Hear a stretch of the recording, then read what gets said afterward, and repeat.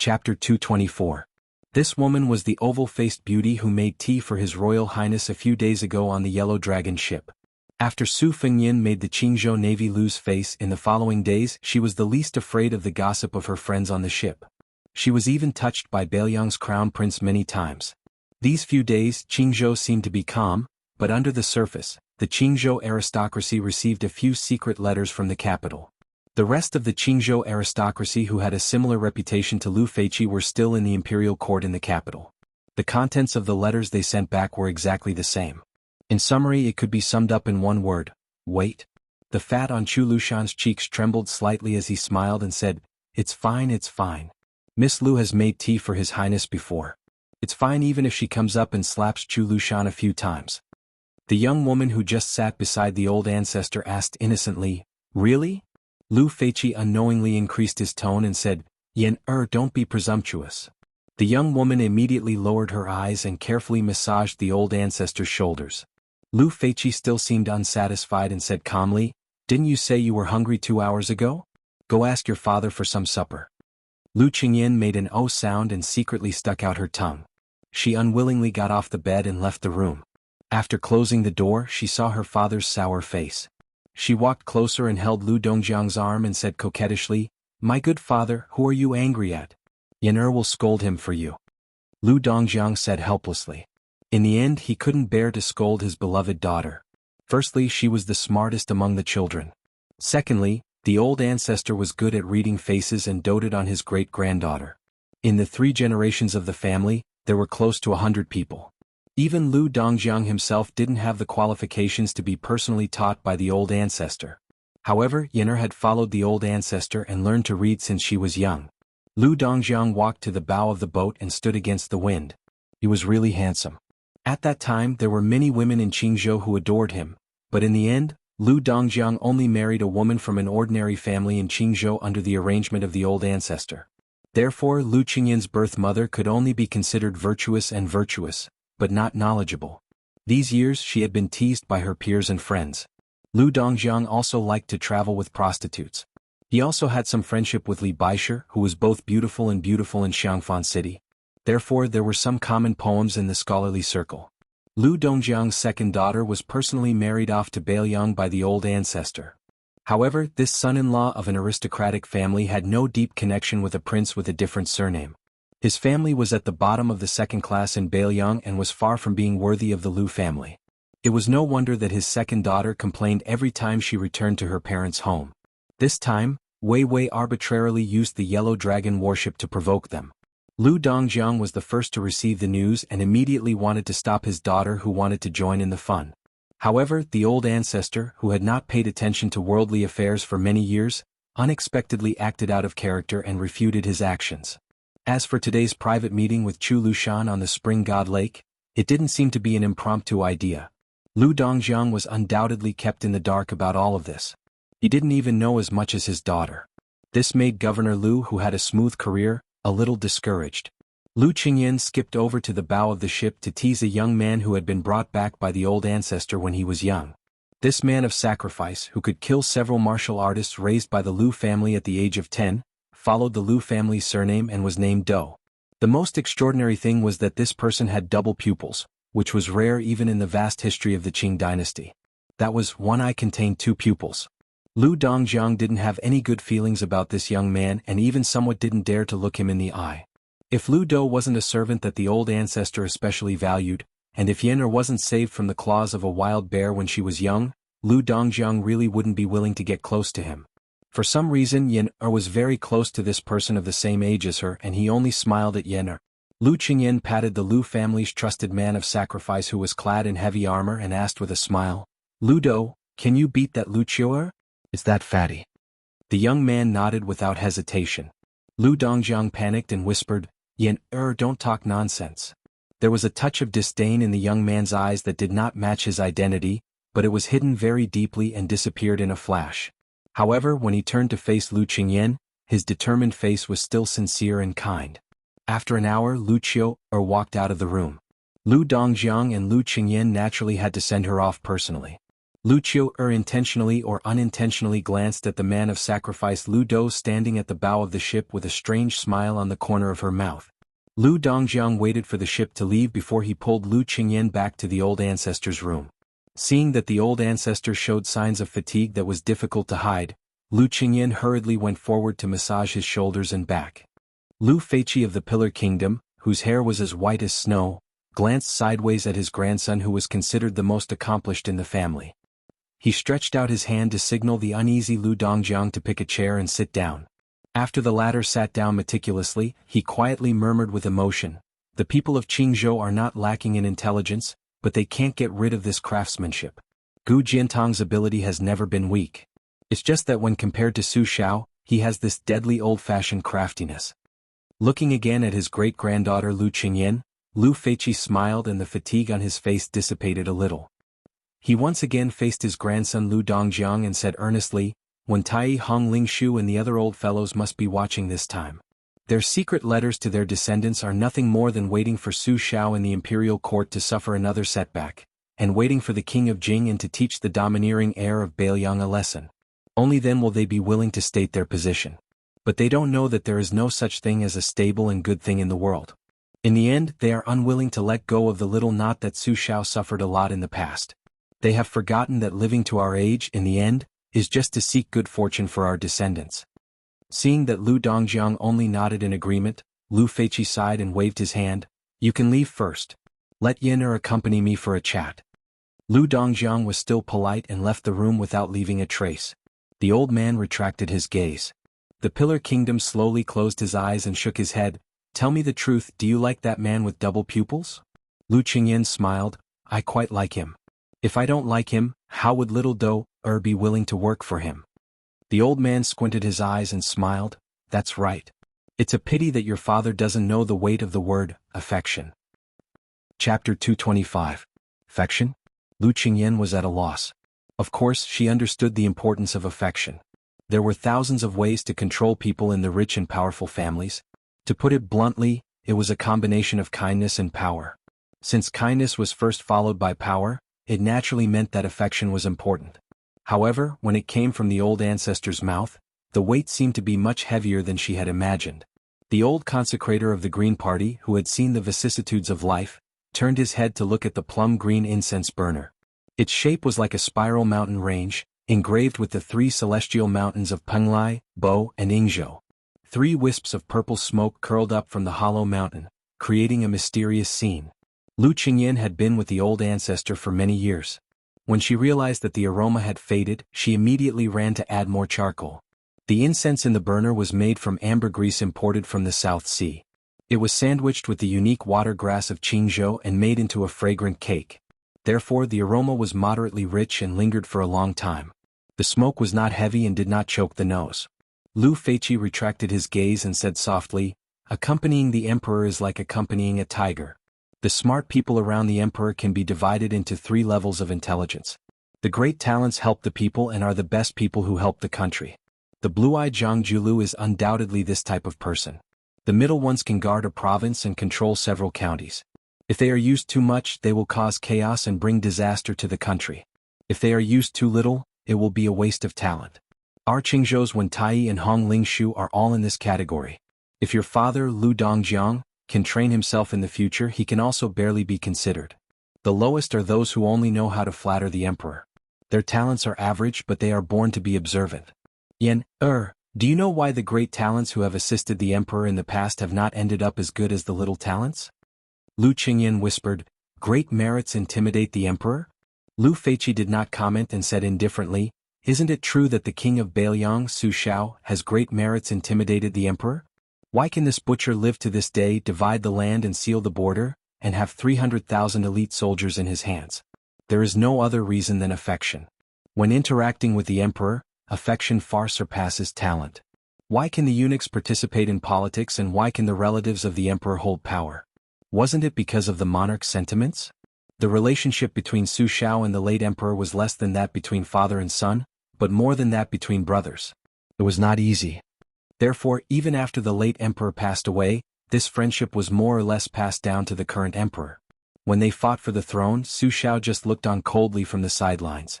This was not a merit but a friendship that ordinary people did not know. Later, when Empress Zhao Ji wanted to recruit the Crown Prince of Beiliang as her son-in-law, when Tai and the others felt that the relationship between the emperor and Su Xiao was over. They were anxious to hit Su Xiao when he was down, so they joined Sun Shiji and the other old thieves in the court. Zhao Ji's breadth of mind wasn't simple. In my opinion, half of it was because she wanted to test Su Xiao's bottom line, and the other half was because she wanted to protect Beiliang and the Su family. Even if Su Xiao refused, she wouldn't really get angry. This time Su Xiao came to the capital. How was it? Didn't he still get it and inherit it? If it was someone else, even if it was the king of Yen, would he have succeeded?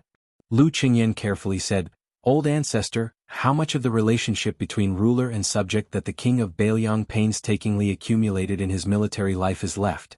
Lu Feiqi smiled and said, "There isn't much left. No matter how much affection there is, it can't withstand Su Xiao's repeated torment. It's just that the king of Yen, the king of Guangling, and the other vassals are still alive. The late emperor didn't let Gu Jiantang rush to Beiliang to become the king of a different surname. Gu Jiantang was too slick and didn't want to make enemies. How could the late emperor be at ease to let him go thousands of li away to become the king? Su Xiao, this cripple, is clumsy in his sharpness. Gu Jiantang's maturity can't compare. In the past, there were people in the dynasty who said that if Su Xiao's troops were handed over to Gu Jiantang, he could still destroy the 6 states. These words weren't false. It's just that in the end, he couldn't escape being cooked after the cunning rabbit has been caught. This old consecrator who had lived in Qingzhou for a long time smiled slightly and said, "I'll tell you some more things. The reason why we took the risk to come to Spring God Lake was because the qi that our green faction had gathered for 2 generations with great difficulty had dissipated. That Bai Yan was amazing. He had only been in power for a few years and he had already made old man when obedient. If that was all, it wouldn't be so bad. But Hong Lingshu, this old bastard, originally wanted to push a few of his useless sons to the top before he came down. One of them would enter the capital to become the Big Yellow Sect, another would become the county chief, and the remaining one, who couldn't read or write, would go to Wei and ask for the Qingzhou Navy. Everything was ruined by Bai Yan, and he even handed Yangling County to Old Man Wen's favorite disciple. Hong Lingshu was good at everything, but he was too narrow-minded. Although he could see that this was Bai Yan's overt scheme, he still couldn't help but be angry. After a while, he completely distanced himself from Old Man Wen. The remaining few old fellows in Qingzhou who could speak in the imperial court also refused to stop. They were either secretly roped in by Gu Jiantang or flirting with people like the Grand Preceptor of West Chu, Sun Shiji.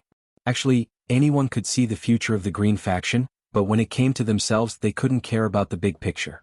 Our Qingzhou has long been condemned by the ancients as forgetting righteousness for the sake of profit. Lu Qingyan giggled.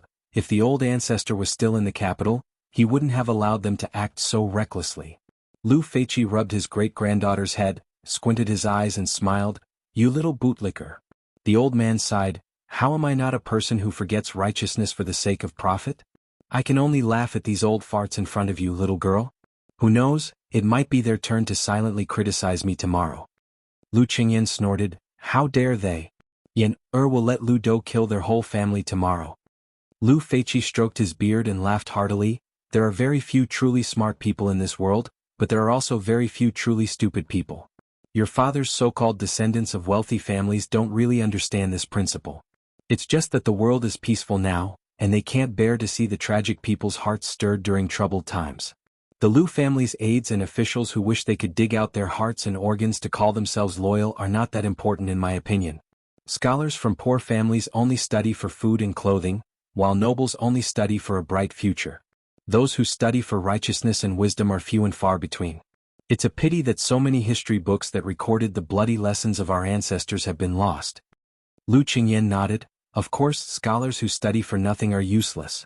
Only those who study for a living can be considered inferior in all aspects. Only by studying for a living can one be considered superior." Chapter 226. The old man laughed and praised. "You have to let your father hear this." Lu Qingyan made a naughty face. "That won't do. Father will definitely nag at Yenner about this and that." Lu Feiqi restrained his smile and slowly got up with Lu Qingyan's help.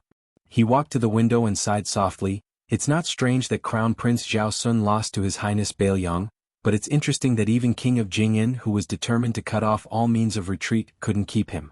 This is interesting. Just now Chu Lushan said that he wouldn't fight back even if you slapped him. Don't think that it was a joke. This smiling Lucio is very serious. Lu Qingyan exclaimed in surprise, "It's the truth?" Yan thought it was a joke to warm up the atmosphere. Lu Feiqi smiled faintly, "That's why I'm prepared to let you enter Bailiang Palace.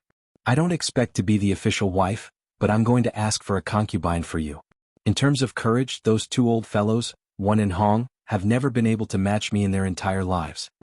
Lu Qingyan, who had been praised by her ancestor as having telepathy since she was young, had some guesses. But after hearing it with her own ears, she was still shocked and didn't dare to speak for a while. Lu Feiqi patted the back of her hand and said kindly, "Go watch the incense burner. This thing can't be careless." Watching his great-granddaughter run to the incense burner and fiddle with the charcoal fire, the old man looked at the lake. The breeze brushed his face and his white beard fluttered in the wind. It was truly an extraordinary style. After thinking for a while, he said softly, "Yan give Lu Do to Chu Lushan tomorrow. This Xiangfan city's fire is right." Lu Qingyan obediently said, "Oh." Lu Feiqi turned around and picked up a piece of old ginger from the food box on the shelf. He put it in his mouth and suddenly asked, "I heard that His Royal Highness is very handsome?" Lu Qingyan was startled and raised her head with a smile. "He's very good-looking." Lu Feiqi slowly chewed on the slightly spicy ginger and stroked his beard with squinted eyes. "It seems that he's half as handsome as our ancestor back then?" Lu Qingyan stretched out a finger and drew a line on her cheek. "Ancestor, you're shameless." The old man was not angry. He walked over and bent down to wipe away the black charcoal on his great-granddaughter's face. He said dotingly, "Married daughters are like spilled water. You're not even married and you're already siding with an outsider. I've doted on you for all these years in vain." Lu Qingyan's eyes suddenly turned red. She sobbed and shouted, "I won't get married. I won't get married." Lu Feiqi chuckled and said, "Silly girl." The old ancestor's final words to Yan were, "Marry and follow your husband. If you really want our Lu family to prosper, when the old ancestor enters the coffin in the future, regardless of what your parents say or how the family begs you, you must remember to think of your husband first. This is the foundation for the Lu family to stand out from the chaos in Qingzhou. Your handsome future husband was able to make the king of Jing and take such a risk. Half of it is his ability, and the other half is his lack of maturity. However, he's still young. As long as he has the spirit, it's not impossible for him to be a king of Bailiang who won't lose to lame Su." The old man looked at the starry sky and whispered a sentence that made Lu Qingyan confused. "Occupying the north and looking south, a python swallowing a dragon." Su Fengyin did not go near the bonfire where Ningame was. Instead, he lay on the grass at the top of the hill and stared at the bright Milky Way in a daze. Not long ago he had fed Bluebird the Dragon Tiger Golden Elixir, which was extremely precious in the Taoist master's residence. There were only 2 in a box. It was said that it could prolong one's life and was no different from prolonging one's life. It was only slightly inferior to the elixir refined by Qi Xianzhu. Back then, when the old god of swords Li Chungang went to the demon-slaying platform of Dragon Tiger Mountain, he asked for the elixir that was rumored to be able to bring the dead back to life. Therefore, when he saw the 2 Dragon Tiger Golden Elixirs after the box was opened, the knowledgeable Li Chungang asked if he was willing to give it to the maid in green. The old god of swords' original intention was that the maid's injuries were no longer serious and that her survival was certain. This priceless golden elixir was not necessary and seemed to be a waste. Unexpectedly, His Royal Highness calmly said that he was willing and then directly asked when the second golden elixir was suitable to be consumed. The old man wearing the sheepskin coat came to His Royal Highness' side and sat down. He pulled out a piece of licorice and held it in his mouth. He lamented, "The sky is like a dome that covers the wilderness. Who isn't a frog in the well?" Su Fengyin laughed, "Old senior, this doesn't sound like something you would say." The old god of swords curled his lips and said self-deprecatingly, "In front of the little mud man, of course I have to put on the airs of an expert. Otherwise, how can I trick her into practicing swordplay with this old man?" Su Fengyin rolled his eyes and imitated the old god of swords to pull out a piece of licorice. He flicked away the dirt and put it in his mouth to chew. He said vaguely, "It's sweet. In the past, I used to sleep in this kind of desolate place with old Huang. There was no bed or blanket. I would curse when I had nothing to do. When I was really out of energy, old Huang would pass me this kind of licorice." The old god of swords said calmly, "Those few strokes of yours in the reed marsh must be the 9 swords of the 9 swords of the 9 swords of the 9 swords of the 9 swords. Although this old man has never seen this person use his sword, the first 8 swords are still okay and can only be considered ordinary superior swordsmanship. The 9th sword, however, is truly the style of a master. How long have you secretly practiced it for? Su Fengnian shook his head and said, I only read the sword manual and have never really practiced it. I don't know why I was able to use it during the day. Old man Li's face was full of doubt. Su Fengnian sat up and turned his head to ask, Old senior, why didn't you accept the sword case? The old god of swords laughed and said, Then why didn't you eagerly flip through that peerless sword manual? Su Fengnian lay down again and crossed his legs. The old god of swords laughed loudly and said, If the heavens didn't give birth to me, Li Chungang, the path of the sword would be as long as the night. Su Fengnian said helplessly, You can boast about this to Ginger Mud. The old god of swords stood up and kicked off the little rascal's crossed legs. He said angrily, Get up. This old man will let you know if these words are boasting or not. Su Fengnian was stunned and said in disbelief, Are you going to teach me superior swordsmanship? The old man sneered and said, Superior swordsmanship is nothing in the eyes of the world. This old man will teach you the green snake in 2 sleeves tonight. Chapter 227. The Heavenly Platform of the Imperial Astronomer. In addition to numerous complicated observation instruments, the top floor was also used to store books. The 3 walls of books were several feet high, so many ladders were needed to hold the books. It was already late at night. Only an old man and his errand boy were there. The old man had read too much that his eyes were hurt. With an ancient book under his arm, he staggered out of the inner room and came to the path of picking stars that protruded out of a wall. This path abruptly extended out of the attic and was about 6 feet long. It was inlaid with 81 large pieces of white marble, glittering and translucent.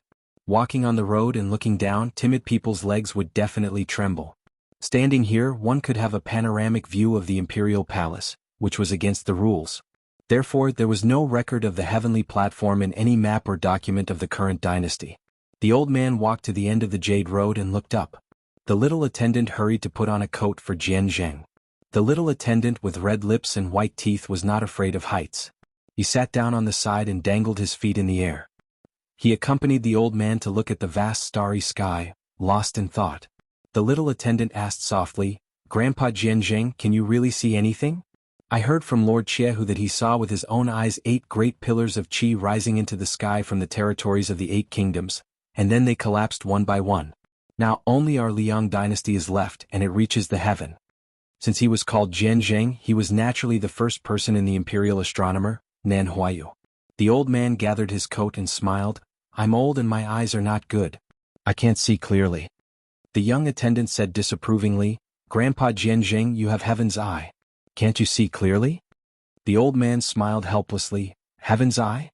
Can you believe Huang Sanjia's words? That little bookcase, that old bastard wants to use the position under my butt to lay out the layout for him. You can't take it seriously. If we talk about heaven's eye, he has it. My qigong is far inferior. The attendant said, No, didn't Grandpa Jian Zheng play 2 games of chess with that Huang Sanjia? You lost first and then won. How can you be worse than him? Next, he can only call himself Huang Liangjia. The old eunuch shook his head and said, No. It's just that halfway through the game Huang Sanjia didn't want to continue. Although I had the upper hand on the chessboard, he would be defeated if he played another 10 moves. Back then I thought it would be a draw. 10 years ago I thought that I would lose in 20 moves. Now that I thought about it, there were only 10 moves left. God knows if in a few days I would think that I would lose in 5 moves. Maybe before I died I would find out that Huang Sanjia only needed 1 move to turn the tables. Wang Jixin said that Huang Longshi's play was like Huayan's use of troops to conquer every enemy.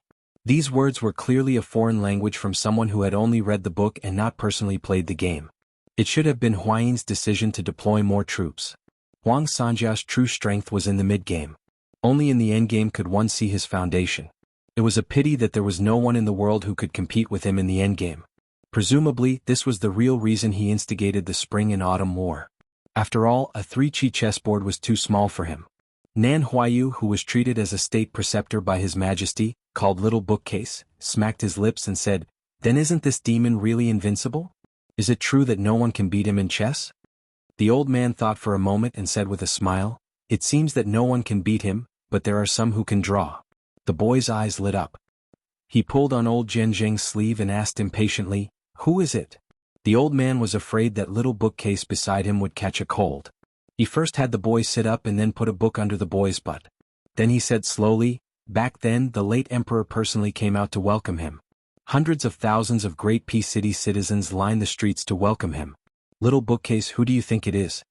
The boy exclaimed, I know. The white-robed monk, the immortal who proposed enlightenment in the 2 Zen temples. Grandpa Jianzheng, can you really become a Buddha? Does that mean that I'll become a Buddha just by standing there? If that's true, then I also want to become a monk. Old Jianzheng said with a heavy tone, I don't know if enlightenment is real or fake. I'm not a Buddhist after all. Even if I've read some Buddhist scriptures, I can't speak nonsense. But it's true that cultivating means spending money, practicing Zen, and spreading luck. If the ruler of a country is obsessed with Buddhism, it's definitely not a good thing. It's fine if you worship old Huang's purity. It's a waste of the country's wealth. It can be taken from the people and used by the people. But if you worship Buddha, it's hard to say. Once luck is scattered, gathering it again is as difficult as ascending to the heavens. When Buddhism first entered the Central Lands, it was criticized. It's not just the superficial ambiguity between Confucianism, Buddhism, and Taoism.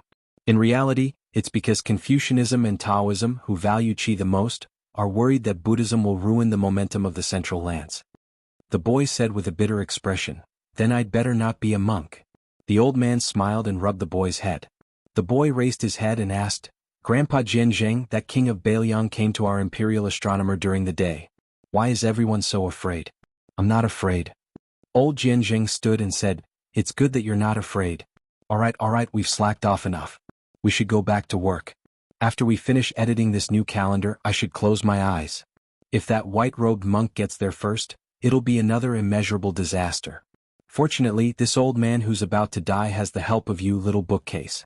I reckon that I won't be able to be a human in my next life. This is the fate of revealing the secrets of heaven. The little attendant looked sorrowful. Nan Huayu squinted his eyes with some difficulty and turned to look at Beiliang. He pointed and said softly, Little bookcase, after I die, I'll rely on you to suppress that giant python. There were 2 big bunches of bonfires. Old Taoist Wei and a few other unusual retainers, as well as Yu Wei and Jiang and I, these womenfolk, occupied one bundle. The Phoenix Battalion surrounded the other bundle. The 2 bunches were far apart, which was a very well-behaved way of avoiding suspicion. Even though Pei Nanwei was a fallen phoenix, she still tried to maintain the dignified posture of Princess Jing'an. She had nothing to do, so she paid attention to the movements of the Phoenix Battalion. She could see the light cavalry who took turns to be on night duty coming and going in an orderly manner. After the battle, the 2 generals were seriously injured, but no matter if it was the generals or the soldiers, there was no dejection on their faces. Looking at their lips, it seemed that they were all talking about His Royal Highness. They were all in high spirits. The more united the Phoenix barracks became, the more uncomfortable Princess Consort Pei felt. Her original desire to escape from her prison gradually faded. How could a lowly prisoner who had fallen so low that she had to clean the carriages compare to the one and only Princess Consort Jing'an in Qingzhou? Pei Nanwei was disheartened. She reached out to the bonfire and warmed up a little. She looked to the left side and saw a plump, beautiful woman holding a white cat accompanying her to find a pool. They chatted a little on the way, and she knew that their conversation was not ordinary. The young woman with a strange identity on the right side was really smart. Pei Nanwei, as a peerless beauty, still didn't dare to say that in a few years, she would be able to win over this plainly dressed woman. It didn't look like she was a maid. How could there be a maid who could fight with the heir of Beiliang? But it also wasn't right to say that she was a daughter of a noble family. That pair of rough little hands that couldn't be described as white jade and creamy were obviously a child from a poor family. This Beiliang was indeed full of strange people. She couldn't figure them out. Pei Nanwei couldn't help but look in the direction where His Royal Highness disappeared. What was this shameless bastard doing? Beiliang Palace, Tide Listening Pavilion. That night, White Fox's face, with a peerless saber at her waist, climbed to the 3rd floor. Chapter 228. The moon was bright and the stars were sparse. In the small hut at the foot of the mountain in the shade of the 2 Zen temples, there was a loud snoring sound. It was an unattractive young woman. She spread her arms and legs and took up most of the bed. She turned around aggressively and accidentally kicked the bald middle-aged monk off the bed. The poor monk sat on the ground in a daze for a while. He got up and put on a white kasaya and walked out of the hut. There were 2 small rooms next door separated by wooden boards. The white-robed monk tiptoed to his daughter's room and covered her with a blanket. This girl's sleeping posture was exactly the same as her mother's, restless. When he came to his disciple's room, he saw that this little idiot was most likely having a good dream. She probably dreamt that she went to play with something and only cared about laughing. The shabbily decorated narrow room was neat and tidy. The shoes and socks of the two women in the house were always scattered all over the place. The stupid north and south were not the same. Everything was meticulously arranged, just like when he preached the sutras to the monks of the Hui generation in the temple. The white-robed monk walked out of the hut alone and came to the Thousand Buddha Hall. The walls were painted with the Vajra Luohan fist technique, vivid and lifelike. The ground was uneven with a total of 108 small footprints. It was rumored in Jianghu that this was the most powerful demon-subduing skill of the two Zen temples. Whoever could face the wall and observe the fist technique and walk 108 steps correctly would be ranked among the top 3 martial artists in the world. The reason why this hall was called the Thousand Buddha Hall was because the two Zen temples carved a Buddha here every year. There were more than 1,000 Buddha statues here. The white-robed monk was this generation's tablet keeper and also this generation's Thousand Buddha Hall statue monk. Standing at the door of the hall and looking out, all the Buddhas and Bodhisattvas in all directions were the same. Compared to the 3-sided fist technique manual, it was even more magnificent. The first patriarch of the two Zen temples had left behind a Buddhist saying that anyone who entered the hall and saw or heard it would receive the seed of Bodhi liberation. A couplet hung in the hall. It has been 3,000 years since lotuses bloomed at every step. I have rebuilt the hall to worship the Luohan. After 81 difficulties, I am willing to give 28 ranks and teach the Dharma to all. However, ever since the white-robed monk returned from the far west to Tai and city and returned to the two Zen temples, he had only carved one Luohan statue. That year he had brought the little monk's stupid Nanbei back to the mountain. The white-robed monk looked up at the thousands of Buddha statues that were filled with moonlight after the door was opened and sighed. The little monk, Wu Nanbei, appeared behind the white-robed monk and asked worriedly, "Master, is your wife going down the mountain again tomorrow?" The white-robed monk accepted his fate and said, "Go, go. There aren't many copper coins left in the bowl anyway." Stupid north and south side, after going down the mountain a few times, I can only pick the most expensive cosmetics with mistress. What are we going to do in the future? Why are you awake? Just now I was holding hands with something in my dream. In the end she knocked me on the head and I woke up. Hey master, why are you hitting me? What else did you do besides holding hands? No, just holding hands. What else can we do? Really? Monks don't lie. There are so many bodhisattvas and arhats in the Thousand Buddhas Hall watching you. Other than holding her hand, I also told this thing that I like her. No wonder you were hit. Master, the old abbot said that you are the reincarnation of the third arhat, the Immaculate Arhat. The Buddhist scriptures say that this bodhisattva has no worries. Why do you always have a bitter face from mistress and that thing? The great abbot also said that you are the last disciple of Buddha, Subhadhara. You received the bodhisattva fruit when Buddha was about to enter nirvana. Sounds very powerful. Why don't I see your wisdom and eloquence? Not to mention the temple and the foot of the mountain, we only have 4 people in the hut. Who can you argue with? Alas, the old abbot likes to praise everyone. There is nothing to be happy about being praised. Master, why don't you teach me how to play chess? Why do you want to learn chess? Mistress bought 2 boxes of chess at the foot of the mountain, but she doesn't know how to play. Mistress said that she can't beat you, so she can only play with me. My daughter is the smartest in the world, but learning chess is really not that amazing. Maybe she can't beat you. Master's copper coins will be wasted. It's okay, I'll let her. Idiot. How many games can you let her go? My whole life. Anyway, I'll just have to wait until I cultivate the Saraira. It's actually only a few decades. Okay, Master hasn't touched chess for some years. Go and get the chess box. Now? How can I dare to go to Mistress' room? I'll be beaten to death. I also don't dare to run. What if I run into the steel forest like before and Mistress can't find me? Mistress will only give me half a bowl of rice. Where the Tao is, even if there are millions of people, I will still go. Don't you understand this principle? What's the point of practicing Buddhism? Master, isn't this the famous saying of the scholarly sage at the foot of the mountain? Is that so? It's absolutely true. Alas, I always heard the abbot in the temple say that you are very good at the once-in-a-decade lotus platform preaching. Even those scholars and Taoist masters admire you. It seems that they are bragging. Master, did you secretly give them copper coins? Nonsense. Isn't Mistress keeping an eye on Master's private money? Didn't you ask me to bury the pot under the Dragon Gate 20 stages stone tablet 2 days ago? Ha, Nanbei, the moon is pretty good today. Wait here, Master will go and get the chess box. After a while, the white-robed monk came back with 2 boxes of chess pieces and a rough chess block made by the little monk. The master and disciple sat on the ground in the Thousand Buddha Hall. The white-robed monk rolled his eyes at the chess block with crooked lines and abandoned it. Instead, he used his finger to carve 17 lines on the floor. The floor of the hall was carefully paved with a special stone material. It was called the diamond mirror by the people. There was once a swordsman who had achieved Tao and cut it with a sharp sword but did not leave a mark.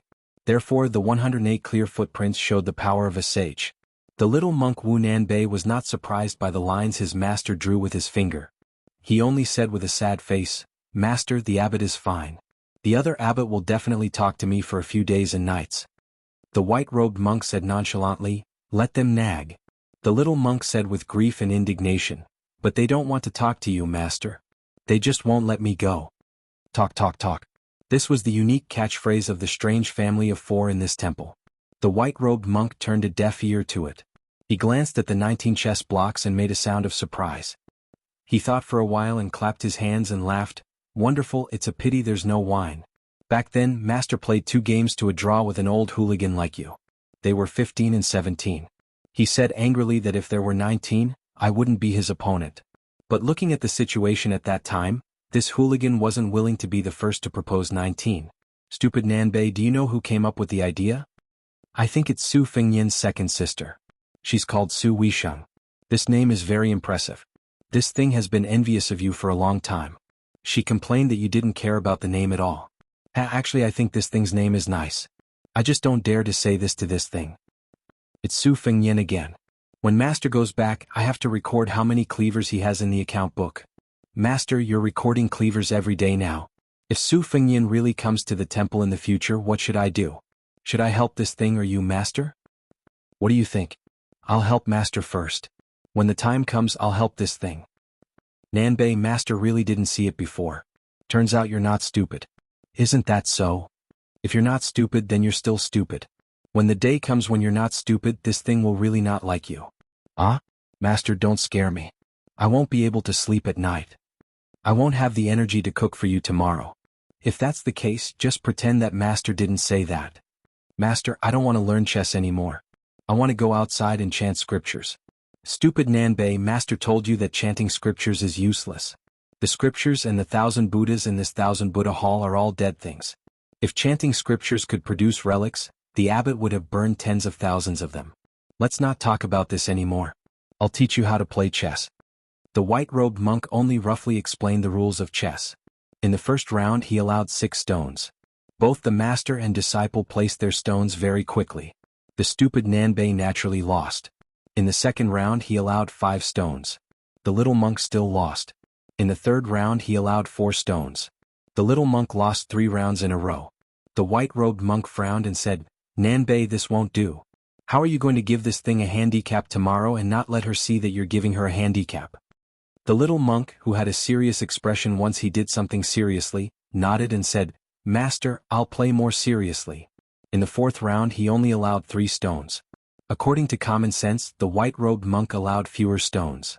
Moreover, he didn't deliberately give the little monk a handicap. Naturally, the little monk's game should be getting worse and worse. In fact, after 4 rounds, the little monk's situation gradually improved.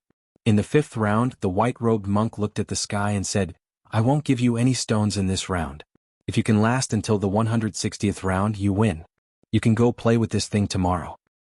Chapter 229. The stupid North-South nodded vigorously. Just as he was about to start with the white piece, he accidentally saw an ant scurrying around in his cassock. The little monk smiled innocently and gently stretched out his 2 fingers that were still holding the chess piece. He let the little ant climb onto his hand and then placed it on the ground. After it was far away, he placed the chess piece on the Vajra mirror. In the end, the little monk had made more than 170 moves in this game. The monk in white did not continue. He smiled and said, "Are you asleep now?" The little monk touched his bald head and said happily, "Okay." The monk in white waved his hand and said, "Go, leave the chess set and the chess box." The little monk nodded and got up to leave the 1,000 Buddha hall. The monk in white sat cross-legged and waited for his disciple to leave before returning to the hut. He then rested his chin on one hand and leaned his body to look at the chess game. The white-robed monk stretched his back and said softly, "Chao Zhangqing, you're still so patient. No wonder you're called Chao Guanzi. Apart from his words, the hall was still silent. The monk in white reached out and grabbed. The dozens of white chess pieces on the ground suddenly floated in the air. With a light flick, the chess pieces shot to the side like rain. After a while, a scholarly man dressed in a green robe appeared in the hall leisurely. He held the 16 chess pieces in his hand and flicked one chess piece with each move. The chess pieces were nowhere to be seen in the air. In the blink of an eye, 15 chess pieces were stuck to the monk's cassock. This frivolous monk who drank wine, ate meat, and even had a wife and a daughter did not move. However, the 1,000 Buddha statues in the hall were shaking together as if they were being invaded by demons. Especially the few Vajra Bodhisattva statues. When they swayed back and forth, they were particularly intimidating. It must have been the 15 chess pieces that hit the monk's cassock. Each chess piece brought about a violent surge of chi activity and caused such a phenomenon. The handsome middle-aged scholar only had one chess piece left in his hand. He smiled and said, "Sure enough, no one in the world can break your Vajra realm." Without any movement from the monk in white, 15 white chess pieces fell from the cassock and quickly rolled back to their original positions on the Vajra mirror as if they were endowed with intelligence. The white-robed monk calmly replied, "It's just Chao Guanzi's 15 mysterious fingers. Why don't you take out a celestial phenomenon cultivator and try?" The slender scholar smiled and gently tossed the chess piece in his hand onto the ground. It bounced forward a few times and obediently returned to its original position just like the 15th chess piece. He shook his head and said, "I won't try any more." Back then, the #1 person in Beimang who was said to be able to fight with Qi Shenju came from the south. When you arrived at the two Zen temples, you still couldn't harm a hair on your body. However, in your anger, you left 108 Vajra prints on the ground. But I'm very curious. You always end up in a draw when you fight, but why do you still like to end up in a draw when you play chess? In the past, Huang Longsher used the lives of more than 300 monks to play against you, each playing one piece. In this game, 43 people died. Fortunately, you were able to draw. Later, after the Spring and Autumn War, Huang Longsher forced you to play again. However, he used the hundreds of Buddhist temples in the hundreds of counties in the world as chess pieces. If he lost, he would destroy one. If he won, he would let the Liang dynasty build one more. Why did you still end up in a draw?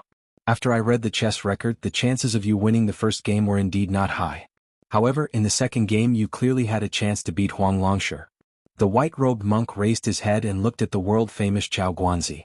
Similar to himself, this guy had also played chess with Huang Longsher. It was said that the two of them were close to the level of chess. Chao Guanzi was of course much better than those national chess players in the palace. However, in the face of this immortal in the eyes of the world, the white-robed monk was still as calm as an ancient well. He said calmly, "If I say that I'm in a hurry to go home and cook for my wife, would you believe me?" When Chao Guanzi heard this rare joke, he actually didn't laugh. He sighed and said regretfully, "Now that you even have a daughter, you don't have the patience to play chess with me until the end. It seems that I won't have the chance to play chess with you." The white-robed monk sneered and said, "Who wants to play chess with you? A game of chess can last for months or years." Chao Guanzi, whose real name was Chao Changqing, was sitting opposite the white-robed monk. He looked at the chess game that he had already memorized by heart and said with a smile, "Your disciple is really amazing. No wonder he is regarded as the hope of the Dharma ending tribulation by Buddhism." The white-robed monk said calmly, "Chao Changqing, my temper is actually not as good as you think. You are willing to play chess with me, but I am also not willing to fight with you. Here, I found some good wine for you in the palace." Chao Guanzi took the wine pot from his waist and threw it to the white-robed monk. Then he picked up a white chess piece with his left hand and gently placed it down. He seemed to know that the white-robed monk wouldn't play chess with him. His right hand picked up a black chess piece and placed it on the ground, creating a scene of self-entertainment. He said, "Don't worry, I would rather compete with Dong Tai's peach blossom branch than have anything to do with you. The world only knows that you are invincible, but I know the terror of your angry eyes." The white-robed monk drank a mouthful of wine and frowned. He asked, "That Korean cat didn't make you stay?" Chao Guanzi played chess on his left and right. He shook his head and said, "It was a coincidence that we didn't meet this time." The white-robed monk wiped his mouth and asked, "You are a scholar from West Chu who is in dire straits. Are you still thinking about finding the little princess who is blessed with destiny and reviving the country?" Chao Guanzi looked lonely and said, "Why wouldn't I? Everyone said that she died with the emperor, but I still don't believe that the little princess is dead. West Chu's dragon aura still exists, but the imperial astronomer doesn't dare to admit it." The white-robed monk raised his head and drank a mouthful of wine. Chao Changqing, are you here for my new calendar? The Liang dynasty follows the old calendar and was originally following the will of the heavens. However, after annexing the 8 countries, it is obviously no longer appropriate. The imperial astronomer is busy with this, but I am not in a hurry. Are you thinking of doing something? Leaving a chance for your little princess to revive the country? Chao Guanzi suddenly stood up and bowed deeply. He didn't straighten his back for a long time. The white-robed monk sighed and said, Chao Changqing, do you really not know that this is a shady business against the will of the heavens? Don't you know what happened to Heavenly Master Ren on Mount Longhu? Chao Guanzi, who had almost become the champion of Jianghu in one fell swoop and whose pride didn't lose to anyone, still didn't straighten his back. The white-robed monk hesitated for a moment and said in a deep voice, It's not that I don't want to help, but the general trend is irresistible. The old West Chu can't succeed at all. So what if the Grand Preceptor, Sun Shiji, works from the inside and outside? Do you really think that everyone in the world is a fool who waits for death? Su Shao Gu Jiantang, the 6 vassal kings are not dead. Now Zhang Julu and the one in the palace, Chao Changqing, O Chao Changqing. The sage only said that you should turn the tide, but the tide has passed and the general situation has been decided. What can you do? Not to mention you, even immortals like Qi Xuanzhen can't do anything. Chao Guanzi straightened up and was speechless with a miserable expression. Outside the Thousand Buddha Hall, lightning flashed and thunder roared. Soon it was raining heavily. The white-robed monk looked down at the white chess piece that Chao Guanzi had placed on behalf of his disciple and decided to ignore it. How could this be Chao Guanzi's flawless chess piece? For a moment he felt a little sad and sighed deeply. Fine. This pot of wine is good. I can only guarantee that the little princess of West Chu won't die. As for the rest, I can't help. If you want to take a mile after taking an inch, I will go down the mountain and ask the palace for a pot of wine to return to you. Chao Guanzi bowed again, turned around and walked into the rain. This was what it meant to go forward despite thousands of people. The heroic spirit of the Confucian school existed forever. Even though the white-robed monk was in Buddhism, he still felt a little sad. The little monk, who was about to fall asleep, was awakened by the thunder and hurriedly ran over with an oil paper umbrella. He saw that there was an extra pot of wine in his master's hand and thought of the middle-aged scholar who had just walked out of the Thousand Buddha Hall. He asked in puzzlement, Master, is this wine given to you by that scholar? The white-robed monk nodded. The stupid North-South put away the umbrella and grinned. I put one up and took one. I met this scholar just now, so I borrowed one from him. The white-robed monk glared at him. Why did you borrow it from him? It will take years to return it to you. An umbrella costs a lot of copper coins. The little monk was troubled. Then what should I do? I preached in the temple, but the head abbot didn't give me any copper coins. If that thing asks about it tomorrow, it will be bad. The white-robed monk said helplessly, Forget it. Just say that I bought the wine. The little monk shouted gratefully, Master. The white-robed monk rolled his eyes. Master needs to go to the sutra depository in the temple to hide from your master's wife. Go to sleep. The little monk said nervously, Master, why don't I tell the truth to master's wife? The white-robed monk stood up and knocked on his stupid disciple's head. Idiot. The little monk smiled brightly. The white-robed monk said earnestly, North-South, if master's wife gets angry tomorrow, at most you will have to eat less and work more. But when your master's wife is in a bad mood, she likes to go down the mountain to buy clothes that she can't wear more than a few times a year. This is all master's hard-earned money. The little monk suddenly understood. The white-robed monk smiled. Go to sleep. The little monk said, That thing is afraid of thunder. I will go outside and recite scriptures for her. The white-robed monk touched his bald head. This disciple. Standing at the entrance of the Thousand Buddha Hall and looking at the stupid North-South who was running in the mud without caring about the rain, the white-robed monk murmured, Stupid North-South, you have a Zen that doesn't let down Buddha and Qing. Chapter 230. In the night, White Fox stood in the outer corridor of the 3rd floor of the tide-listening pavilion. It was hard to believe that this Bailiang Palace, which occupied an area second only to the king of Yanqi among the 7 kings, did not have a single master.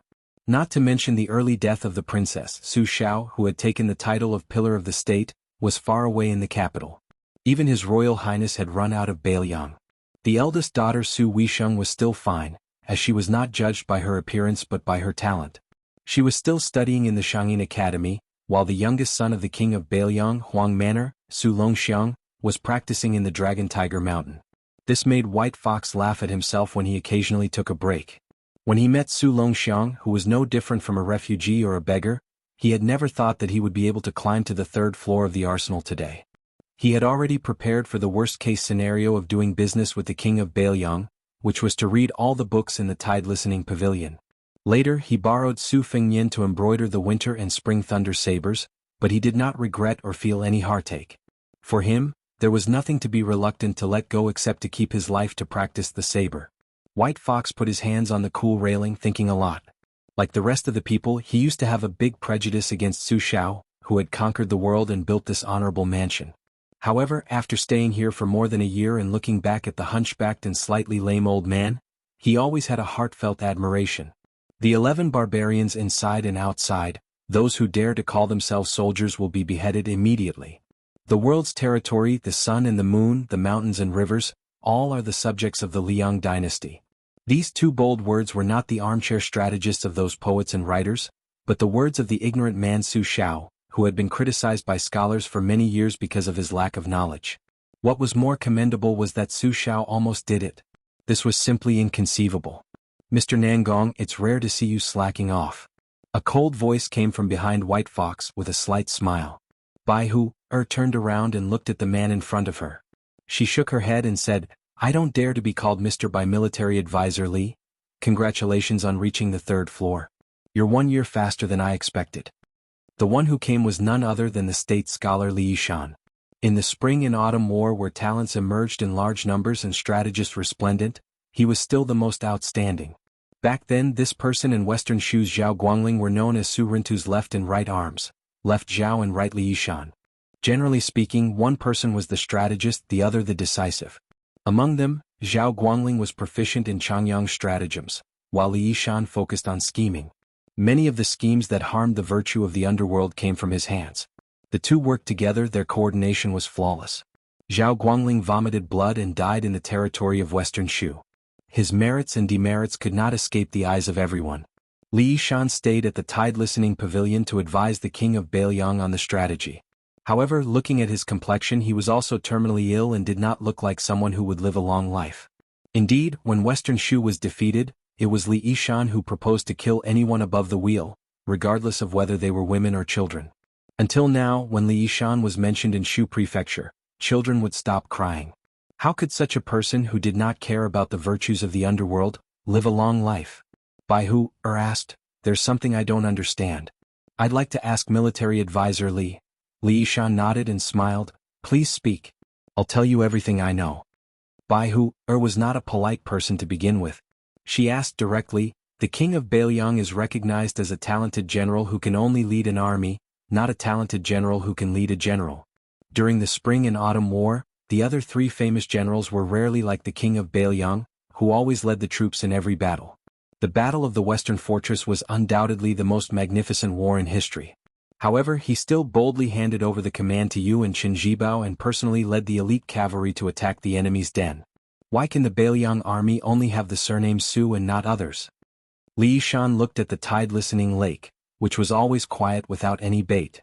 He smiled gently and said, "Zhao Guangling and I had argued about this before. Neither of us could convince the other. The answer does not lie with me. It lies with Su Xiao and Su Fengnian. Mr. Nangong can continue to look on coldly from the sidelines. It's a pity that Zhao Guangling was born in a chaotic era. Otherwise, he would have been a capable minister who could govern the world. He wouldn't be worse than Zhang Julu. At that time, the biggest disagreement between us was who would be in charge of the Bailiang army in the future. Would it be a descendant of the Su family or someone else? That's why I told Su Xiao that it was fortunate that Zhao Guangling died early. With his unyielding character and his hatred of evil, regardless of whether His Royal Highness was a real hedonist or a real foppish son, he was still an eyesore. As for me, I'm probably not as good as him when it comes to strategizing, but my temper is much better. That's why I've been able to live longer than him. Why else do you think Su Fengnian would send me wine every 2 to 3 days? That kid is very shrewd. Zhao Guangling doesn't like this kind of petty cleverness. On the contrary, I admire it. Furthermore, when he was a military counselor, he would personally attend to everything in the military tent. I'm more lazy, so I can see many things and know more about the crown prince's temperament. I watched that kid grow up. That time, because of the armored maidservant Zhao Yute, He angered the princess consort. She punished him by raising his arms and holding 2 books to reflect on his mistakes. How old is he? How long can he hold that? He insisted on not admitting his mistake, but he also didn't want to be lazy. He held 1 book on top of his head and the other in his mouth. His temperament is exactly the same as the princess consort's. Of course, this small matter doesn't mean anything. It's hard to say whether His Royal Highness will be able to inherit the position and take over the 300,000 steel cavalry. Bai Hu hesitated for a moment before asking, "Aren't you worried about that little butcher?" Li Yishan was afraid of the cold. Even during the summer, the cool breeze still blew in the tide-listening pavilion on Mount Qingliang. He hurriedly picked up the wine gourd and drank a mouthful to warm his stomach. Then he sighed and said, "Su Xiao doesn't seem to be afraid, but I'm very afraid. Even an outsider like Mr. Nangong can see it. How can His Royal Highness and Qin Jibao, who are in confrontation with the authorities, not know? When I think of how Qin Jibao dragged Wu Xingyi Baikui's wife and daughter to death in front of the Western Wall, I can't help but be afraid. Perhaps you don't know, Qin Jibao's swordsmanship isn't bad. His most outstanding skill is his spear. Compared to spear immortal Wang Xiu, his master, he's on par with him. Qin Jibao's art of war has always been to succeed in one strike. Presumably it's nothing more than this. Many things in the world are beyond one's control. Back then, didn't Zhao Guangling and I hint to our confidants that Su Xiao might as well rebel? Although Su Xiao can endure it, only God knows if Qin Jibao can. That person in the capital has spent a lot of time and effort on this for the past 10 years. To be honest, Mr. Nangong, it's not that Li Yuanying cherishes his life. It's just that I'm afraid the building will collapse. I'm sorry for the princess in white who plays the drum." Bai Huer's face seemed to be affected by Li Yishan's invisible murderous aura. Her mood was somewhat heavy. Li Yishan exhaled deeply. He raised his head and drank a mouthful of wine. He laughed and said, "Today I came downstairs to tell Mr. Nangong these words from the bottom of my heart. I hope that Mr. Nangong will remember this faint friendship when you come out of the tide-listening pavilion. Feng Yin's cleverness was carefully taught by me, a dying man. Mr. Nangong, please don't be angry at this guy's slyness. Since Feng Yin's temperament is similar to that of the princess, he is naturally not bad." Bai Huer's face only nodded. Li Yishan, however, knew that it was enough. The man who had seen countless battles with his own eyes said in a trance, "It's a time of peace now. Not to mention the common people, even some young generals can't imagine the magnificence of hundreds of thousands of soldiers fighting a fierce battle. Such a scene, although covered in bones, can still inspire countless men to advance dauntlessly. Beiliang is a good place. Horses galloping from the north are arrogant, and songs from the south are all dead. Although they are worried about the fall of the country, they are not mourning. I just don't know if I can see Feng Yin leading an army and trampling the 13 provinces of Beimang in my life. The wind, the rain, the thunder, and the river are still incomparable to the hooves of the horses in Beiliang." Li Yishan turned and left the outer corridor with a smile. Bai Huer's face looked at the skinny back with mixed feelings. Bai Huer's face looked into the distance again and frowned. He seemed to be regretting that he did not agree to leave Liangzhou together. He was annoyed by this unprecedented emotion. He snorted and forced himself to suppress it. After calming down, Bai Huer's face narrowed his peach blossom eyes that were more beautiful than Su Fengyin's. He looked in the direction of the eastern sea and gritted his teeth. The second in the world? Chapter 231. Only one chapter for today. Hearing that the old god of swords was going to impart the two-sleeved green snake, Su Fengyin was shocked beyond words. Without waiting for him to react, Li Chungang coldly snorted and said, "Lend me the sword." The spring thunder at Su Fengyin's waist trembled incessantly. He subconsciously wanted to press down on the simple and unadorned short knife to prevent it from leaving its scabbard. The old man wearing the sheepskin fur coat sneered and said, "I'll let you experience the Wu family sword mound's imperial sword ascending Mount Kunlun." How could Su Fengyin defeat the old god of swords who had been in seclusion under the tide-listening pavilion for so many years? The spring thunder was still guided by the old god of swords' finger and leaped into the air. Li Chungang pressed down with his finger and the spring thunder descended. With a twist of his finger, the spring thunder spun rapidly in front of him and finally formed a circle of bright knife shadows without a blade. The old god of swords allowed the spring thunder to spin in circles in the air. He reached out and grabbed the handle of the knife. Two streaks of green gang instantly exploded from the simple spring thunder blade like two mysterious green snakes. The old god of swords did not remind Su Fengyin to be careful. Using the knife as a sword, The sword aura was imposing and he chopped down at Su Fengnian, who was pondering the Imperial Sword School. The sword aura roamed and instantly shot towards Su Fengnian's face. Last time on Mount Wudong, Su Fengnian fought against an imperial bodyguard of the Dongyue imperial family. That bladesman used a pair of wild brocade knives. What Su Fengnian valued and envied the most was that person's unique drawing knife technique. Seeing the green snake surging toward him, Su Fengnian did not know how to understand that mysterious meaning. Since the green snake sword aura was unavoidable, Su Fengnian drew his knife out of its scabbard in a flash. With one breath, he raised his knife to block the cold sword aura. Standing at the top of the slope, Su Fengnian was pushed to the waist of the slope by the two intertwined green snakes. Dust flew up from the ground. His Royal Highness sleeves and shoes were all destroyed. However, the old man with the sheepskin coat took advantage of his position to bully Su Fengnian.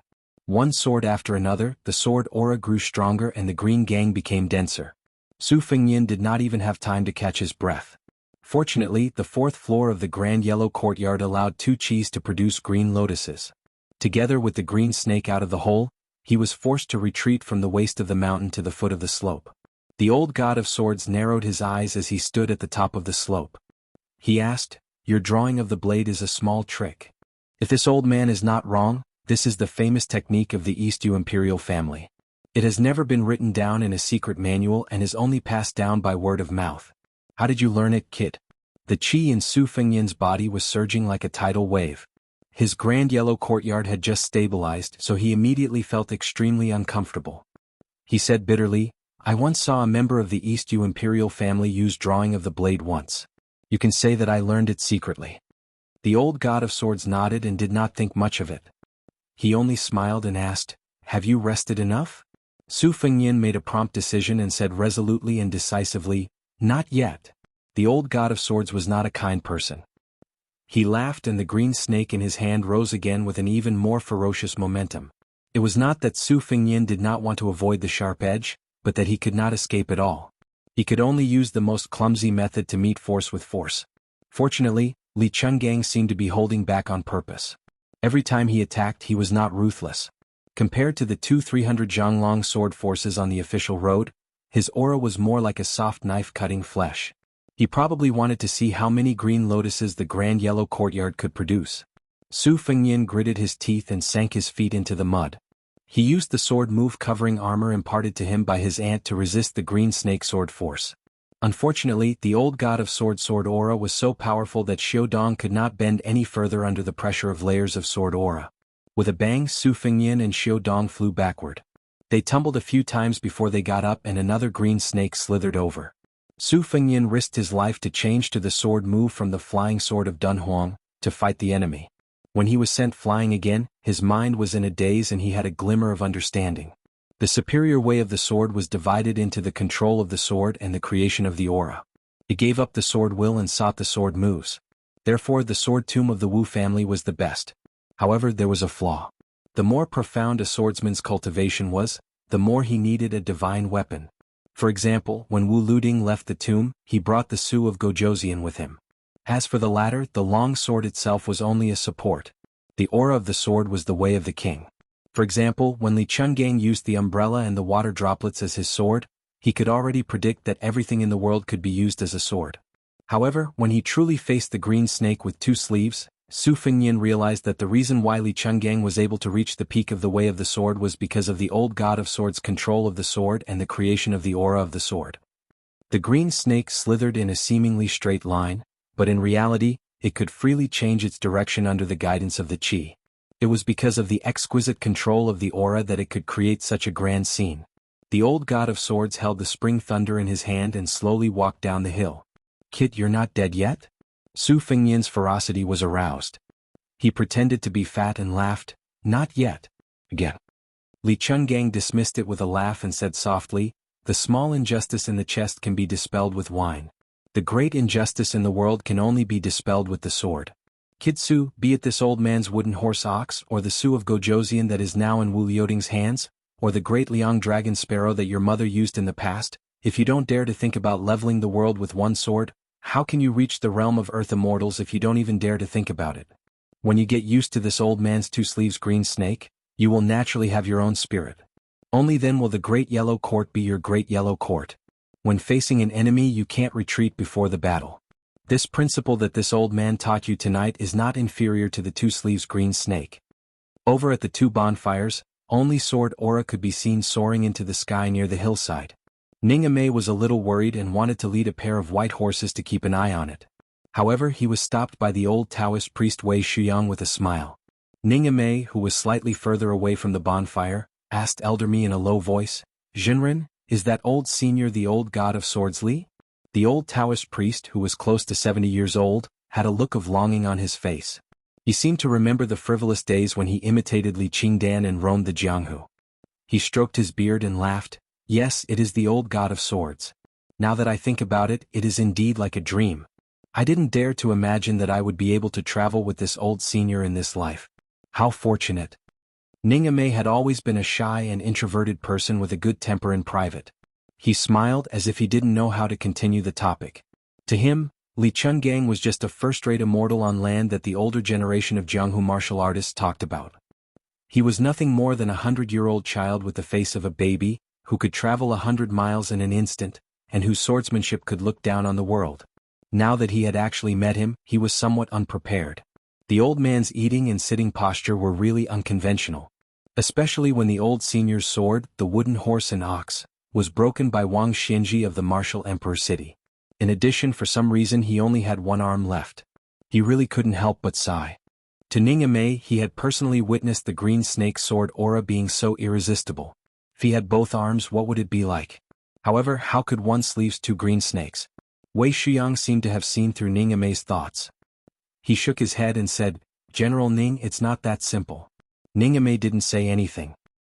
He then turned his head and saw His Royal Highness, who had changed into a new set of clothes at dusk, walking over in ragged clothes. The old god of swords was leisurely following behind with a faint smile on his face. Su Fengyin saw that there was still some distance between them and the bonfire. He smiled bitterly and said, "Old senior, you said you were going to teach me the green snake with two sleeves, but how could you teach me the way? From the beginning to the end, I was beaten up and couldn't even escape." Old man Li blew his beard and glared at him. He said, "Idiot, what's the point of telling you all those principles? This old man's famous unique skill isn't that easy to learn." Su Fengyin muttered, "I'm just lazy and don't feel like talking."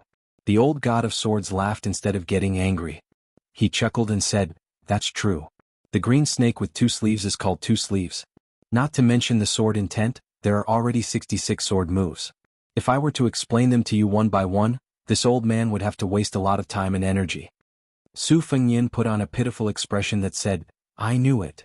The old man laughed coldly and said, "Kid, don't complain that you're fat or thin after taking advantage of a lady. Take your time. When you can really break the green snake with one slash, you'll be considered to have reached a higher level in martial arts." Su Fengyin asked with a bitter face, "Old senior, do you mean to say that I'm going to be beaten up every day?" Li Chungang glanced at him and said, "Or else." Su Fengyin immediately smiled flatteringly and said, "This is my great fortune. People in the world can't get this even if they burn incense and pray to Buddha." Li Chungang stared at His Royal Highness's face with a strange expression. Then he kicked Su Fengyin's buttocks and looked at his staggering back. He laughed and said, "Kit, you really look like a dog. How are your skills in bed? Why don't you get lost and practice with that Princess Jingyan?" Chapter 232. Su Fengyin, who had just been kicked, asked in confusion, "Practice?" The old god of swords sneered, "Otherwise, do you think you can use real swords and spears to train that Princess Jingyan? Are you willing to part with the Great Yellow Court?"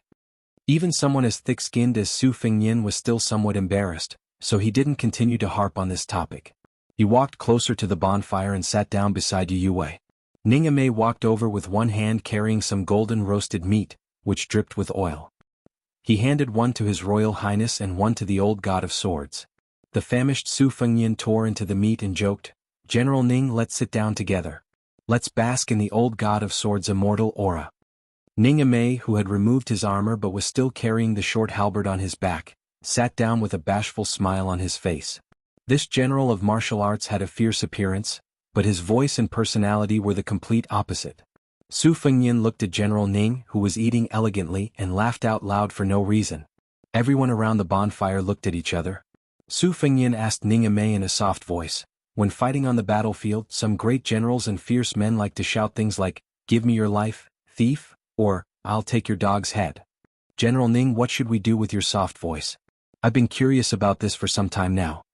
Ning Amei's rough face reflected the light of the fire, so it was hard to tell if he was blushing. He scratched his head and laughed. When I first became a colonel, I also wanted to learn from those brave and skillful seniors in the art of war and shout in front of the battlefield. Later on, I fought side by side with the great general and was the vanguard general to break through the enemy lines. As soon as I shouted something, the great general stopped me and scolded me harshly. He said, "If you want to use a halberd, then use a halberd. What nonsense are you talking about?" Moreover, it was like a woman burping. The great general scolded me and told me not to embarrass the Bailiang army. After that, I didn't dare to shout in front of the battlefield anymore. If you want to kill, then kill. Just kill. I knew you would be scolded badly by Su Shao. Su Fengyan held his belly and laughed. His ragged appearance was no better than the beggar he had been 3 years ago. As he laughed, he swung the barbecued meat in his hand. Princess Jing En, who was not far away, looked a little absent-minded. Needless to say, King of Jing and Zhaoheng had always been high above the masses, spotless and sanctimonious. Even heir apparent Zhao Sun had always had a crafty style of not getting tired of eating good things and not getting tired of delicacies. From the large decorations in his room to the small jade pendant on his waist, all of them were treasures and had absolutely no fate with the word tacky. Su Fengyan glanced at Princess Pei and then smiled at Li Chungang, who was wolfing down the food. "Old senior, how is General Ning's halberd skills? Can it be said to be at the point of perfection?" Hearing this, Ning Amei immediately became restless. As expected, the sharp-tongued old man with the sheepskin fur coat spat out a piece of bone and laughed. "Point of perfection? That empty-handed Wang Mingyin who stole the halberd should have already transcended mortality and become a saint. Why is he only ranked 11th in the world? You rascal, if you want this old man to teach this fellow halberd skills, just say it. Don't try to trick me." Su Fengyan smiled and said, "Old senior, please do not hesitate to teach me." The old god of swords said impatiently, "We'll talk about it when you're in the mood." Su Fengyan saw that Ning Amei, the big halberd, was only immersed in shock and surprise. He quietly stretched out his leg and kicked him. The latter's body trembled and he cupped his fists and said, "Ning Amei thanks the old god of swords." Old Manly glared and said, "What old god of swords? Did you recognize Dong Tai as the new god of swords? As long as I haven't fought with this junior, this old man is still the god of swords of the Jianghu for the past 100 years. Ning Amei was terrified. How could he understand Li Chuangang's temperament? He could only look at His Royal Highness for help. Su Fengyan waved his hand and signaled Ning Amei to leave first. Just as he was about to smooth things over, he inadvertently saw the little mud man holding a book and wiping her tears. Her slender shoulders trembled. He stretched his head and vaguely saw the title of the book. He laughed involuntarily. It was Wang Chudong's The First Snow, but he did not know which volume she was at. Su Fengyan sat over and gently snatched the book. He glanced at it and looked at the pages. Jiang and I was already at the end. She was probably feeling sad because of the line, "May all lovers in the world be together." Without waiting for the little mud man to fly into a rage, he tactfully returned the book to her and teased, "It's all a fictional story. You can even cry after reading it?" Countless infatuated men and women in the world have shed tens of thousands of caddies of tears for this book. You're nothing more. Jiang and I held the book, The First Snow, tightly with tears in her eyes. Choking with sobs, she scolded, "Do you think everyone has a heart of stone like you?" Li Chungang joined in the fun and said, "This old man had time to take a few glances. The love in the book is still okay, but this Wang Dongxiang's poem is really good. It follows the sages of the past and has a deep understanding of the essence of poetry. However, there are a few pieces that are not up to standard. I don't know who he learned this bad habit from, but there are large sections that are copied from the three mysteries of Lao Zhuang and Yi. Especially some of the rare words peeled from the Buddhist scriptures. If this old man were to comment, he would be suffering from a Zen disease. However, after the spring and autumn war, hundreds of thousands of scholars fled Zen. Therefore, it can't be said that this Wang Dongxiang is not talented enough. He is just following the trend of the times." Suddenly, Su Fengyan and the old man tacitly stared at each other, making the people around them look at each other in dismay. These two fellows had strange smiles on their faces at the same time, but Li Chuangang's smile had a hint of regret. Both of them sighed at the same time. Even Jiang and I could not help but tidy up her emotions. She curiously muttered, "What happened to these two fellows? Naturally, she did not know that the old god of swords' nickname, Li Qingdan, came from a poem that was gifted to him by a lady from a noble family. That lady was no different from Wang Dongxiang. At that time she was also a prodigy like a poet in the scholarly and literary world. However, the most brilliant poems in her life were all written for Li Chungang, whom she admired. Unfortunately, Li Chunggang's heart was undistracted. He was deeply in love with the way of the sword. When he was young he did not care about love at all. Many women were sad because of this and could not rest in peace until they died. In this matter, how similar were Su Fengyin and Li Chungang. Chapter 233. The Sutra Pavilion of the two Zen temples contained countless classics. It was made up of 16 floors, but there were still many books that could not be stored. Although it was not a forbidden area, there was no place to burn incense. Pilgrims did not dare to walk around in this sacred land of Buddhism. Therefore there were very few people in this area. Only a few monks came and went in a hurry, either to borrow books or to return books. Therefore the group of three was particularly eye-catching today. A woman who looked like a young woman was holding the ear of a young monk who was wearing a special monk robe. The young woman was nagging non-stop. The poor young monk was being held by the ear and scolded. When he saw the monks of the temple, he still had to bow and greet them politely. Among the monks, there was no lack of eminent monks of the Hui generation. They were all in their 60s. When they saw this young monk who often taught them, they would also respectfully put their palms together and salute. However, when the old monks saw this scene, they all looked down as if they did not see anything. As for the younger monks of the temple, the more timid ones would blush and grin at the young woman and the girl behind the monk. The more courageous ones would stop and follow a few steps, calling her mistress.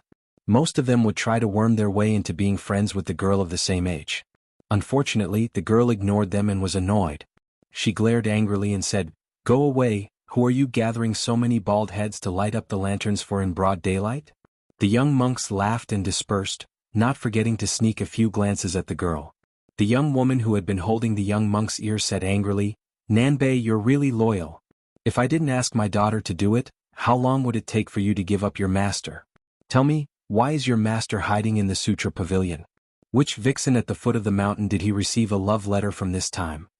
The young monk who had no choice but to tiptoe said with a bitter face, "Mistress, I really didn't. Master is really studying the Buddhist scriptures. In the past few years, whenever the great abbot handed me a letter, I would quickly take the initiative to hand it over to mistress." The young woman laughed and said, "Bullsh*t. When was it not intercepted by something first? You two little brats peeking at it? What's there to see? Isn't it just a roundabout way of expressing admiration, adoration, and yearning? These women don't even know how to be shy. They're actually flirting with a monk." These three were, of course, Miss East-West, the little monk Zhu Nanbei, and the famous tigress of the two Zen temples. "Mother, you even married a monk. Mother, you're married to a monk." The young woman was very amiable towards her daughter. She increased the strength she used to twist her daughter's ear. She turned her head and said softly, "Daughter, how can this be the same? If I don't go to hell, who will? It's enough for your father to harm one woman." Stupid North and South hurriedly expressed their loyalty and said, "Mistress is kind and virtuous." The young woman did not loosen her grip after listening to his flattery. Instead, she tightened her grip and snorted, "You're becoming more and more slippery like your master. You've gone down the mountain twice and now you know how to change your mind according to the wind? How could this be? Daughter, be careful in the future." The small monk wanted to cry but had no tears. It was over. He would probably have to eat half a bowl of rice for every meal for the next half a month. So I forget it. I'll just use the copper coins I saved to buy some nice clothes for East-West. When they arrived in front of a sutra building, the young woman finally let go of the small monk. She shouted angrily, not losing to the Buddhist lion's roar, "Li Xiaoxin." The small monk said timidly, "Mistress, master said that monks don't talk about their names, nor do they talk about their longevity." The young woman ignored him and East-West said unhappily, "Shut up." As soon as the young woman finished shouting, a white-robed monk rushed out of the lofty pavilion with a swoosh. He came to the front of the young woman and said with a smile, "Wife, are you tired from walking? Can you give me a massage?" If an outsider was present, they would think that this woman had been rude and unreasonable along the way and would definitely teach the white-robed monk a lesson. However, when she saw her man, she said softly, "I'm not tired. It's just that I haven't seen you for a few days and I miss you a little." The white-robed monk, whose real name was Li Xiaoxin, smiled intoxicatingly and did not speak. Since she was here, there was no zen in the world.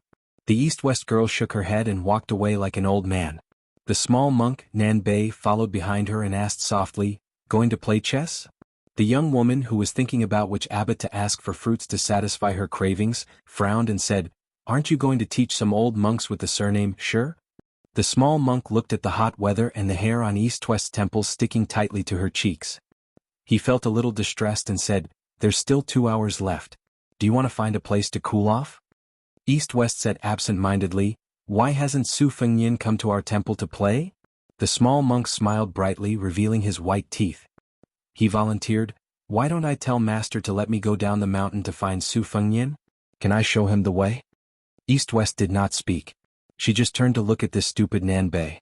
Alas, a few years ago this stupid Nanbei was half a head shorter than her. How did he suddenly grow so much taller? She walked to a cool corridor under the eaves of a sutra pavilion and sat on the railing. She held her chin and said, "Nanbei, you're so stupid. If I'm not by your side in the future, what will you do?" Nanbei had always been scolded as stupid by this family of 3. In fact, he was the one taking care of these 3 lazy guys. However, he was seriously thinking about this problem. His expression was even more serious than when the old monks in the temple asked him about the ambiguity of Buddhist scriptures. He seemed to have finally figured it out and smiled, "It's okay. As long as you're happy. Look at Master and his wife, they're so loving. You'll definitely be like them in the future. Don't worry, East-West, monks don't lie. I'm a man of my words. In the future I'll definitely give you a box of the best and most expensive rouge. As for the Sarira, I can probably afford it." East-West turned around and slapped the small monk's bald head. "Are you really going to burn the Sarira after becoming Buddha? Aren't you stupid?" Nanbei smiled foolishly. He was quite stupid. Chapter 234. Inside the carriage, Su Fengnian and Princess Pei's chess game was a bit messy. Princess Pei's chess skills were originally on par with His Royal Highness's, but today she had easily won 2 games in a row. She couldn't help but raise her head to look at his expressionless face. She wondered if it was because he was afraid of returning home? Was it because of the big sister, Su Jihu, who had stirred up a storm of criticism and even shook the capital university? Princess Jing, and could be considered to be born into a wealthy family. She was used to the internal strife between brothers. There were very few families that were truly harmonious. Princess Pei had only heard rumors about the most famous widow in Gangnam-do. Not long ago, she had been slapped in the face by a woman from the neighboring Jiangxin county. This talented woman had created a saying that Su Jihu was a broken incense burner. The incense burner was porous and was a metaphor for a slut. This saying had never appeared in any books. When the scholars of the 2 counties came back to their senses, they all slapped the table in praise. For a time, the saying of Su Jihu's incense burner in Gangnam-do became more and more popular. This was especially true for the noble ladies and young ladies of Gangnam-do who had always hated Su Jihu. They would talk about the incense burner every 3 sentences, which made them feel indescribably comfortable and satisfied. After Su Fengnian conceded, he didn't propose a rematch this time. Instead, he left the carriage and jumped onto a snow-white famous horse from the western regions. This fine horse was once the king of the wild horses on the border of Beiliang. It was undoubtedly the most outstanding heavy horse in the world. His Royal Highness said to the Lieutenant Yuan Meng, who was slowly riding behind him, "Tell General Ning that we will enter the city together."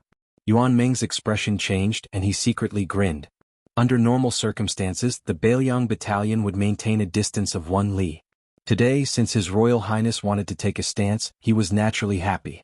As the leader of the 100 White Horse loyal followers, although he didn't insult the Beiliang army by fighting to the death in the Battle of the Reed Marshes in Qingzhou, His Royal Highness had shown such bravery. The Phoenix Battalion had only suffered heavy casualties and couldn't help much. It was always suspicious that they were of little help to the overall situation. During this period of time, Yuan Meng had been unhappy and wanted to vent his anger. Wasn't the opportunity now? Yuan Meng turned his horse around and quickly galloped away. He saw Ning Amei, whose arm had healed and was once again holding his halberd, and said in a deep voice, "General Ning, His Royal Highness has ordered that we enter the city together." Ning Amei, who was wearing heavy black armor, nodded. He pulled down his helmet and looked extraordinarily stern. He pointed his halberd at Yangchun City and suddenly squeezed the horse's belly. He led the Phoenix Battalion light cavalry to speed up and gallop forward. Dust flew everywhere. All the carriages and pedestrians on the official road heard the sound of the heavy cavalry and moved to the side with pale faces. They let the group of light cavalry pass by. Su Fengyin didn't stop at all in Xiongbao County. He galloped his horse and arrived 2 days earlier than expected at Yangchun City, which was known as the heart of the world. This city's earth veins were most suitable for the growth of peonies. Therefore, Wei Ziyao and Huang Chuchun were among the top 3 of the dynasty's top 10 peonies. Su Fengyin looked at the city walls that were getting taller and taller as they approached. He didn't say a word.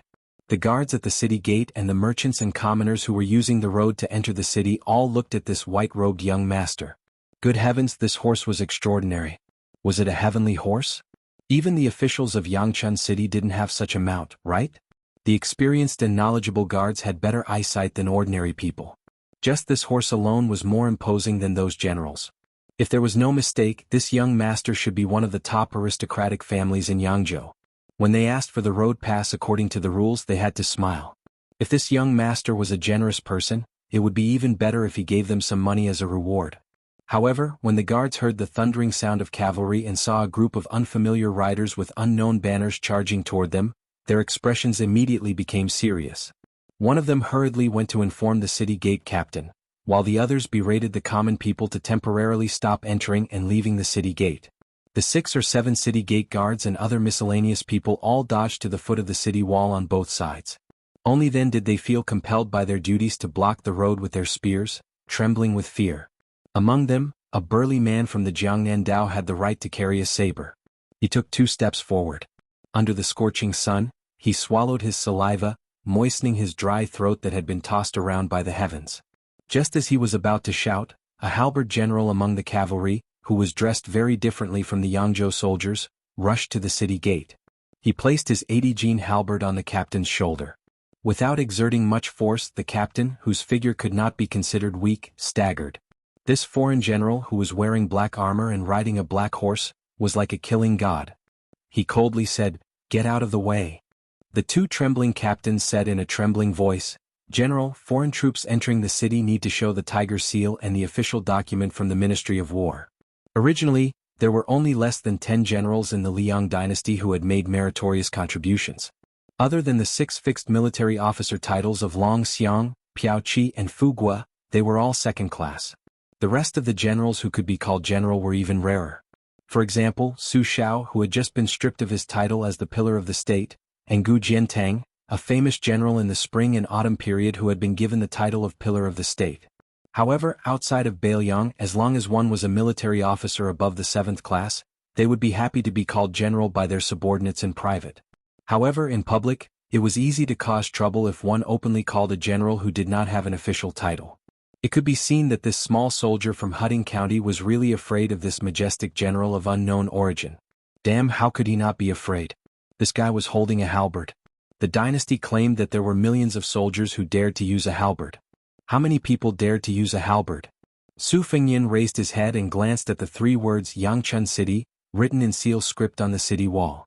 He pursed his lips and rushed in. Chapter 235. The officer at the gate, who had just drunk half a jug of wine under the shade of a tree in the inner city, hurriedly ran over. Seeing this troublesome situation, his drunkenness completely dissipated. There was no need to think about forcefully stopping them. He only wanted to delay as much time as possible. When the government received the news, there would be no need for him to be stuck in the middle. He was just about to speak when an object flew through the air. It was like a rainbow piercing through the sun. It stabbed into the stone floor in front of him with a loud bang. It was an extremely rare jet-black halberd in the army. If he took one more step forward, this halberd would pierce a large hole in his body. He was so scared that he stood there like a wooden chicken. In the time he was stunned, the young master in white robes on a white horse had already passed through the gate. Then 2 carriages followed closely behind. The general in black armor rode slowly on his horse. When he passed by the officer, he pulled out his halberd.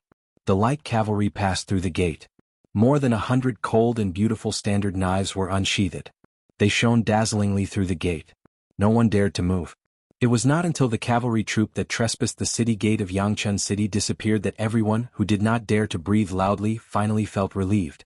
The common people near the city gate, who had their eyes opened, discussed animatedly, guessing which family's young master in their province would act so domineeringly. Since ancient times, Yangzhou had produced wealthy families. If it wasn't for the unjust war of the spring and autumn period that suppressed the limelight of Yangzhou's Jianghu group, the Green Party of Qingzhou, who had achieved success in recent years, would be nothing. In Gangnam-do there was the 8 Xiangzhou song of the previous dynasty, the Hutting Lu family of the 4th generation of the 3 dukes of the 4th generation, the Boyu Yuan family of the 4th generation, and the Gumusu family of the 4th generation were all first-class families. After the country war led to the tragedy of 9 out of 10 families, these 4 families began to hide their strength and bide their time. However, Yangzhou, which was named after its great state, was far from what Qingzhou could compare to. Last year, there was a governor's son in Qingzhou who wanted to marry a crippled woman from the Yu family as his wife. He was rejected. The Yu family said that the governor's family was a poor family that didn't enter the ranks. If they married, what was the difference between them marrying animals? However, the county governor of Qing province, who had bitterly studied for a smooth career and became a high-ranking official of a region, was only resentful and did not refute this insult. The citizens of Yangchun City counted with their fingers for a long time, but they could not guess who this young master was. They had never heard of such a rude young master among the 4 major families of Gangnam-do. After entering the city, Xu Xiu urged her horse to catch up with His Royal Highness and said carefully, "Your Highness," seniorly said he was hungry and wanted to eat something at the restaurant in front. Su Fengyin frowned and nodded. "All right." Xu Xiu asked for the way to the Lu residence later. His Royal Highness and company dismounted and entered the restaurant, while the Phoenix Battalion stopped their horses by the roadside. The waiter of the restaurant was alert, so he quickly ran out of the restaurant to greet this group of distinguished guests. After being brought to the 2nd floor to take a seat, the business here was booming and the place was packed to the brim. He saw that the customers were divided into 2 groups. Those near the windows were craning their necks to look at the elite cavalry in the bustling city, while those further away from the windows were pricking up their ears to listen to the comments of the customers near the windows. Su Fengyin, the elderly god of swords, and the others had just sat down and asked the waiter to prepare some of the restaurant's signature dishes when they heard some whispers. There were 2 granaries in the world. The desolate northern Liang was the horse granary, while the Jiangnandao was the granary of the world, where the richest people in the world were the richest. In the last 100 years, the many commanderies of the Jiangnandao had produced a large number of scholars. Thus, the air of eloquence and the air of an advisor were extremely strong. In the eyes of the scholars of the Jiangnandao, there was nothing that they could not criticize and nothing that they could not comment on. Of the 30,000 students of the Imperial College in the capital, the ones who liked to point out the state the most were mostly from the Jiangnandao. Su Fengyin was expressionless as he waited for the dishes to be served. Xu Xiu had already asked for the location of the Lu residence in the lake pavilion. She bowed beside him and reported the details respectfully. Xu Xiu was a naturally beautiful and charming woman. She was the type of seductress that men would think of in bed with just a glance. Especially now that she was bending over, the view in front of her chest was very aggressive, like a pair of inverted bamboo shoots that were about to burst out of her clothes. In addition to Xu Xiu, Su Fengyin also had Yu Yue, who was holding a white cat, and Princess Jingyin, whose face was covered by a veil but had a graceful figure. Such a feast for the eyes was rare in the world, and it made the diners on the 2nd floor drool. They immediately had a strong desire to show off, as if they had taken an aphrodisiac. The voices on the 2nd floor were much louder, as they only wanted to be remembered by these rare beauties. Not to mention getting intimate with them, just a few glances from them would be enough to make them ecstatic. Gangnam-do, which was full of noble families and nobles, had always advocated talkative and mysterious talks. The scholars and doctors all wore loose robes and wide belts, feather fans and silk headscarves, and wore crane robes. The air was very fragrant, and they did not even look at riding horses. They had to drive ox carts to show their status. Even the page boys had to pick those pale youths with red lips and white teeth. There were only a few young maidservants who were familiar with playing the zither and brewing tea, and they were too embarrassed to go out and greet their friends. The 2nd floor was full of loud conversations and it was very lively. "I heard that in a few days Bailiang's empty-bellied heir will come to our Hutting County to visit his eldest sister. This pair of siblings, one is ignorant and incompetent, the other is shameless. They really are a good match." If this widow's conduct wasn't improper, how could she have been scolded by Sir Qingzhai's wife to be a 2-legged incense burner? This saying is really too wonderful for words. That slap in the face was really good. I heard from some people at Baogua Temple that after this unrestrained widow was slapped, she still laughed. She really is a woman from Bailiang. You should lower your voice a bit. I heard that the empress who wrote the precepts for women wanted to support her niece, but after the one from Beiliang went to the capital, this empress ceased all activity. There's even news that she went to Changchun Palace. Humph, this world really makes me, a scholar, bitterly disappointed. No matter how much that boorish fellow covers the sky with one hand, how can he extend his hand to Gangnam-do? Wouldn't Grand Secretary Zhang chop off his claws? That's true. Grand Secretary Sir is indeed amazing, a role model for all scholars under the heavens. Sir Qingzhai is a bit muddle-headed, but he doesn't neglect the greater good. Read that poem about breaking off ties. We should make a toast. These words aren't wrong, we should indeed make a toast. Come, let's drink. One of the people on the second floor suddenly stood up, arriving at the table where the discussion was the most heated. He drew his blade and hacked the table in half, calmly saying, "You want to drink, right? Today I'll let you drink piss until you're full." Chapter 236. The middle-aged swordsman in green was about to make a move when his expression changed drastically. Without caring about etiquette, he grabbed his master's arm and hurriedly flew backward. They crashed through the wooden wall on the second floor and landed on the street. The young master asked gloomily, "Wang Meng, why are you doing this?" The swordsman replied as if he was facing a great enemy, "Someone downstairs used chopsticks as swords and threw them. His sword intent has reached the first-grade realm." After the swordsman led him a few times into the alleyway, the young master elegantly folded his fan and patted the dust off his body. He smiled and said, "Little Sunny Spring City, there's such an expert? No wonder that guy with 2 sabers dared to be so impudent. Wang Meng, what grade is the expert downstairs at?" The swordsman's expression turned ugly as he said, "Perhaps higher than the Vajra realm. He already has some hints of the Finger Shen realm." Only then did the young master's expression turn serious. He snorted coldly and walked into the alleyway. After hesitating for a moment, he threw away the precious folding fan carved from ivory that was worth at least 1,000 taels of silver and said, "You dirted my fan. This debt must be properly settled. So what if you have a first-grade expert to rely on? I don't believe you can walk out of Yangzhou alive." Lu residence. Lu Xianlang, the clan brother of the current head of the Lu family, Lu Daolin, was sitting in the study with a gloomy expression. One of the female servants was standing and massaging his shoulders while the other was kneeling and massaging his legs. The weight of the massages was just right. The 2 beautiful female servants were actually a pair of twin lotuses on a stalk. Individually, the 2 sisters were already bright and moving. When they were together, they were even more alluring. Lu Xianlang was a famous talker in Yangzhou. The Lu family had a total of 6 people in their generation. Compared to the other large families of the same rank in Yangzhou, they were not very luxuriant. However, the Lu family could be said to have produced many talents. When the previous emperor toured Jiangnan, he had personally praised them. It was clear that the Lu family was a shining jewel. With one word from the emperor, the Lu family was established as the leader of Yangzhou. The head of the family, Lu Daolin, was now the right chancellor of the capital's imperial college. Lu Xianlang oversaw Yangzhou, where the family's foundation was. Back then, he had a battle of words with the scholars at the White Horse Temple and convinced them. Then he had a private visit to Jiangnan province with the old Grand Secretary on whether the 6 classics were history. The debate continued until the middle of the night. The debater who had confronted Lu Xianlang had not yet made a name for himself. Looking at it now, it was simply terrifying. Other than Huan Shu, who was now the left chancellor of the Imperial College, there was also the current Grand Secretary Zhang Julu. Lu Xuanlong's loftiness in the past could be seen. Now that he was old, although he could no longer do the open-minded behavior of spreading nudity and drinking wine in seclusion, he was still a half-saint scholar praised by everyone in Gangnam-do. However, what Lu Xianlang hated the most in his life was that he had married that widow.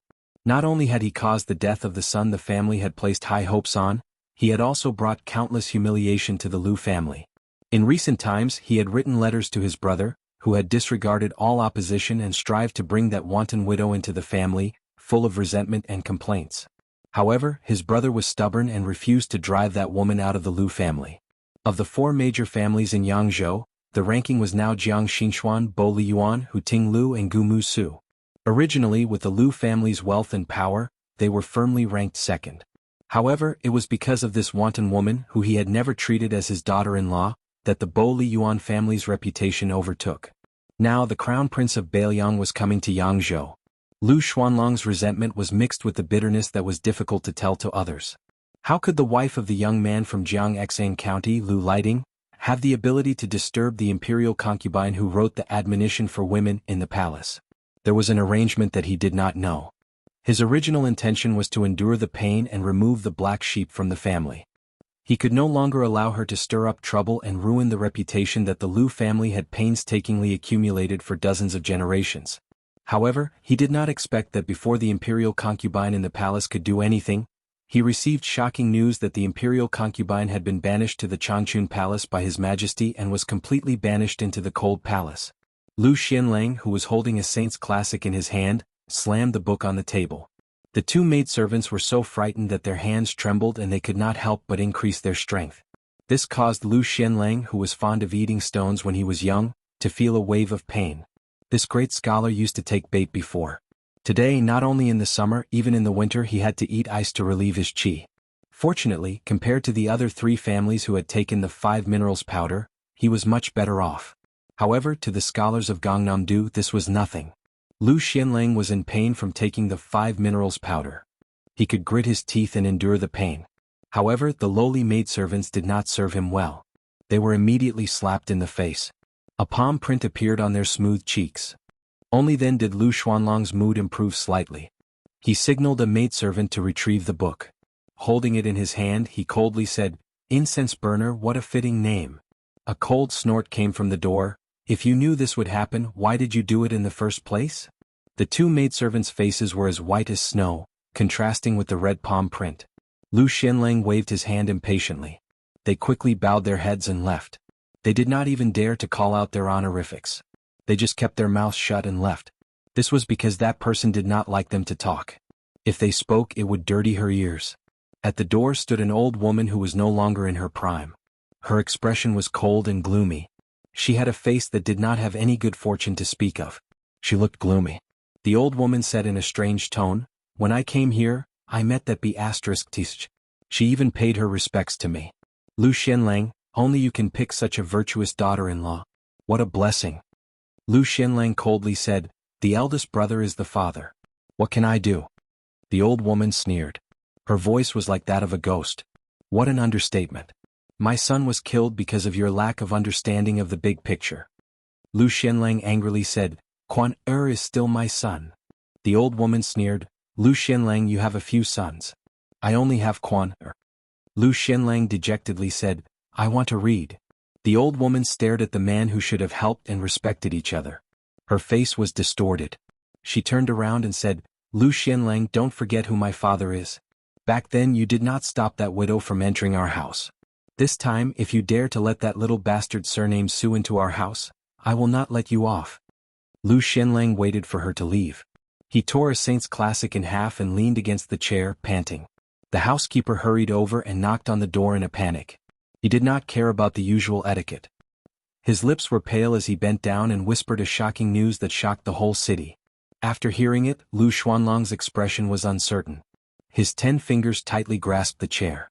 This famous scholar of Jiangnan, who had been praised by his late father for being calm in every major event, showed a hint of fear and muttered, "What should I do?" Chapter 237. For no reason, the Lu manor closed the manor door in broad daylight. The servant girl nicknamed Xiao Er hurried back to the courtyard to tell the young lady this sensitive news. The most famous vixen widow in Gangnam-do was lying on the bed reading a novel about scholars and beauties. However, compared to the first snow, it was unbearable to look at. After hearing Xiao Er's report, she was absent-minded. She thought it would take at least 2 or 3 days for her brother to arrive in Yangchun City. She did not care about the Lu manor's little tricks. She was not stupid. The family that Lu Lighting of Jiangxing County belonged to was only a second-rate aristocratic family in Yangzhou. How could they enter the eyes of the imperial palace? The marriage alliance between the Hu Pavilion Lu and the other 3 aristocratic families was complicated. It could not be said that they were bound together for good or ill, but it was true that they were bound together for good or ill. Without Lu Xuanlang's tacit approval, how could the imperial concubine from the palace be involved? Perhaps the mastermind behind the scenes was Lu Xianlang, the father-in-law in name. However, she was too lazy to care. No matter how Lu Qingquan died, she would have to take the blame for her husband's death. No matter how harsh and cold her parents-in-law were, she still performed all the etiquette that a daughter-in-law should have. As for often going to famous temples to listen to the debates of famous scholars and being silently criticized, she did not care about it.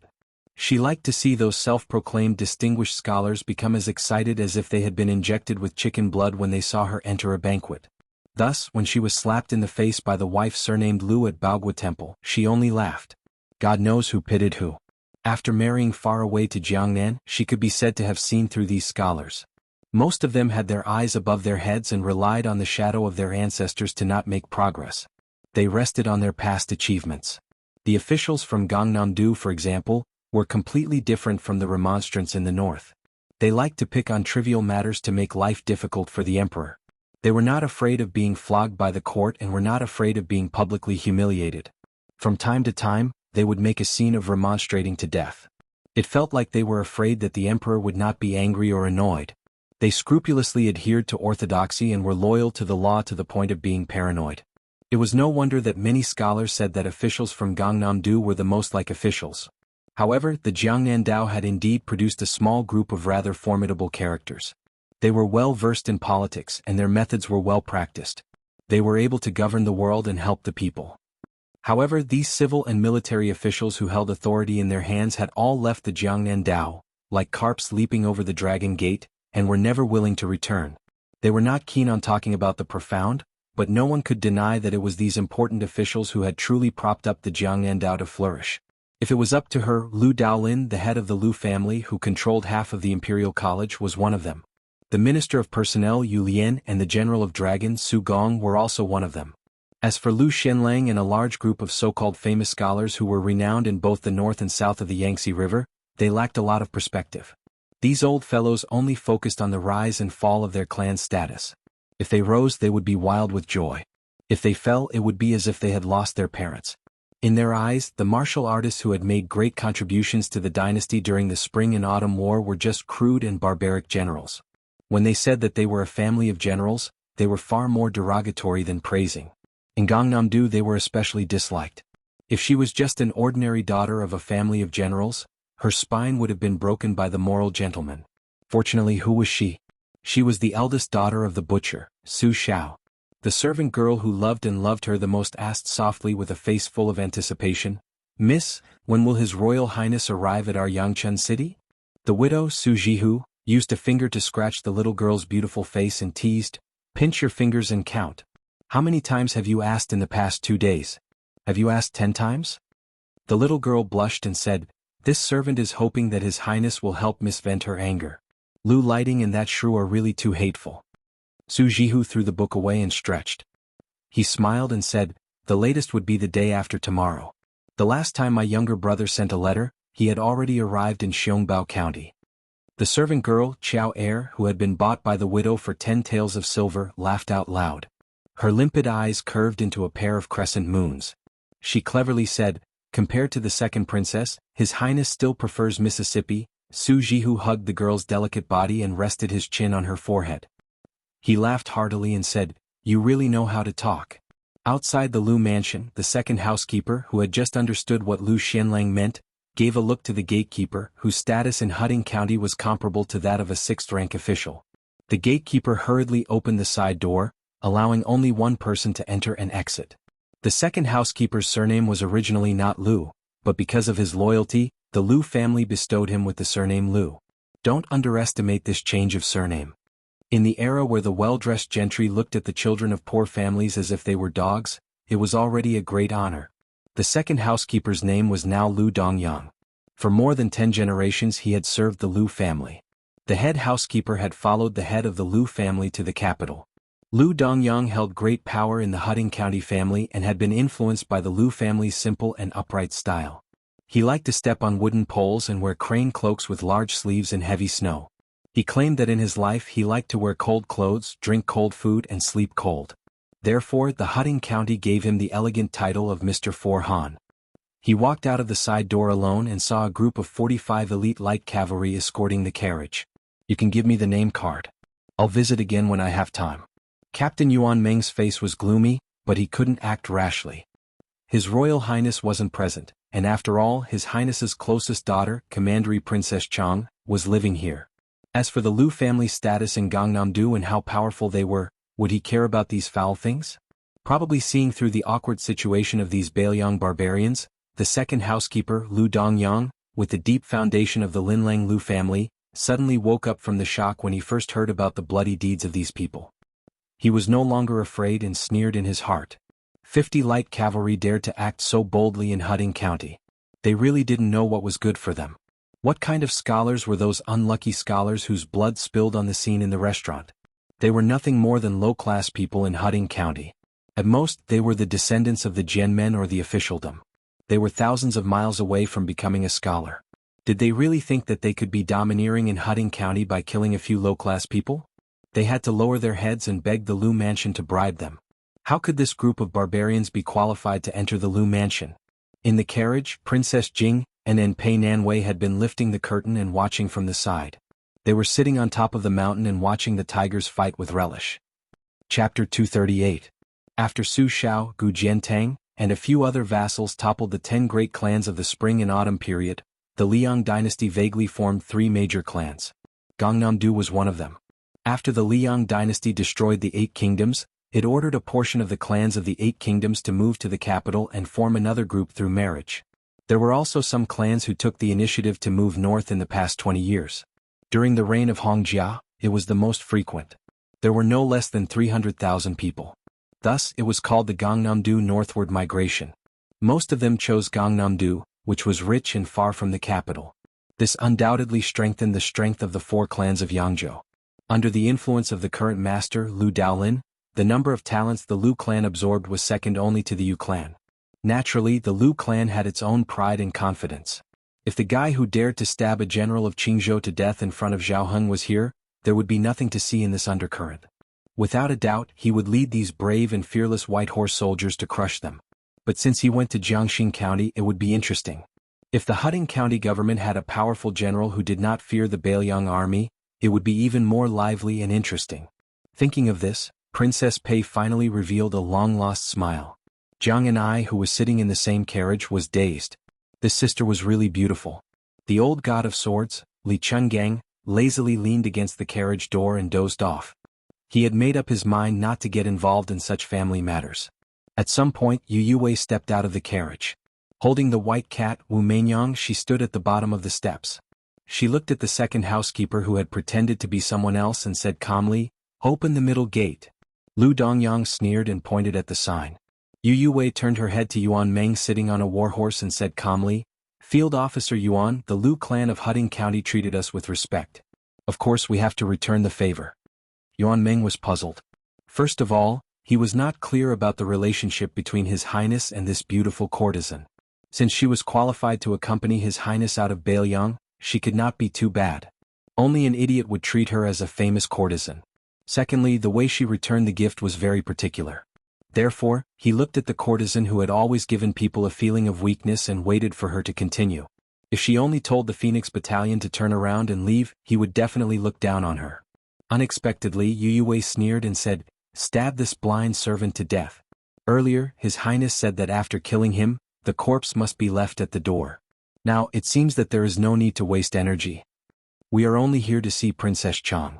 When the time comes, if Princess Chang says that it is not suitable without the main door, the Lu Manor can just install it. If Princess Chang doesn't agree, then kill whoever dares to make a move.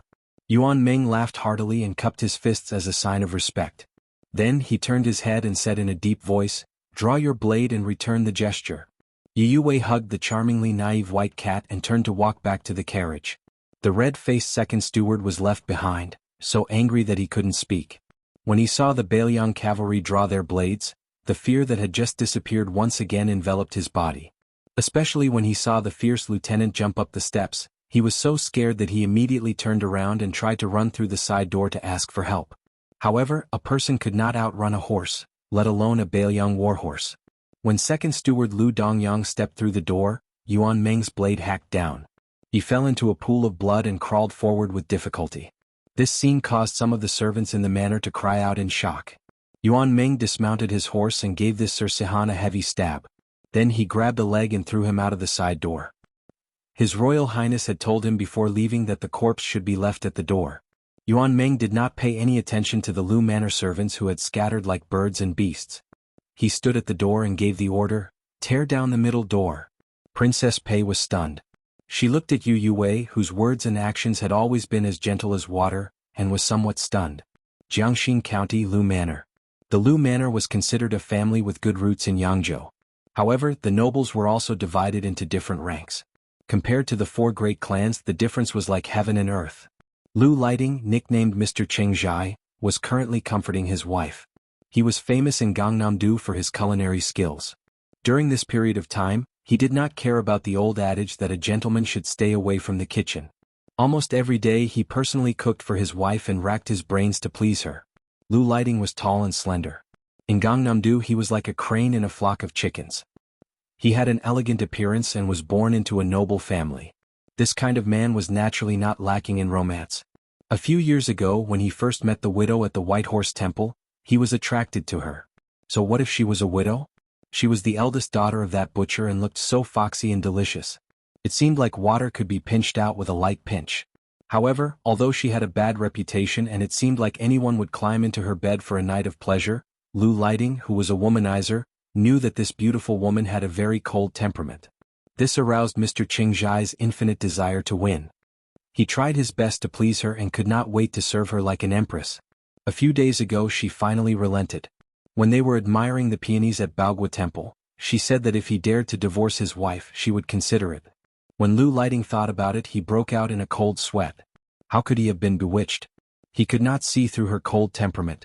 This widow was clearly waiting to watch a show. Therefore, after he stirred up a big mess, his wife somehow got involved with a favored concubine in the palace.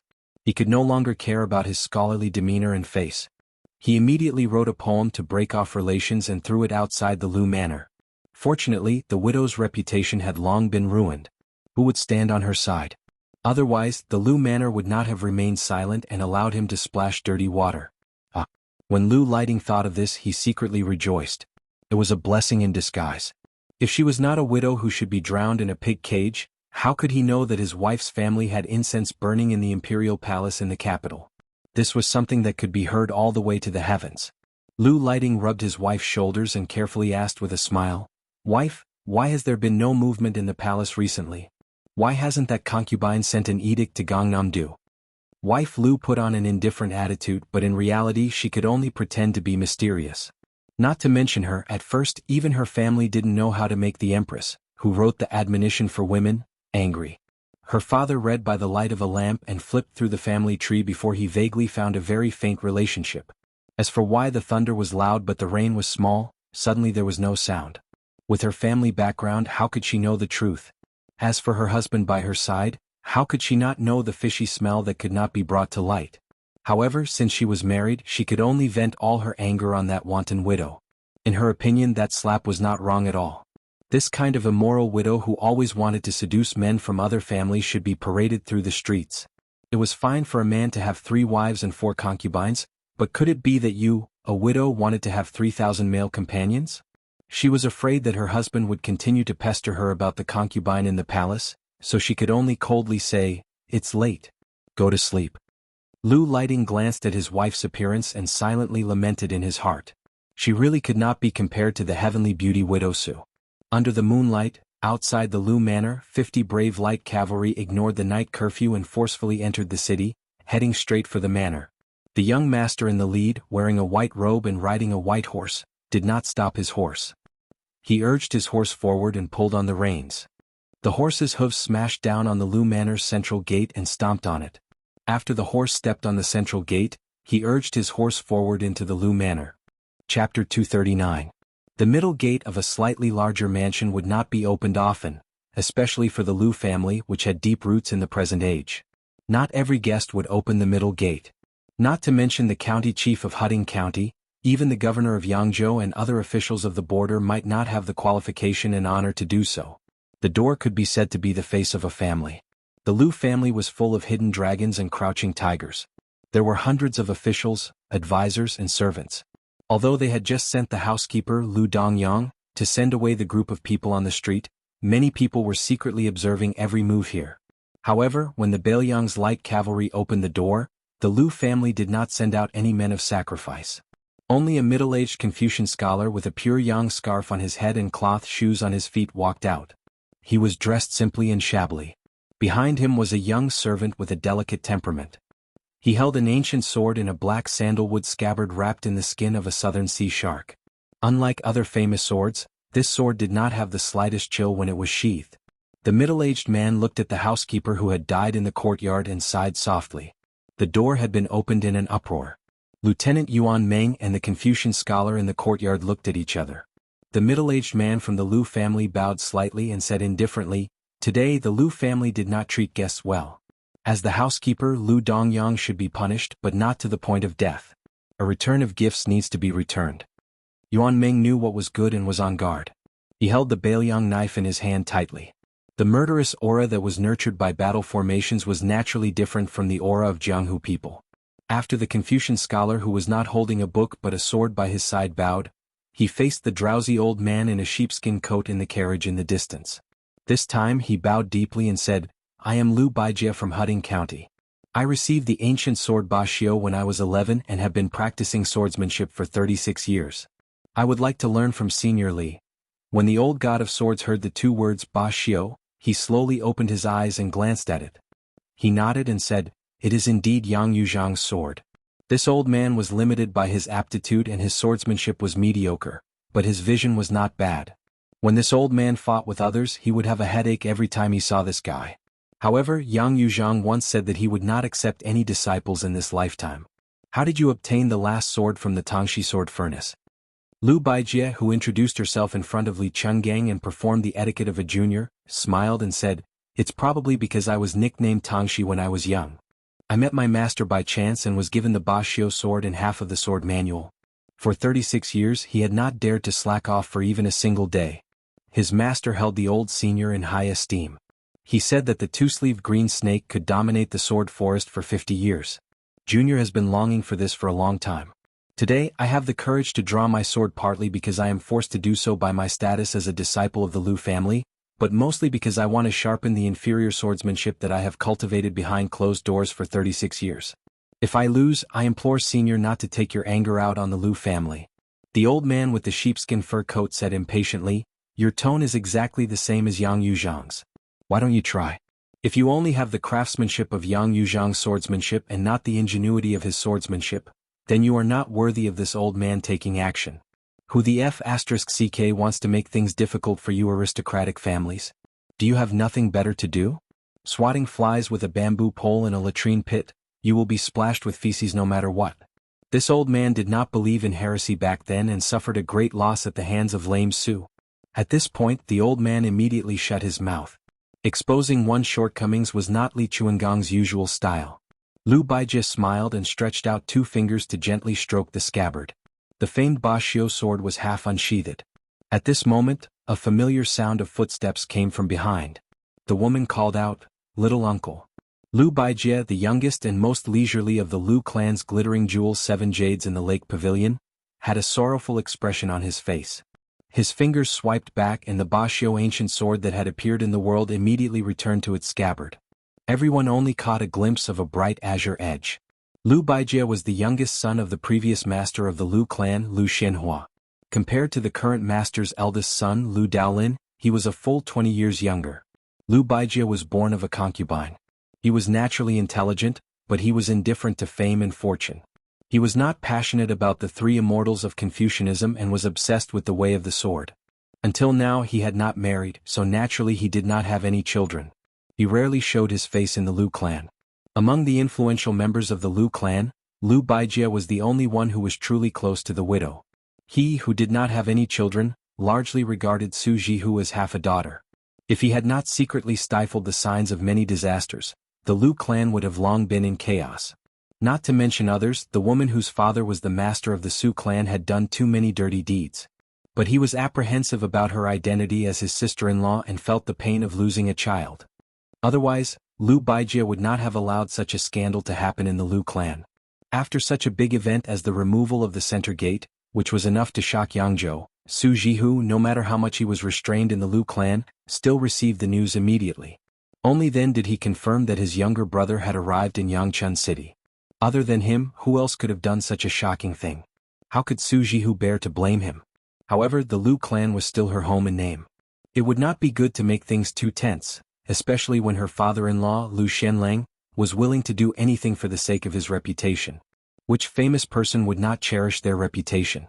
She giggled at Lu Baijie and called out, "Little uncle," in a coquettish manner. In return she received a helpless expression. Su Jihu did not exchange pleasantries with the few elders in the Lu clan who were easy to talk to. She ran out of the main door. All the valiant light cavalry dismounted and knelt on one knee respectfully saying, "Beiliang's Phoenix Battalion pays respect to Princess Chang." Su Jihu ignored them. Looking left and right, she did not see her younger brother's gentle smiling face that she had always dreamed of. She was immediately disappointed. The maidservant, Blue Bird, could already walk with difficulty, but her complexion was still unsightly. Just as she was about to kneel, Su Jihu, who revealed a frightened expression but quickly concealed it, stepped forward to support her. Biting her lips, she asked in a low voice, "Where is Feng Yin?" Blue Bird replied softly, "His Highness went to Jiangxing County. He said he would rush back to Yangchun City overnight." Su Jihu stamped her foot. Her eyes were red as she muttered, "That idiot." She took a deep breath and said rather majestically, "Follow me into the Lu clan residence." If Lu Baijie, who was of the same generation as Lu Daolin and Lu Xianlang, did not stop her, who would dare to? Lu Baijie's illustrious identity as the son of a powerful family was there, but his other identity was even more intimidating. There was a special sword review that listed Lu Baijie of Huding County in Yangzhou. The review said that Lu Tongxi's swordsmanship was upright and vast. Although the name of the sword contained the word tyrannical, it was fully deserving of being called the Sword of the King. The Lu clan residence's courtyard was deep and was a typical Jiangnan garden style. The size of the courtyard was not as large as the other 3 clan residences. However, the Sincerity Garden, which had hosted 6 emperors, was the most famous. The lake and rockery in the garden were created by the chief stone-folding master. One mountain, one peak exuding vitality. Every stone, every seam was properly accounted for. It was praised by the late emperor as being unique in Jiangnan. It should be known that the gardens in Jiangnan were the best in the world. One could see the ingenuity of the Sincerity Garden. Su Jihu personally led the way. Along the way he briefly and comprehensively explained the essence of the garden structure to Yu Wei. Lu Baijie and the sword attendant were at the back. Coincidentally, Li Chungang, Jiang Yan'ai, and Princess Jing'an were at the back. Lu Baijie, who had not used her sword today, asked the old god of swords about some doubts in the art of swordsmanship. The old man had some good karma with half of the younger generation, Yang Yuzhang, so he did not put on airs. Although Lu Baijie's character was a typical aristocratic family, in the end she was like the sword. She was not old-fashioned and constrained. Lu Baijie only glanced at Princess Pei from the corner of her eyes and did not look at her again. Chapter 240. Su Jihu lived in the freehand garden in the northwest corner. The yard was not small, but there were pitifully few servant girls. It was slightly cold. The Phoenix Battalion, including Yuan Meng, were arranged to live in 2 yards not far from each other. At the gate of the yard, Lu Baijie bowed again before leaving.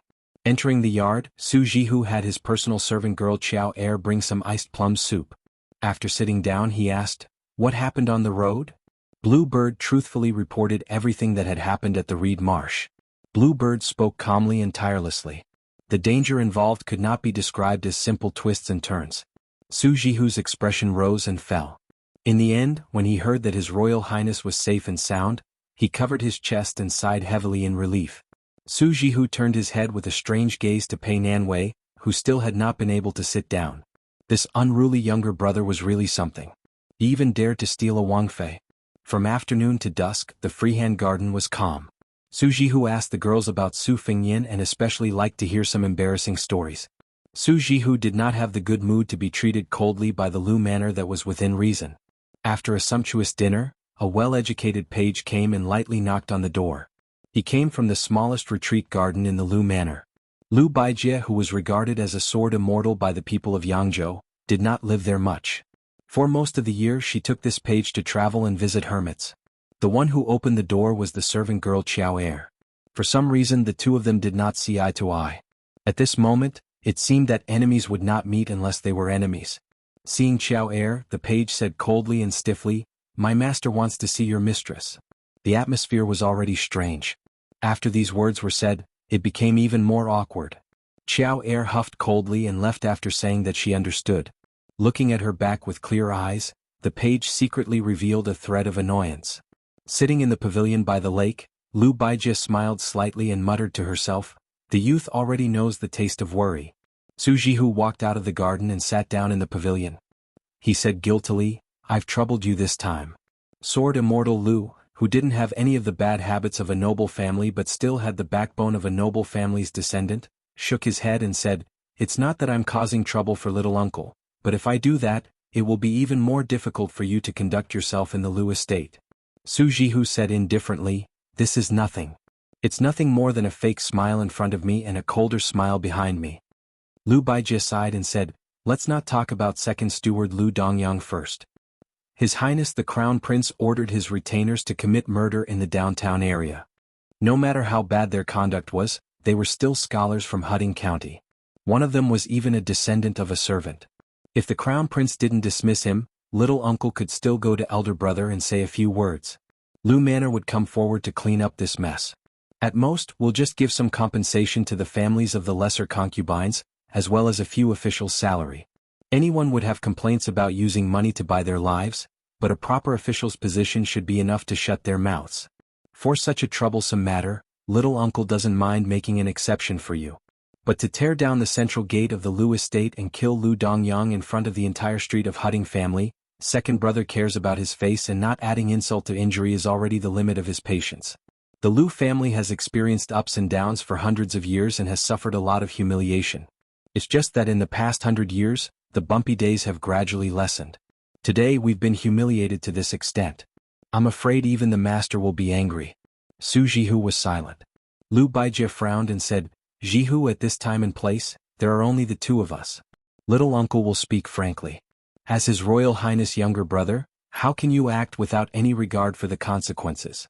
Do you really not care about the opinions of those in the capital at all? You must know that no matter how powerful your father is, in the end he still set up political opponents like Zhang Julu and Gu Jiantang, who are pillars of the dynasty. Moreover, he wants to push the 4 clans of Yangzhou to the enemy side of Bailiang.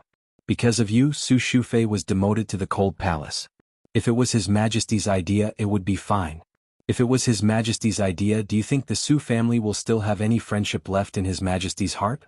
Moreover, don't you know who Su Shufei is? These years, the Gumusu family has spent almost all of their manpower and resources to pave the way for her. Now that they've suffered such a calamity, even if the Gumusu family, who used to have a close relationship with the Lu family, will not be able to advance and retreat together like before. It's exactly the same as Quan Er's sudden death. You'll have to take the blame." Su Jihu raised his head and smiled. "I'm used to it." Lu Baijie said bitterly, "Oh you." Su Jihu leaned against the red pillar and looked into the distance. He said softly, "That younger brother of mine went to Jiangxing County to find trouble with that Lu lighting." Lu Baijie said in a low voice, "Is he still going to cause trouble?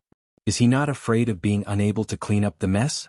If someone with ulterior motives fanned the flames, then it would not be just people fishing for fame that would jump out. Even the entire Jiangnan Dao would be in an uproar. After all these years, have you not seen through the so-called famous people of Jiangnan Dao who value fame more than life? I know I've seen through it a long time ago. Qingzhou values benefits. Yangzhou values fame. Which Gangnam-do scholar doesn't admire my father-in-law's words? Even death is more important than Mount Tai?" Su Jihu squinted his eyes and smiled. "But this younger brother of mine, probably because my father is the king of Bailiang, he doesn't care about the things that many people would risk their lives to hold in their hands. However, he cares about the things that even poor people don't care about the most. Little uncle, if you tell him these very reasonable advice, he probably won't listen to it." Lu Baijie, who had the reputation of Tangxi Sword Fairy, sighed. "If you stop him from entering the Lu residence, your future days will be easier. But if you really go and stop him, not to mention whether you can stop him or not, you'll be the first to fall out with me." Su Jihu laughed without caring about etiquette. "Uncle, you're so pitiful as a sword fairy." Lu Baijie looked at his daughter's smiling face with some sadness in his eyes. Back then, the woman he admired also had such a natural smile. If he had been more resolute and talked less about morality and the overall situation, perhaps he wouldn't have had any regrets. How could there be so many ifs in the world? Lu Baijie closed his eyes. Not far away, the page boy and the servant girl were arguing. Would these two children also understand the unusualness of thinking it was normal at the time many years later? After Lu Baijie left, Su Jihu sat in the pavilion and waited until late at night. When His Royal Highness appeared outside the Lu residence, The white horse was dragging a cold corpse that had long been badly mutilated. Obviously, it had been dragged all the way from Jiangxing County to Huding County. Although Lu Baijie, who was guarding the door, had expected this, he still felt extremely shocked when he saw this scene. After Su Fengyin dismounted, he raised his head to look at Lu Baijie. Because of his elder sister, Su Jihu, he didn't have any ill feelings toward this Tangshi sword fairy. He only saw Lu Baijie put one hand on the hilt of her sword and supported it with a Bashio ancient sword. Su Fengyin said expressionlessly, "Is Mr. Tangshi trying to sell me some benevolence and righteousness?" Lu Baijie snorted coldly and turned to leave. In addition to shock, he was also puzzled. How did the Crown Prince of Bailiang get so seriously injured? Su Jihu ran all the way, leaving the servant girl Chao Er far behind. She rushed out of the Lu residence's gate and stopped very close. She smiled and said, "Ah, we've caused trouble again." She didn't notice that Su Fengyin's back was dripping with blood. When the horse dragged the corpse through the city gate, the assassin, like a gecko, stuck to the ceiling of the cave, waiting for an opportunity, struck and almost shattered his spine. But Su Fengyin just stared at her with red eyes and said softly, "Sister, let's go home, okay?" Chapter 241. In the Free Will Garden, Su Jihu's private room was filled with the stench of blood. Even the 3 purple smoke sandalwood furnaces that had been added with high-grade ambergris biscuits could not conceal the smell. Su Jihu's face was pale as he looked at Li Chungang, who was taking Su Fengyin's pulse. His Royal Highness's upper body was naked as he lay on the bed. His spine was badly mangled. The old god of swords had a look of pity on his face. Su Jihu, who was not afraid of anything, was so scared that tears fell down his cheeks. He covered his mouth with both hands, not daring to cry out loud. Su Fengyin, who had just taken a stroll through the gates of hell, did not look like a dying person. Li Chungang nodded and said, "He won't die. What a pity. If the hand knife had been an inch deeper, even the Luo Jinxian would not have been able to save him. Now it's just a superficial wound. Is it the young lady who killed Wang Mingyin?" Su Fengyin's face was gloomy as he grunted. He brought his halberd, Ningame, Wei Shuyang and 50 light cavalry to Jiangxing County. From the beginning, he had agreed with the 2 retainers to lure the snake out of its hole. However, he did not expect that the lady who raised the big cat was so patient. On the way from Yangchun City to Jiangxing County and back, His Royal Highness had deliberately revealed so many flaws, but she did not take advantage of them. After entering the city gate, Su Fengyin had just breathed a sigh of relief when the assassin, who had been sticking to the dark wall like a gecko, gently dropped down. Fortunately, she did not seem to have expected that His Royal Highness was already on the 4th floor of the Great Yellow Courtyard. If it had been Su Fengyin in the reeds, his spine would have been shattered by her stab. However, after several failed assassinations, the embarrassed and angry girl immediately gave chase. Su Fengyin stepped on the side wall with the tip of his foot, and she followed closely behind. Just as she was about to deliver a second stab, Ningame's halberd had already been thrown out. Wei Shuyang's figure also swept away like a hawk, and the white horses all brought out their crossbows. Seeing that the situation was not good, she did not continue to fight. She slipped out of the inner gate and her slender fingers dug into the wall like tofu. After a few leaps, she disappeared in an instant. When they were passing through the Xiongbao County, the horses were drinking water by the stream. She, who had been waiting for a long time, also made a move once. She rushed out from the bottom of the stream, but at that time, Li Chungang was not far away. In an instant, Sword Chi rushed over and did not give her a chance to get close. Everyone only saw this girl hiding in the water, disappearing like a fish. The dense rain of crossbows and short halberds were unable to hurt her in the slightest. She really was a bone cancer. Su Fengyin comforted her, "Sister, it's really all right." Su Jihu, who had put down the huge stone in her heart, wiped her tears and smiled. Bah! She fiercely slapped him on the butt. It's all right, it's all right. With your conduct, how can I sleep in the same bed as you and whisper to each other at night? Li Chuangang's expression was strange. He originally wanted to tease her, but after thinking about it, he gave up. With Su Fengyin's narrow-mindedness, he would not dare to be angry with him. Perhaps he would vent his anger on Jiangni's head. Damn, everything has its vanquisher. This old man also had a day like this. There was no justice in the world. He reluctantly got up and left the fragrant boudoir. In the room, Bluebird and the servant girl Chao Er also tactfully left. Only this pair of siblings who had been close since childhood remained. Although it was an external injury, the flesh was torn open and it was not good. Su Fengyin was just about to take a break when he felt that something was wrong. He was both helpless and resentful. "Sister, why did you take off my pants? There's no injury there." Su Jihu did not have the perception and arrogance of an older sister. She sweetly said, "Fengyan, I'm not at ease. It's better to take a look.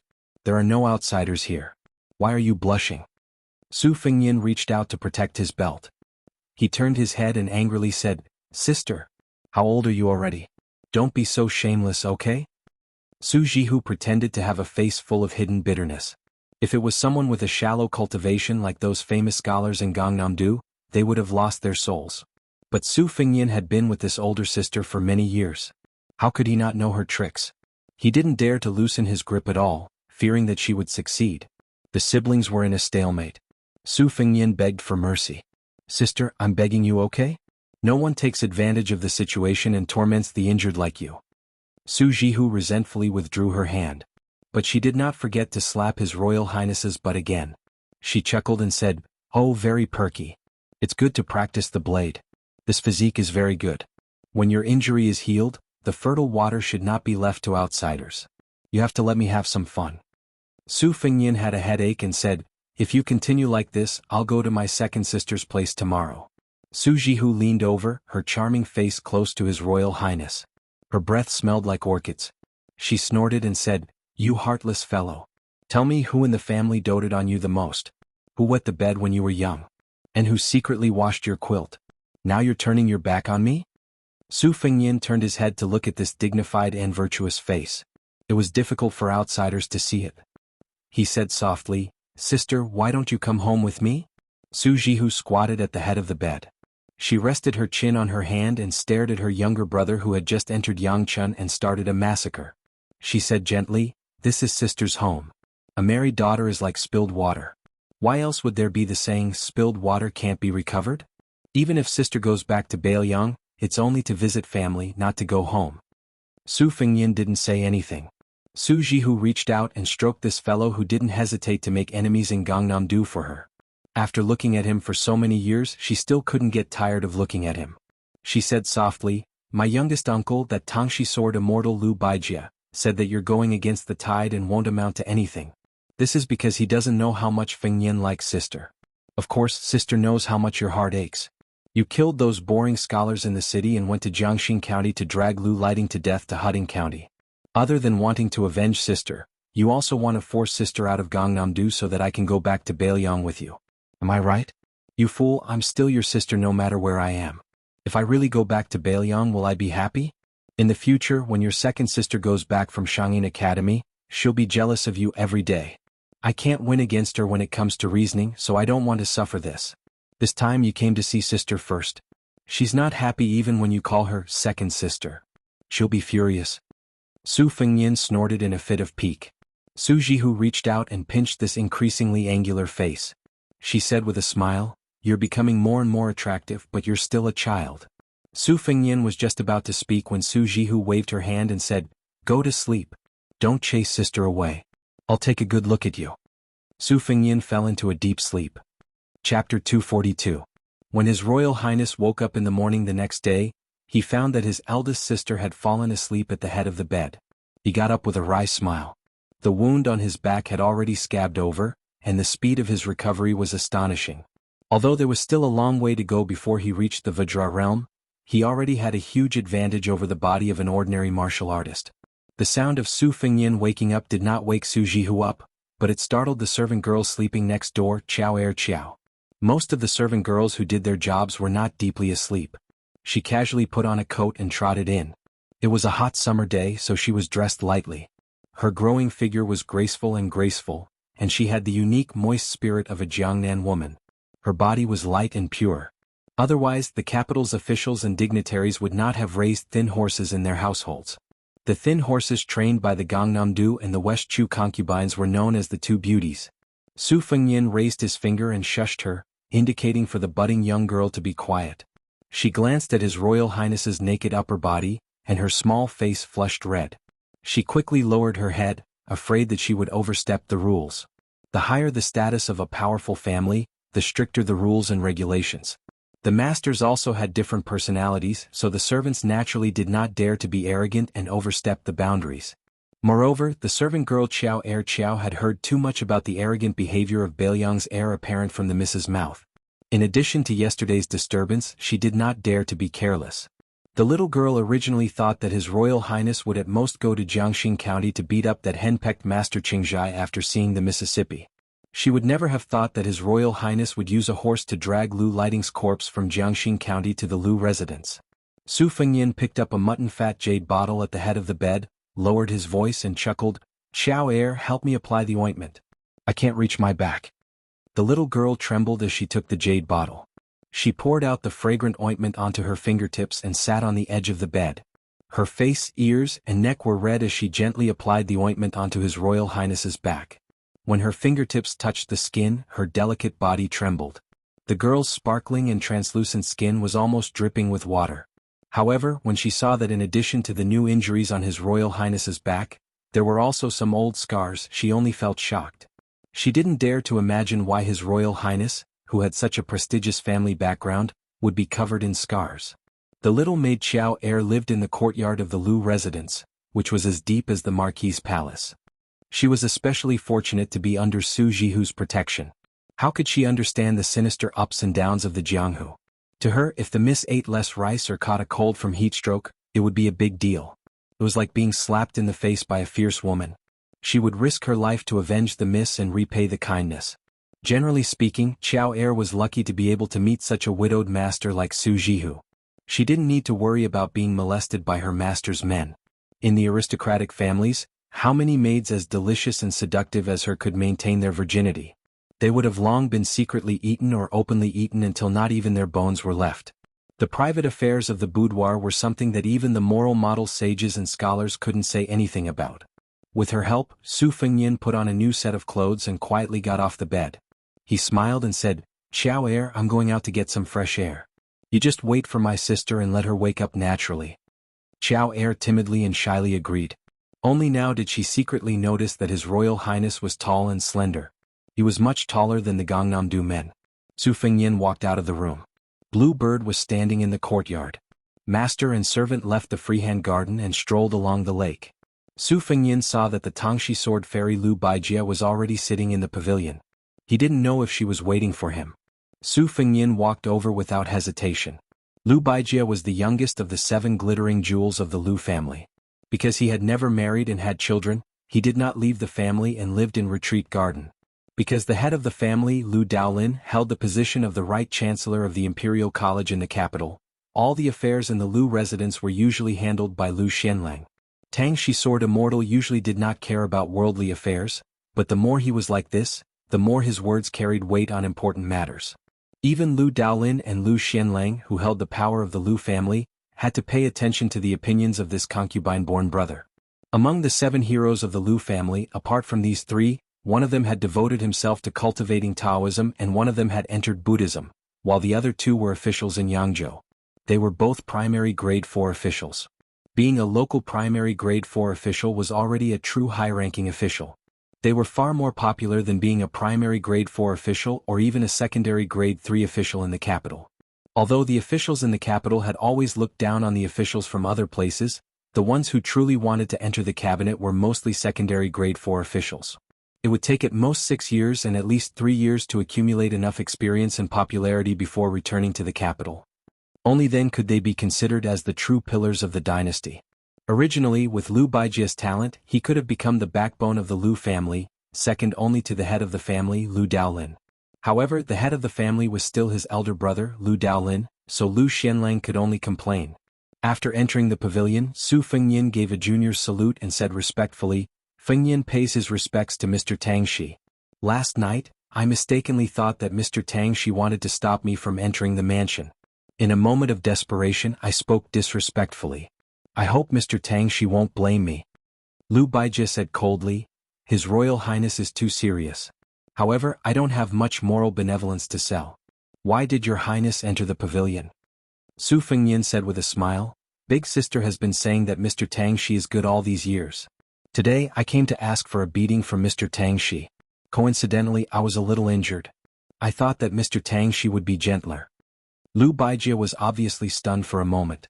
She said with a smile, Your Highness's scoundrel temper is exactly the same as your sister's. Su Fengyin said, both of us learned from Su Xiao. This was the first time Lu Baijie heard the two words, Su Xiao, from someone's mouth. In Gangnam-do, no matter how famous people talked, they would at most refer to the barbarian son of Bailiang. There were very few who dared to call him Lame Su. At most, they would only do so in private situations, not to mention calling out Su Xiao's name directly. Lu Baijie smiled and said, how long does your highness want to stay? Do you plan to kill a few more Gangnam-do scholars? Sword will overflowed in the pavilion. Bluebird frowned and was about to step into the pavilion when Su Fengyin waved his hand and stopped the daughter of Spear Immortal Wang Xiu. He faced Sword Immortal Tang Shi and said calmly, it's fine as long as they don't provoke me. I'm not a devil who has nothing better to do than to kill people. It's more like having a full stomach thinking about sex.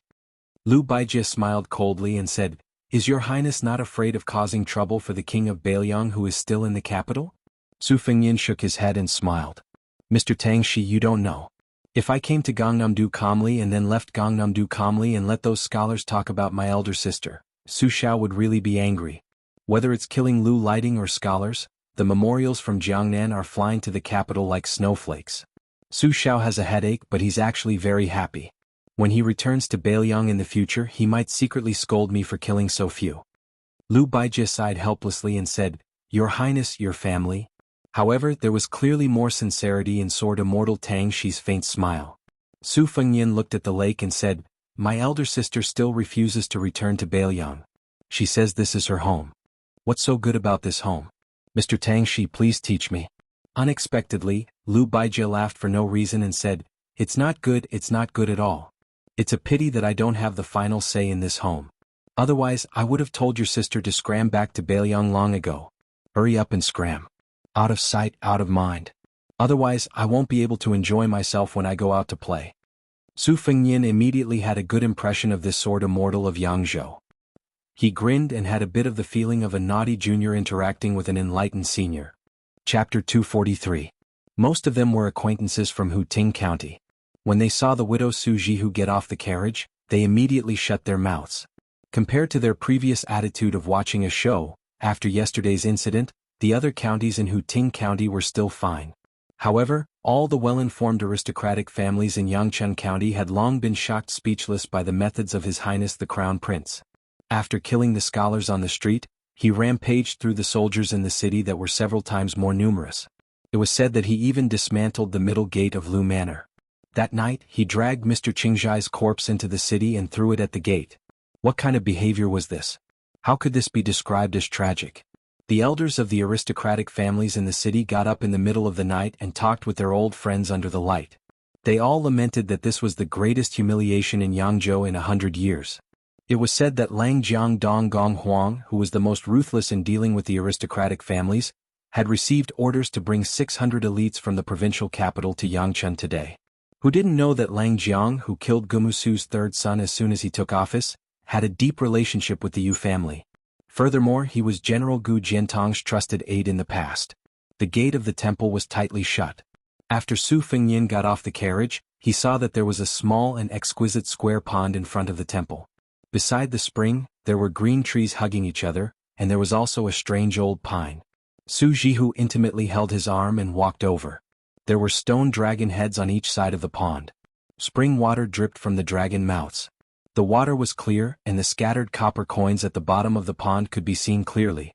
Su Jihu picked up a dead branch and crouched down to stir the spring water. When she stopped stirring, a line as thin as a silver thread would appear on the surface of the water. She raised her head and smiled. Do you see? It said that this is the scene caused by the mixing of mountain water and spring water. Interesting, isn't it? Su Fengyin crouched down and wanted to reach into the water to pick up a few copper coins. Su Jihu smacked him with the branch and scolded him jokingly, have you gone crazy from being so poor? Su Fengyin still picked up a copper coin and pinched it between two fingers. He chuckled. I'll save as much as I can. He stood up. The air outside the temple was fresh and the birds were chirping. He raised his head and saw that the greenery in the temple was higher and higher. He withdrew his gaze. The old pine tree beside him was indeed not vulgar. Its thick trunk twisted left and right, twisting like a crouching dragon. He didn't know if it was the will of the heavens or man. The old god of swords and Jiang and I were standing under the tree. The old man with the sheep fur coat sighed. The will of the heavens are too sentient, but if it was done by man, it would be too heartless. But I've never actually seen anyone actually do it. But I've never seen anyone actually do it. But I've said. I've, but I, but I,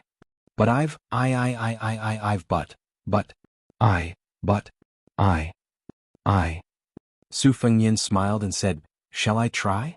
Su Jihu glared at him. You dare. Were? When Dum Qiao saw this, she smiled gently. His Highness the Crown Prince and the young miss really loved each other. Perhaps because he was caught laughing, Su Fengyan made a face at the little girl. The servant girl was so frightened that she quickly hid behind Su Jihu. The little girl's heart was beating like a deer. She didn't seem to be afraid. Instead, she seemed to have been gently scratched by something and couldn't calm down. Su Jihu turned his head to look at the little girl who was in a daze. He smiled knowingly. How could there be a girl in the world who didn't like her younger brother? But on the surface, Su Jihu still rolled his eyes charmingly at Su Fengyan. He waved the branch as if warning him not to fool around in a Buddhist holy land. The door of the temple slowly opened. The two little monks joined their hands and bowed. It was just that today the side room was the place where pilgrims and vegetarian meals were provided. After Su Jihu and his entourage took their seats, no one else dared to enter. At Su Fengyan's table, Su Jihu was sitting. In addition to the 9 bushels of Taoist mi and Taoist wei shuyang, there was also an empty stool. The maidservant Er Qiao and the military general Ning Mei were both standing. Princess consort Jinggan knew her place, and in addition to the fact that she had been terribly bullied on the way here, she was even more unwilling to sit down. Su Jihu was a person who liked crowds. He asked Jianghu, who was sitting at the next table, to call her over. The little mud girl hesitated for a moment, but didn't refuse. When she approached, Su Jihu pulled her over to sit beside him. He smiled and said, Jianghu, you're really getting prettier as you grow up. You were already pretty when you were young. Back then, you were the only one who could compare with Fengyan. At first, I was worried that a girl would change 18 times between childhood and womanhood. I was afraid that you wouldn't be pretty when you grew up, but now it seems that I was worried for nothing. Come, tell sister whether Fengyan bullied you or not. The little mud girl was quite a shrewish girl in front of His Royal Highness and the old God of Swords. At this moment, her face was red and she didn't say anything. Su Fengyan laughed and said, your face is red. It's rare. Jianghu didn't glare at him angrily, but she lifted her foot and stomped on him. His Royal Highness lifted his foot and laughed, I'll hide. You want to fight with me? With Su Jihu present, Jianghu didn't make any verbal moves. Su Jihu laughed softly, it seems like you're often bullied. Don't worry, I'll help you take care of him later. The little mud girl lowered her head and didn't say anything. Su Fengyan muttered, is it my sister or her sister? Su Jihu raised his hand and pretended to hit her, but His Royal Highness leaned to the side. She lovingly stroked Jiang Ni's slender shoulders. Jianghu, I heard that after leaving Bailiang, you've been reading for this scoundrel? This is a good thing. During this period of time, if you come to read Wang Dongxiang's The First Snow, to your sister, the price will be doubled. It will all come from that guy's pocket. He won't dare to not pay. Jianghu raised her head and grunted heavily. It was the first time she smiled this month. Su Fengyan ruined the mood and teased, dimples, 2 little dimples. Ah, I saw it. Fine, double the price is double. It's worth it. Jianghu immediately put on a straight face, but there was still a smile in her eyes. Naturally, it was all because of Su Jihu. It had nothing to do with that scoundrel. Su Jihu laughed, our little Jianghu looks the best when she smiles. No girl in the world can compare to her. That's why you have to smile more, you won't age easily. An old man wearing a sheepskin coat sitting at the next table with his legs crossed laughed, little Su, your sister didn't give birth to this body for nothing. Her heart is much better than yours. Su Jihu hugged the little mud girl, turned his head and smiled charmingly, just because of Sword God Li's words, I'll give you 10 jars of good wine. The old sword god gave a thumbs up and praised, heroic. This old man will definitely drink this wine. If anyone dares to make things difficult for you in Gangnam-do these days, this old man will be the first to go against them. Su Fengyan was vexed. Why do I feel like I'm not a good person? Jianghu, who was in Su Jihu's arms, laughed, you just realized. Su Fengyan was pleasantly surprised. Look, you have dimples again.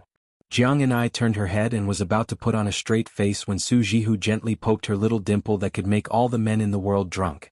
She lowered her head and teased, you cute girl. Sister is willing to let that guy leave Gangnam-do, but but I can't bear to let you go." Su Fengnian stretched out his hand and slapped it on the table in front of Jiang and I. After retracting his hand, it was the copper coin that he picked up from the spring water. He shamelessly said, "I'll give it to you. Isn't that heroic?" Jiang and I hesitated for a moment. Probably because of Su Jihu's face, she reached out and took the copper coin and held it in her hand. After the vegetarian meal was served, Su Jihu ate the wonton and said, "Today there's a debate at Baogua Temple. Do you want to listen?" Su Fengnian said indifferently, "Up to you." Su Jihu emphasized, "You can listen but you're not allowed to fight or kill." Su Fengnian buried his head in a vegetarian bun and said, "Don't worry, Mr. Tang, she will definitely keep an eye on me." After breakfast, Su Jihu took him to see the peonies in Baogua Temple. Jiang and I and Li Chungang walked at the back. The little mud man took advantage of the fact that no one was paying attention and opened his palm. He peeked at the sweaty copper coin and then quickly clenched it tightly like a thief. The old god of swords who seemed to be looking left and right side in his heart. "Mother, you silly girl. You're going to be eaten alive for the rest of your life.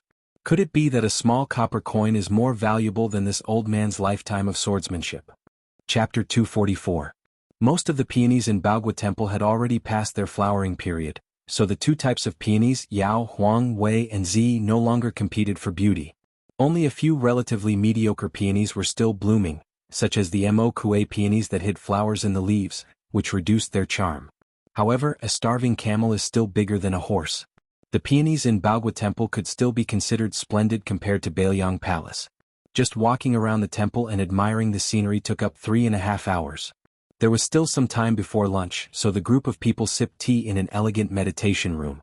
It was clearly a temple, but the one brewing the tea was a graceful Taoist nun. The emperors of the two dynasties all worshipped Taoism, following the example of their superiors and subordinates. Zhuang Laoshui also said that tea was an important topic for the scholars of Gangnam-do. Many women of aristocratic families had the habit of devoting themselves to Huang Laoshui's elegance. However, it was still somewhat strange for a Taoist nun to appear in the meditation room. She was about 30 years old, with red cheeks, long eyebrows and blue eyebrows. She looked very much like a Taoist cultivator. Su Huipeng could be considered Su Fengnian's close friend. Probably because the two women were both widows, they had gotten closer over the years. Perhaps this Taoist nun loved the house and its crow, so she was quite polite to Su Fengnian. Although she did not speak much while brewing tea, most of her time was spent exchanging pleasantries with Su Weisheng. Occasionally, her gaze would meet His Royal Highness and she would smile. The teapot was an exquisite tin bottle. It was expensive because it was tightly sealed, and the nature of tin was similar to the nature of tea. Before storing it, the large bottle was filled with water and the small bottle was blown to test for leakage. She looked like an expert in the way of tea. How could a layman like her understand these things? She only thought about how to make the jade more expensive.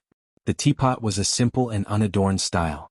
She saw Su Fengnian staring at the teapot, so she explained, "My father came across this when he was young and went to the two Zen temples to listen to the teachings of the eminent monks. He took the mud from the hands of a monk who had been farming all year round and sank it to the bottom of a vat. He followed the pattern of the gall of a ginkgo tree in the two Zen temples and carved it into it. Later, for some unknown reason, it spread. The name of the pot came from hiding one's fingerprints can welcome spring. However, in Yangzhou's ordinary wintering pots, the mud and sand are all dug from the head of the Yangtze River." Su Jihu was trying hard to insert a peony into Su Fengnian's hair bun, but Su Fengnian would rather die than comply. The brother and sister went back and forth, but Su Jihu, who had not succeeded in the end, panted and laughed. "That old monk is the great abbot of the two Zen temples. I heard that he has lived for 150 or 160 years. In the whole world, only the great master of the Dan Cauldron of Wudong Mountain in Beiliang, Song Jiming, can compare." Every 10 years, Uncle Su would go to the two Zen temples. Other than listening to Zen and scriptures, he would also ask the old monk for the mud for his hands. Therefore, a caddy of mud on the head of the Yangtze River is worth a caddy of gold. In the end, the teapot made by Uncle Su's father has the Buddhist aura. Su Fengnian had just taken a green jade teacup and was about to drink some tea when he heard that the teapot was made from the old monk's hand-washing mud. His expression immediately became unnatural. He could not drink the Buddhist aura and he really did not want to drink it. However, since he had already boarded a pirate ship, it was difficult to disembark. He could only force himself to take a sip. He could not drink the tea properly, so he did not dare to blindly show off. The tea leaves and the spring water used to make the tea were naturally excellent, but as soon as he thought of the 3 words hand-washing mud, he felt a little discouraged and lost interest. In a moment of carelessness, Su Jihu inserted the peony flower into his hair, but he was too lazy to pull it out. For no reason he thought of Miss Li Zi who claimed to live in the temple, and the little monk Zunan Nan. For a moment he was lost in thought, and then he thought of the rumors about the old abbot of the 2 Zen temples.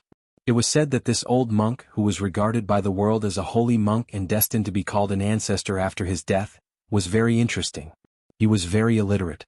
When he was young he only chopped firewood and burned charcoal to support his mother. The family who bought firewood believed in Buddhism and often read the Diamond Sutra. Over time he understood something. After his mother passed away, as soon as he went up the mountain, he received the mantle of the 2 Zen Buddhas, shaved his head, accepted the precepts, and became a monk to preach the Dharma in one go. It should be noted that he was preaching the Dharma and not the scriptures.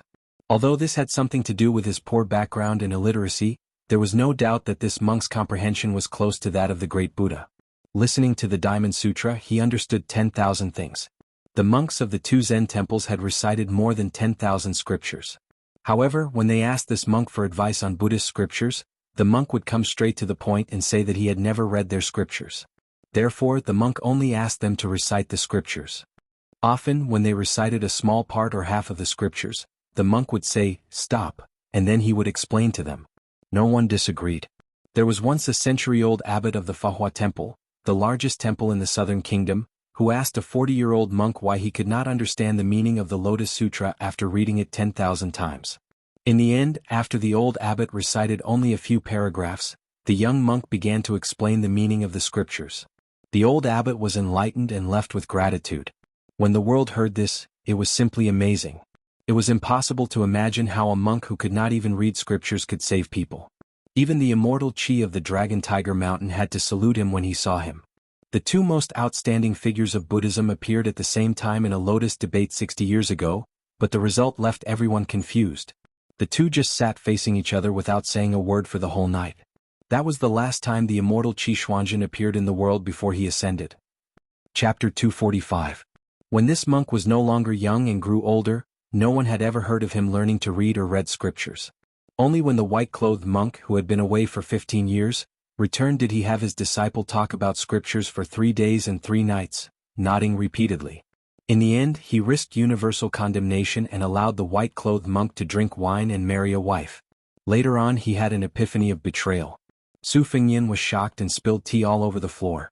He muttered to himself, "White-clothed monk Li Xiaoxing, Miss Li who has lived in the temple since she was young." Taoist nun Su Huipeng had already seen that Su Fengyin was not in the mood to drink tea. Spilling tea like this was even more rude.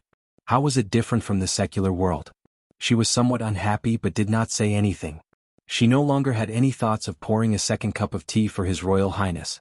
It seemed that what the world said about the Bailiang heir having a golden exterior was not an exaggeration. Her sister, Su Shufei, who was originally expected to be the most favored in the harem, was suddenly banished to the cold palace. Everyone in the Su family was furious, but she was a widow and would not vent her anger on Su Jihu like the other members of the family. Last night, when she learned that His Royal Highness was stirring up trouble in the 2 counties, she only laughed it off. She did not even agree when the family told her to use Su Jihu to get close to His Royal Highness to find out the truth. Seeing it with her own eyes today, she was really disappointed. He was nothing more than relying on the king of Bailiang's family to bully others. This was no different from the useless descendants of the 4 great clans in Yangzhou. Su Huipeng glanced at Su Jihu, who she used to be able to talk to, and sighed in her heart. The tea was not cold, but the atmosphere was much colder. It was not something that could be changed by adding a few pieces of charcoal. Su Jihu seemed to be close to ink and was not as quick to understand as before. He only said that he wanted to walk around Baogua Temple with his younger brother, and then left the meditation room. Su Hui sat quietly for a while, waiting for the group of people to leave. Then she slowly got up and walked out of the back door of the courtyard. She went straight up the tea mountain. After walking for half an hour, she finally saw a bamboo building. There was a bamboo chair under the bamboo eaves. An old man with snow-white eyebrows was sitting on it. On his knees was a shikigami with snow-white fur. The old man stroked the shikigami's head and looked at the mountain in the distance. The old man stretched out his hand and Su Hui sat upright on a small stool beside the bamboo chair. Before she could speak, the old man smiled kindly and said, "You came so early. You must be very disappointed." Su Huipeng said softly, Old ancestor, you have a clear understanding of worldly affairs. The old man smiled and said, that's good too. Since His Royal Highness can't be helped, then so be it. Us old fellows will also be relieved. Su Huipeng knew that her opinion might affect the future plans of the 4 great clans in Yang province. She said nervously, Old ancestor, why don't you send someone to test him again? I'm afraid I'm wrong. The old man glanced at her. The Taoist nun, who already had a high status, was so scared that her delicate body trembled slightly. The old man stroked the Shikigami's head and smiled, what are you afraid of? Do you think a little girl like you will bear such a huge burden? That would be looking down on people like Cheng Lian, Su Gong and Lu Daolin. Yang province isn't that shabby. Su Huipeng's face was pale and she didn't dare to make a sound. The Minister of Personnel, Cheng Lian, was the head of the Yu family in Jiangxan. Lu Daolin was the head of the Lu family in Lake Pavilion. Dragon General Su Gong. Although he wasn't the head of the Su family in Gumu, he was still a great general of the dynasty who held military power. However, when these talented big shots of Yang province saw this old ancestor, even if they did not tremble with fear like Su Huipeng, they still had to stand and speak respectfully. The reason why Su Huipeng could sit down was not only because she was a woman, but also because she was the granddaughter-in-law of this old consecrator of Yang province. How could the foundation and power of the enormous Jiangnan scholars group be compared to the Green Party with only 100 years of foundation? Hong Jia's escape to the north was planned by the old ancestor. There was also the family traits that evaluated the ranking of the clans in the world. A total of 9 people from the dynasty participated. The old ancestor's ranking was even higher than that of the current Grand Secretary, Zhang Julu. This was because when the old ancestor was young, he was under the same master as the old Grand Secretary and the Grand Preceptor of West Chu, Sun Shiji. No matter how powerful Zhang Julu was, he still had to consider himself a junior. The old man gazed into the distance. Today's debate between kings and tyrants will probably have to pick up the wisdom of others again. Su Huipeng hesitated but didn't say anything in the end. The old ancestor was involved in the debate between kings and tyrants at the pinnacle of the past 50 years. Naturally, he had the right to say this. The old man sighed. The old Grand Secretary was lucky to have Zhang Julu surpassing him. Otherwise, with his ability, he would only be a paper hanger in the empire. He was destined to be unsuitable after the Spring and Autumn War. It's good that he died. Otherwise, he wouldn't be able to maintain his integrity in his later years. That old man's son from West Chu is miserable. In terms of reputation, the two of us added together can't compare to him. Now, among the scholars, he only loses to Su Rintu in terms of infamy. It's better for him to die. Su Huipeng only listened with an open mind. The old man heard the lion cat meow and lowered his head to look. He smiled. It's not good for that crown prince to not be able to rise. It's a good thing in the short term. In the long term, wouldn't we have lived in vain after being called old by Tang Shi Sword Immortal for so many years? Su Huipeng fell to his knees. The old man muttered, what happened between you and Lu Baijia in the past is nothing. Get up. The ground is cold and it's not good to get cold. One has to be down to earth, but this isn't the way to do it. Su Huipeng stood up shakily and sat down again. The old man narrowed his eyes and said, go. Let that humble scholar meet His Royal Highness. With him coming up with plans for Bailiang, he won't lose to Zhao Guangling and Su Rintu back then. This stagnant water will be revived. Su Huipeng stood up gently. The old man said calmly, go and recommend yourself to that crown prince. Only then can you completely sever your relationship with Lu Baijia. This female Taoist priest who had been pure of heart and few desires for many years didn't refuse. When she left, she bit her lip until it bled. Chapter 246. Su Huipeng walked along the tea mountain path and finally walked out of the great ancestor's field of vision. She stood among the tea bushes and looked at the yellow glazed roof pavilion at the top of the Baogua temple, lost in thought. Other than the blood from biting her lip, there was not much grief on her face. She did not hate the great ancestor's arrangement, she only hated the green-robed swordsman for not fighting back then. She cultivated wholeheartedly and had the ability to retain her youthful appearance. She looked like a 30-year-old woman, but she was actually close to 40. When she first met him, she was only 13. How many 13s could there be in life? She wiped away the blood and walked down the mountain with a gloomy face. Su Huipeng did not know that the green-robed swordsman had been watching for many years in the depths of the shade. After seeing her enter the Baogua temple, he slowly walked toward the bamboo building. The old man and cat were still there. The snowball-like Shih Tzu screamed. The dozing old Yangzhou minister of offerings raised his eyelids with some difficulty and looked at the unpolished jade carefully carved by the Lu family. This swordsman used to be so high-spirited. If it were not for the fact that he could not overcome the barrier of love, he would have gone very far whether he was an official or a swordsman. The old man comforted the frightened Shi Tzu on his knees and frowned. He asked calmly, "Did you hear that?" Tangshi sword fairy Lu Baijie nodded. He looked at the old man coldly with one finger on the scabbard. It looked like the ancient sword could be unsheathed at any time. With Lu Baijie's attainments in the sword evaluation, he could unsheath his sword very quickly. He did not need to show it deliberately. Of course, this was Lu Baijie expressing his position. If the old man did not take back his words to Su Huipeng, he did not mind doing another disgraceful act as Tangshi sword fairy and not as a disciple of the Lu family. So what if you are the old master of the Jiangxinyu family? I Lu Baijie have a sword in my hand and a clear conscience. Why should I care? Yu Jiankang's eyelids trembled. One of his hands was no longer stroking the snow-white Chaosi. Instead, his 5 fingers formed a claw and gripped the pet's head. However, he didn't use any strength. The Chaosi, which instinctively felt uncomfortable, didn't seem to understand. It turned its head. Yu Jiankang, one of the few people in the dynasty who had hopes of obtaining the posthumous title of Wenzhong after his death, suddenly laughed self-mockingly.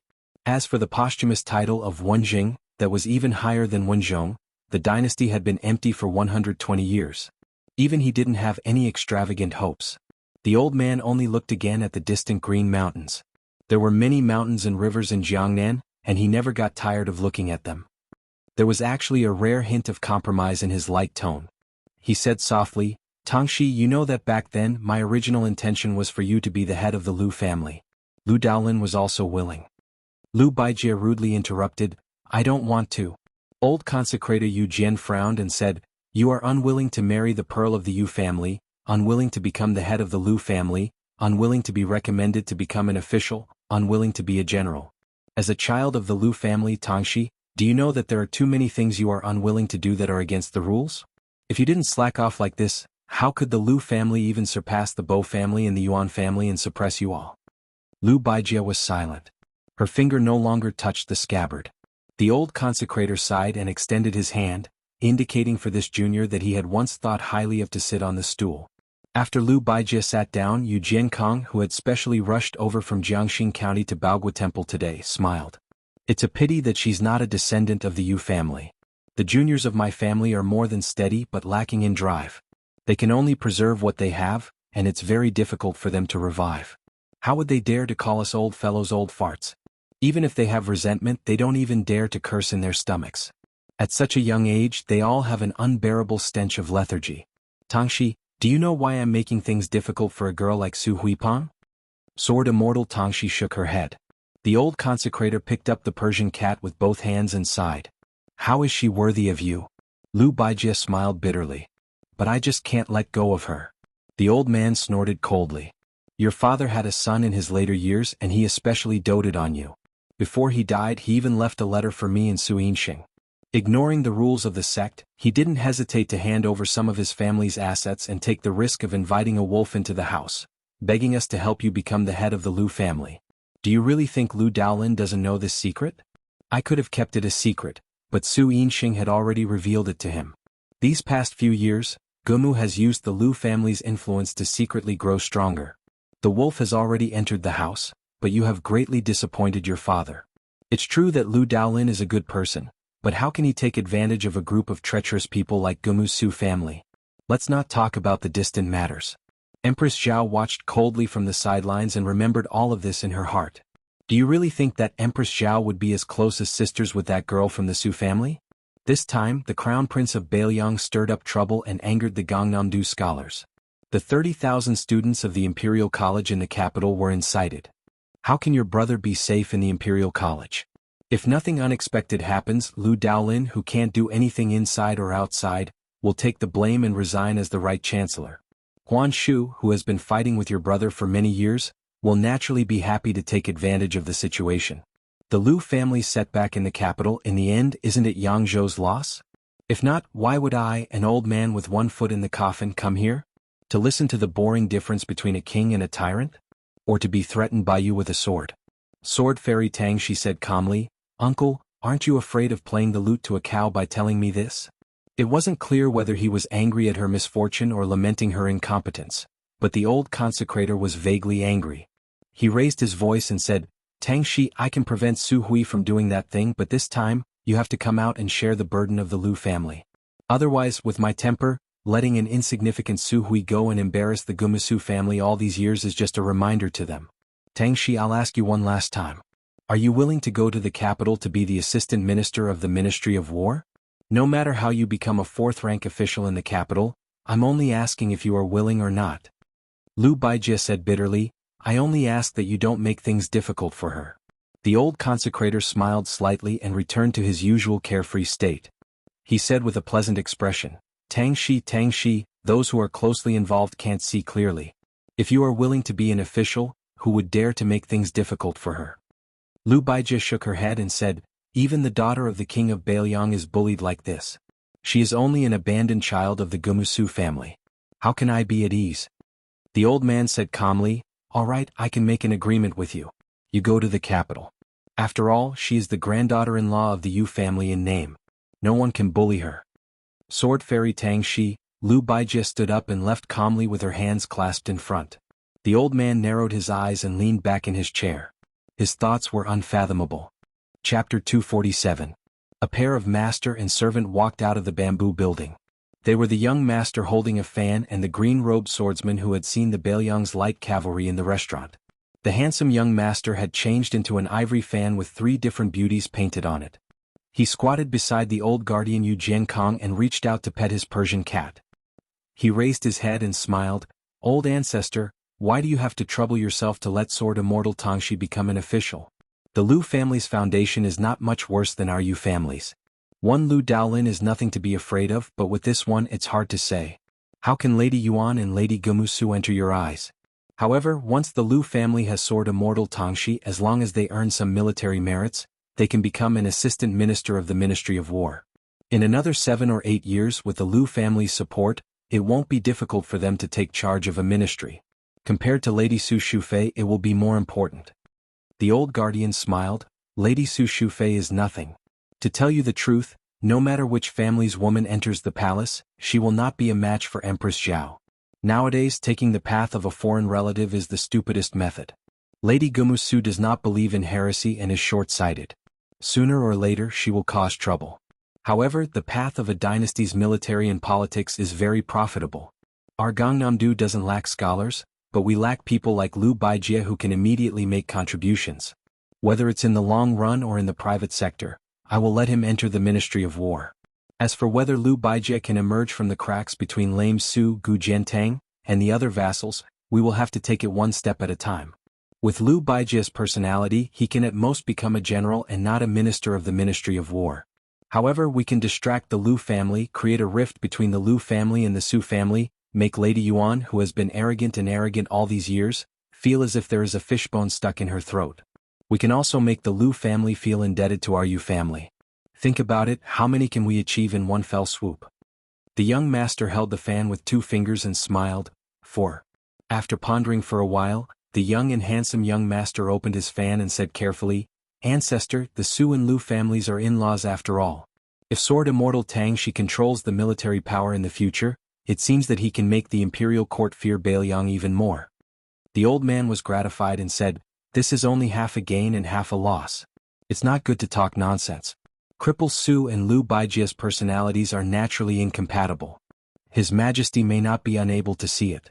Even if His Majesty can't see it, Empress Zhao can see it clearly. In this world, the marriage between the aristocratic families is only stable because of the study of aristocratic families like ours. Deep down, the Su and Lu families look down on each other. But for you to be able to see this point, it's already not bad. The young master smiled and opened his fan. He fanned the elder ancestor and the Persian cat to cool them down. The old man said softly, although I called that guy Lame Su, he's still the demon slayer who destroyed nearly half of the youths in 8 countries. He even trampled on the righteousness of spring and autumn. He's not someone a child like you can casually provoke. Thus, don't think about how to vent your anger on the small fights in the restaurant. If you make a mistake, you'll be inviting trouble to yourself. Lame Su's protectiveness is something that you children haven't personally experienced. I don't care if you don't understand it now, You just have to remember these words. The delaying tactics of small officials can give even ministers and generals headaches. When it comes to you, you have to learn to wait. It's a good thing to be young. You can wait. Whether it's Zhang Julu or Gu Jiantang, their achievements today are all due to waiting. The young master nodded. He didn't dare to take the elder ancestor's advice lightly. Although it was a bit regretful that he couldn't immediately trip up the Bailiang heir, since even the elder ancestor said to wait, he was only a bastard son of the Yu family. He naturally didn't dare to disobey and understood the importance of patience. At this time, Su Fengyan only brought Princess Jing'an with him as they walked and stopped in Baogua Temple. As they walked, they arrived at the foot of the crouching dragon pine outside the temple. There was shade and a clear spring. Su Fengyan sat on a rock beside the spring. He was particularly comfortable in the scorching heat. Today, Baogua Temple was hosting an unprecedentedly grand debate. Ordinary pilgrims couldn't enter the temple to burn incense and worship Buddha. There were several monks standing guard at the entrance. Other than familiar faces, ordinary people had to hand over their name badges. Only those with sufficient status could enter. Su Fengyan saw a poor and pedantic scholar pacing back and forth outside the temple for a long time. The sun was scorching hot and he was quickly covered in sweat. He guessed that it was because Su Fengyan was dressed in brocade and had an extremely charming maid serving him by the spring. He didn't dare to come forward to enjoy the shade. In Gangnam-do, it was a great shame for a descendant of an aristocratic family to sit at the same table as a child of a humble family. Of course, the scholar didn't dare to ask for trouble. However, he really couldn't endure the heat of the sun. After hesitating for a long time, he finally squatted down at the spot furthest away from Su Fengyan by the spring. He cupped a handful of water and splashed it on his face. It was extremely comfortable and he let out a long breath. After squatting for a while, he saw that Su Fengyan didn't make a sound. Only then did he carefully sit down and wipe his wet hands on his sleeve. He took out a book from his bosom and silently began to read. Su Fengyan glanced at it out of the corner of his eye. It wasn't a book commonly seen in Jiangnan, but rather the Four Scriptures, Chapters and Sentences collection, by the great scholar of Bailiang Yao Baifeng. Looking at the scholar's lips, it was even more interesting. It was simply deviating from the classics to the extreme. Mr. Yao's interpretation of the scriptures, based on what I have seen, may not be the saint's original edict. There are many things to consider. His words are too high, but he exerts his own will too much, overflowing the original scriptures. He has the suspicion of wanting to surpass the saint, so that he treads on empty air without substance. It is not the orthodox interpretation of the scriptures. However, compared to the meticulous Confucianism of the school of learning, there are still many lovely aspects. There is less restraint and more understanding. Su Fengyan observed the scholar's lips and felt it was very interesting. Especially when the shabby scholar closed the book and said, "I, a scholar, will be buried in the grave." He couldn't help but laugh out loud, startling the scholar. His hand trembled and the Four Scriptures, Chapters and Sentences collection fell into the water. The scholar hurriedly jumped into the water. Seeing the soaked book curled into a ball, his heart ached so much that his face was gloomy. After climbing ashore, his soul seemed to have left his body. Even if he tore off a page of this soaked book to dry, it would probably be more than half destroyed. For a moment he sighed in despair. Su Fengyan joked, "How much is a book worth?" The scholar didn't raise his head and said, "This book is indeed not worth much, but if I read it, I can make quite a bit of money." Su Fengyan clicked his tongue and said, "There is a saying that a well-read scholar sells the emperor, but you can't even enter Baogua Temple. Who cares about you?" The shabby scholar smiled and lowered his head, minding his own business. "Who said I was going to sell it to the emperor?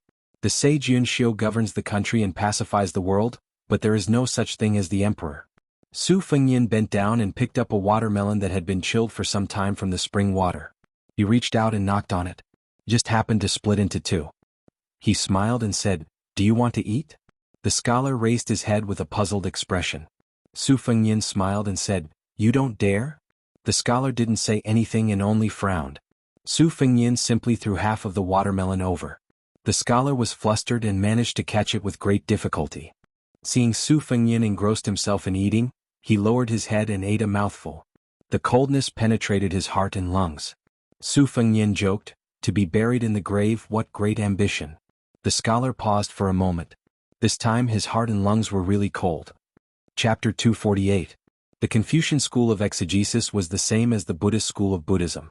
Exegesis was not the same as reading the scriptures, nor was it the same as talking about the scriptures. Both were things that only a great scholar could do. His Royal Highness, this poor and pedantic scholar in front of him, dared to make irresponsible remarks about Yao Bai, the great scholar of Confucianism, who was famous for his exegesis of the scriptures. As for the ambition of the so-called posthumous title of Wenzheng, it was even more shocking. Even the old consecrator of Yang province, Yu Jiankong, only hoped that it would be a great fortune to have a Wenzhong behind him. In the spring and autumn period, heroes vied for the deer. After Li Yang ascended to the throne, there was a clear standard for the posthumous titles of officials. The civil officials used Wenzheng as the leader, but this posthumous title had been vacant for 100 years. Wenzhen followed closely behind, and everyone in the court viewed it as the possession of Grand Secretary Zhang Julu. After that was Zhong Duan, Kang Yi and so on. Since Wenzheng and Wenzhen did not dare to hope for it, then Wenzhong became the most popular item for the various vassals and top civil officials in the dynasty. In today's world, in order to determine the status of aristocratic families, the number and weight of posthumous titles was undoubtedly an extremely important standard. Normal scholars did not dare to say that they would be posthumous to Wenzheng even if they died. Once exposed, if it was a small matter, it would be considered improper conduct. If it was a serious matter, it might even lead to imprisonment. The scholar's heart was pained when a book of the 4 classics fell into the water. It was clear that he came from a poor family. Having his thoughts exposed by an outsider, the scholar's panic disappeared in a flash. He soon calmed down and lowered his head to continue eating the iced watermelon. After Su Fengyin exposed his thoughts, he did not continue to be unforgiving. Instead, he was aroused by the posthumous title. It was natural for civil officials to have a posthumous title, and military officials were no exception. There were relatively few titles with the word military, but there were still 18 characters. Therefore, there was a saying that a real man should have 18 posthumous titles. The character E took the top spot. The first 9 were Yi Lai Ning Jing Ping Xiang Jing Min Su. It was rumored that great General Gu Jiantang had already given the posthumous title of Wu Jing. Yi Lai Ning San was still a huge suspense. Unlike civil officials, military officials often had lower posthumous titles. Generally speaking, it was a great honor to have one of the first 9 posthumous titles. This was related to how aristocratic families despised military officials. Of course, if a military official could have a posthumous title, it would be an even greater honor. This was only favored by those military officials who came from rich and powerful families. For example, Tangxi sword immortal Lu Baijie was able to become an official. After her death, it was not impossible for her posthumous title to take the lead. Su Xiao had never been too concerned about this. He always said that after 3 generations, it would be enough to have a passable posthumous title. This was because no matter how favored the court officials were at the time, no matter how outstanding their achievements were, it was not an exception to change their posthumous titles after death. Su Fengyin's absent-mindedness was awakened by a burst of cheers from the Baogua temple. It could be said that the debate between the kings and the tyrants had already begun. The other person was the eminent monk Yin Daolin of the Baogua temple. Shi Lin respectfully called him the motionless monk. He did not speak much, but when he spoke he was sure to amaze the world. His 2 famous battles with Lu Yen and Lu Xianleng, the Yi Xiang Yu Jie Xing, and the 4 books of talents, were both held at the Baogua temple. It could be said that the reason why the Baogua temple could become the holy land of the Jiangnan Dao, other than the beautiful scenery and the borrowing of thousands of peonies from the Weizi Yao Huang, was mainly attributed to this elegant old monk who had a good reputation and a good reputation. The other person was the eminent monk Yin Daolin of the Baogua temple. Shi Lin respectfully called him the motionless monk. He did not speak much, but when he spoke he was sure to amaze the world. His 2 famous battles with Lu Yen and Lu Xianleng, the Yi Xiang Yu Jie Xing, and the 4 books of talents, were both held at the Baogua temple. It could be said that the reason why the Baogua temple could become the holy land of the Jiangnan Dao, other than the beautiful scenery and the thousands of peonies that borrowed the influence of the Weizi Yao Huang, it was also due to this elegant old monk who had a good reputation. The other person was the eminent monk Yin Daolin of the Baogua temple. Shi Lin respectfully called him the motionless monk. Su Fengyin finished eating the watermelon and asked, "Do you want to participate in this debate? I heard that as long as you win a few, it will be more useful than obtaining scholarly honors." The scholar who had only eaten a few mouthfuls of watermelon smiled and shook his head. He said self-deprecatingly, "I was fortunate enough to participate once and was chased out after saying a few words. I don't know if I won or lost, but I probably lost." The scholar from the Yuan family who debated with me will probably be recorded as one person removed. Su Fengyin caught a glimpse of the female Taoist nun Su Hui rushing out of Baogua Temple and walking straight over. He ignored her and looked at the scholar in front of him. He smiled and said, "Isn't this something to be expected? I'm guessing that you will be sitting alone during the debate, right?" The Taoist nun walked closer and said, "Your Highness guessed wrong this time." Su Fengyin had a look of realization. He said, "Sister Su brought me in?" The Taoist nun Su Hui nodded with a smile and explained, "Young Master Zhang is full of wisdom and is especially good at debating. He is original and ingenious. He once asked me to explain the advantages and disadvantages of military and political affairs to Su Gong. The general commented that he did not stick to one pattern and that it was not easy to do."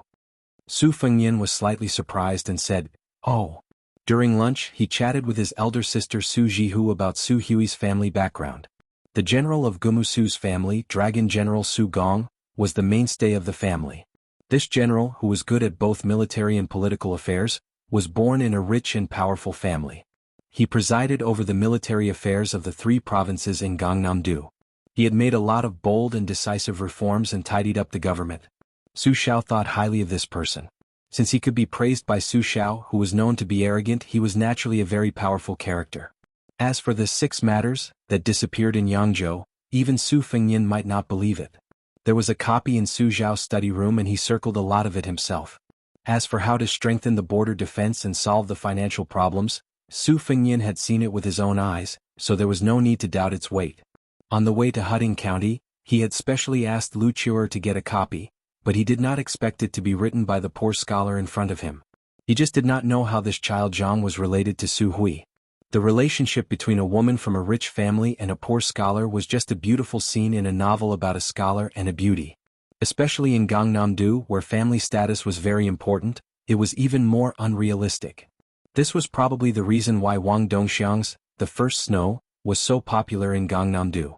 During the banquet, Su Jihu bluntly talked about the grudges between Su Huipeng and Lu Baijie, as well as the Lu Yu and Su families.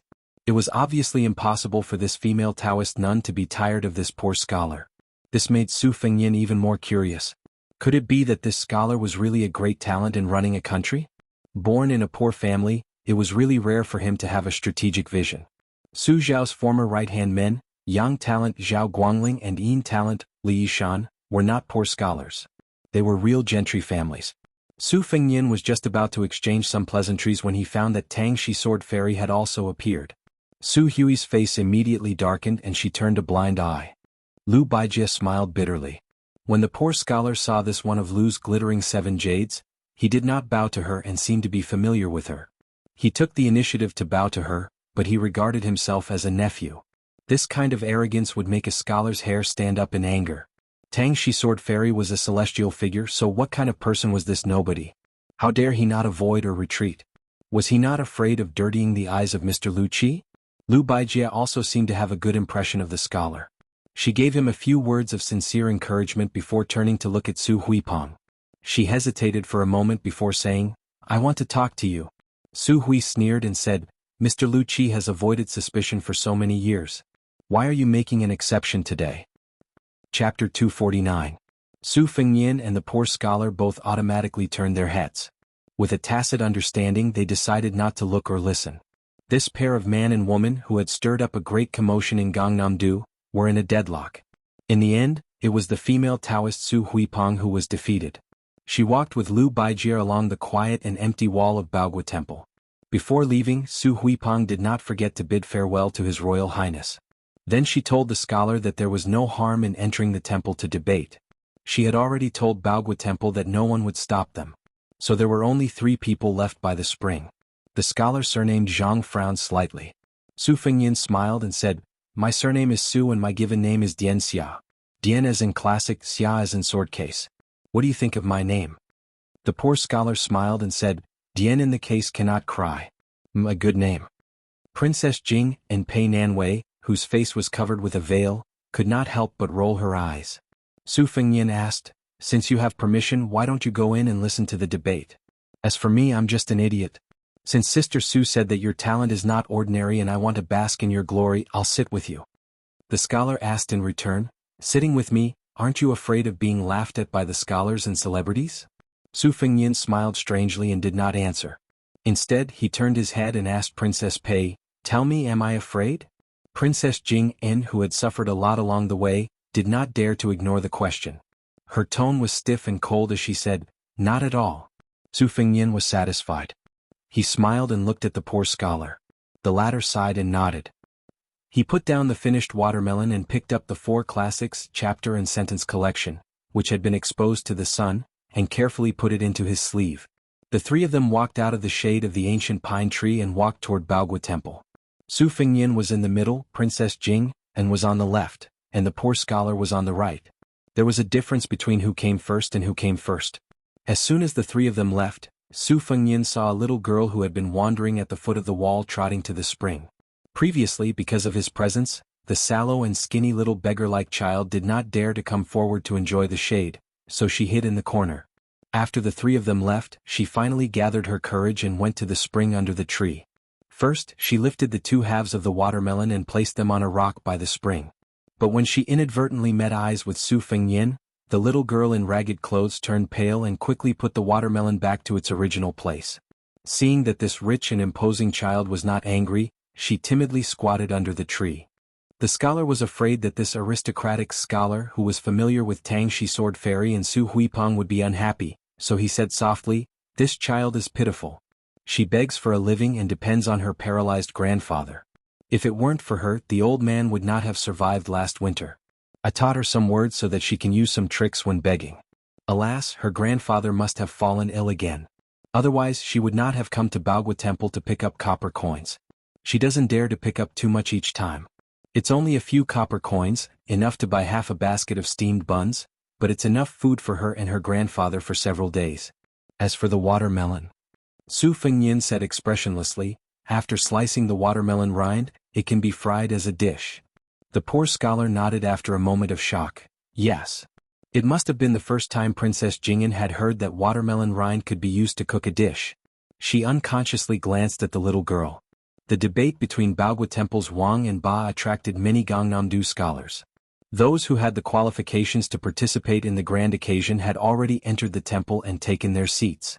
There were also many ordinary scholars who did not have the qualifications to join in the fun and could only wander around outside the temple. The area under Wulong Pine Tree was a treasured land of feng shui. It was originally occupied by Su Fengnian. His Royal Highness was a dandy who did not need to speak and had a domineering arrogance. It was obvious that he was not a person to get close to. In addition, he came from the temple, so the scholars outside the temple could only stand far away. Most of them pointed at the servant girl, whose face could not be seen clearly but who had an enchanting figure. She was a feast for the eyes. In this world, when the rich and powerful went out, they usually looked at the people and horses. As for the noble and famous people, they looked at the beautiful women by their side. The female Taoist nun who came from a noble family was the first class. People like Su Huipu could only be found but not sought. Next, the beautiful and talented courtesans were also the first class. The young and beautiful maids in one's own residence were second. The more there were, the more it showed one's status. A great scholar in Gangnam-do, such as Yuan Jiangyan of the Yuan family, had once gone out with almost 100 young boys and girls. When the Su Fengnian finally made room, a few well-dressed young masters and daughters immediately went up to enjoy the cool air. The little beggar who had rolled up his trousers and bent down to pick up the money in the spring was undoubtedly an eyesore. A triangular-eyed young master sneered and kicked a watermelon into the spring, splashing water everywhere. The little beggar was so scared that he shivered and did not dare to pick up the copper coins anymore. He wanted to dodge, but he walked too fast in the water and accidentally fell into the spring, causing a burst of laughter. A woman from a noble family with heavy makeup gloated and scolded sharply, "Little bastard, who let you come here to pick up the wishing money? Aren't you afraid of being beaten to death by the monks in the temple?" The spring was surrounded by the rich and powerful young masters who were enjoying the cool air. The little beggar had nowhere to hide and could only stand in the spring. He lowered his head and said with red eyes, "The temple said that as long as I pick up a few copper coins each time, it's not a big deal." The woman shouted, "You still dare to talk back?" She was angry. Since there were no outsiders around, she was too lazy to pretend to be a virtuous lady. She picked up a stone from the ground and threw it fiercely. The little beggar instinctively dodged, but the woman did not hit him. She was already angry because she was not allowed to enter the temple, but now she was even more annoyed. She picked up a stone the size of an egg and laughed gloomily. "You still dare to dodge? If you dodge again, I'll break your legs." She threw the stone with all her strength and it hit the little beggar's chest with a thump. The men and women around her clapped and cheered, praising her accuracy. The little girl's thin and weak body could not withstand such torment. She swayed and her face was pained, but she still did not dare to dodge.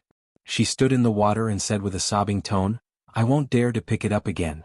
I won't dare to do it again." The young woman sneered and picked up a few more stones.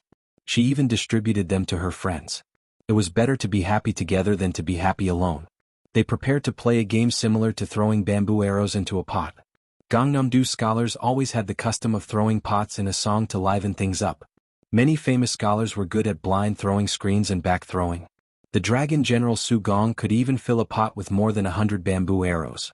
In the end, it presented a scene like a forest of arrows and mountains of arrows. This throwing pot could be considered the evolution of shooting in the 6 arts of gentlemen. It was very popular in Gangnam-do. However, today the bamboo arrows were replaced with stones and the pot turned into a little beggar. In the eyes of the young masters and ladies, it was a different approach to achieve the same result. Those who got the stones were eager to try and aim. It seemed that they did not care if the little beggar's body could withstand a few throws. To Gangnam-do scholars, smashing a little beggar to death was nothing. The poor scholar, who already had 1 foot in the door of Baogwa Temple, apologized and ran back. He angrily said, "Stop."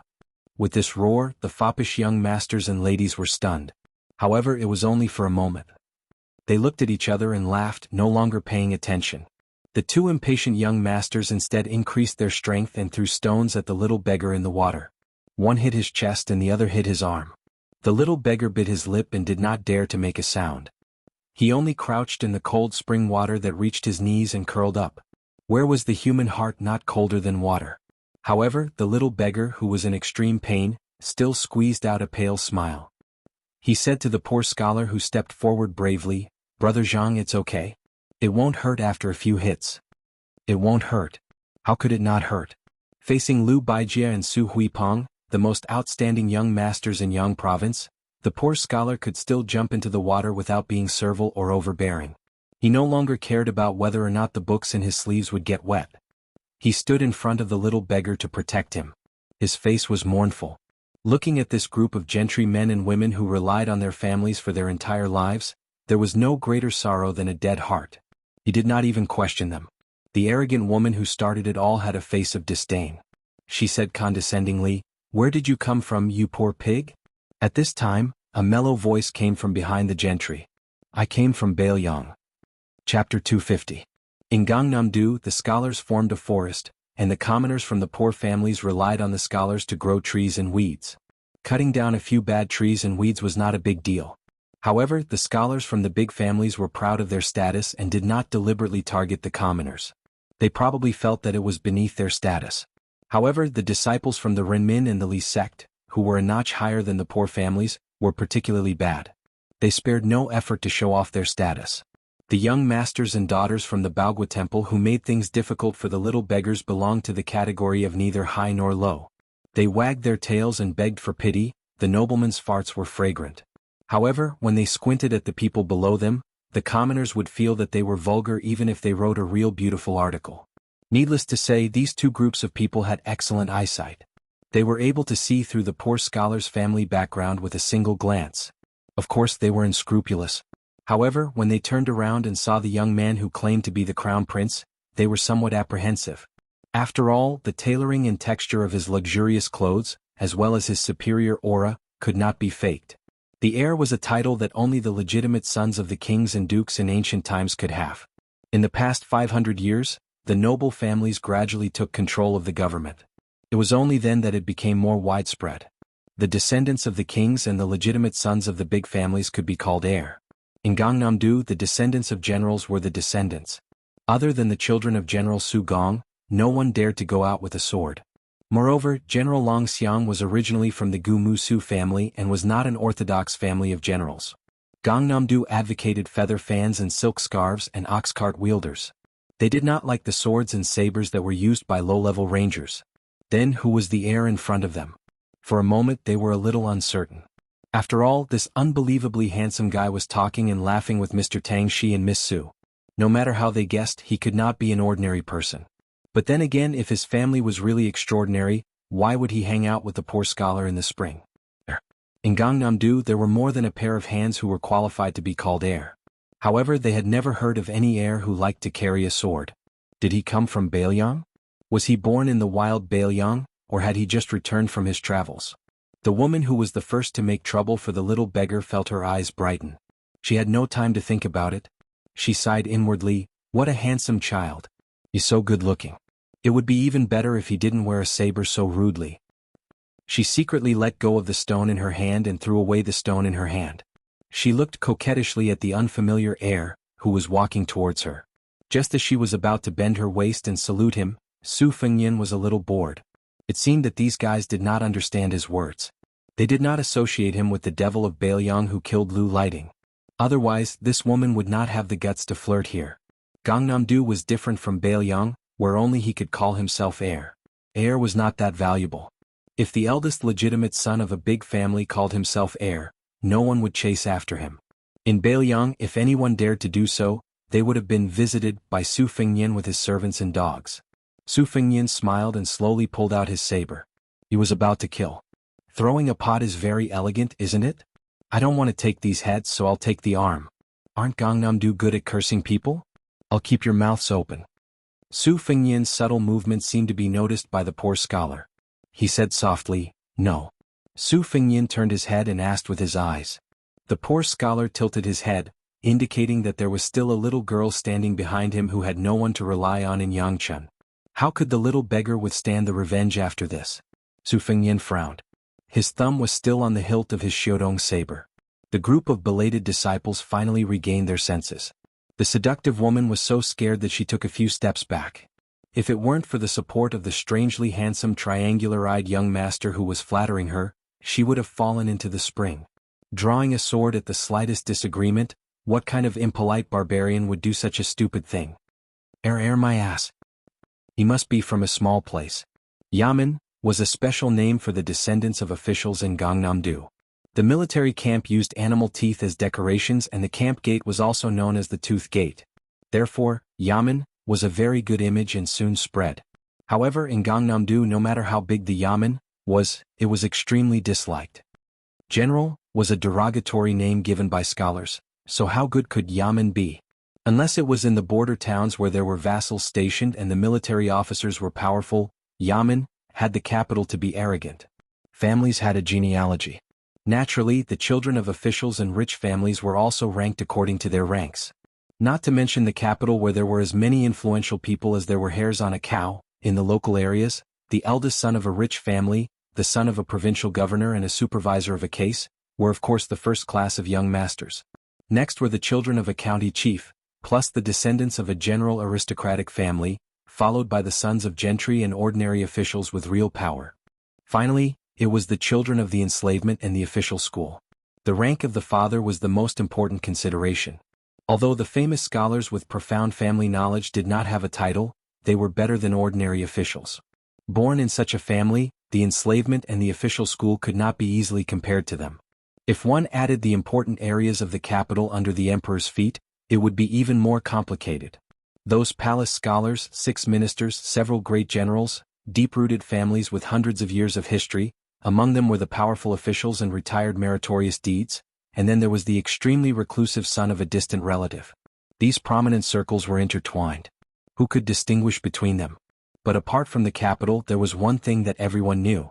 In the local areas, in front of the 6 vassals, especially the only one with a different surname in the dynasty, no matter who you were, you had to be well behaved.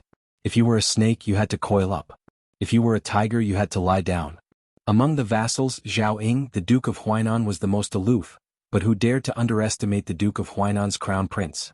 Therefore, the so-called crown prince from Baelyang, even if Yangchun City was full of rumors about His Royal Highness of Baelyang's tyrannical behavior, even if he really stood in front of them, no one would think in this direction.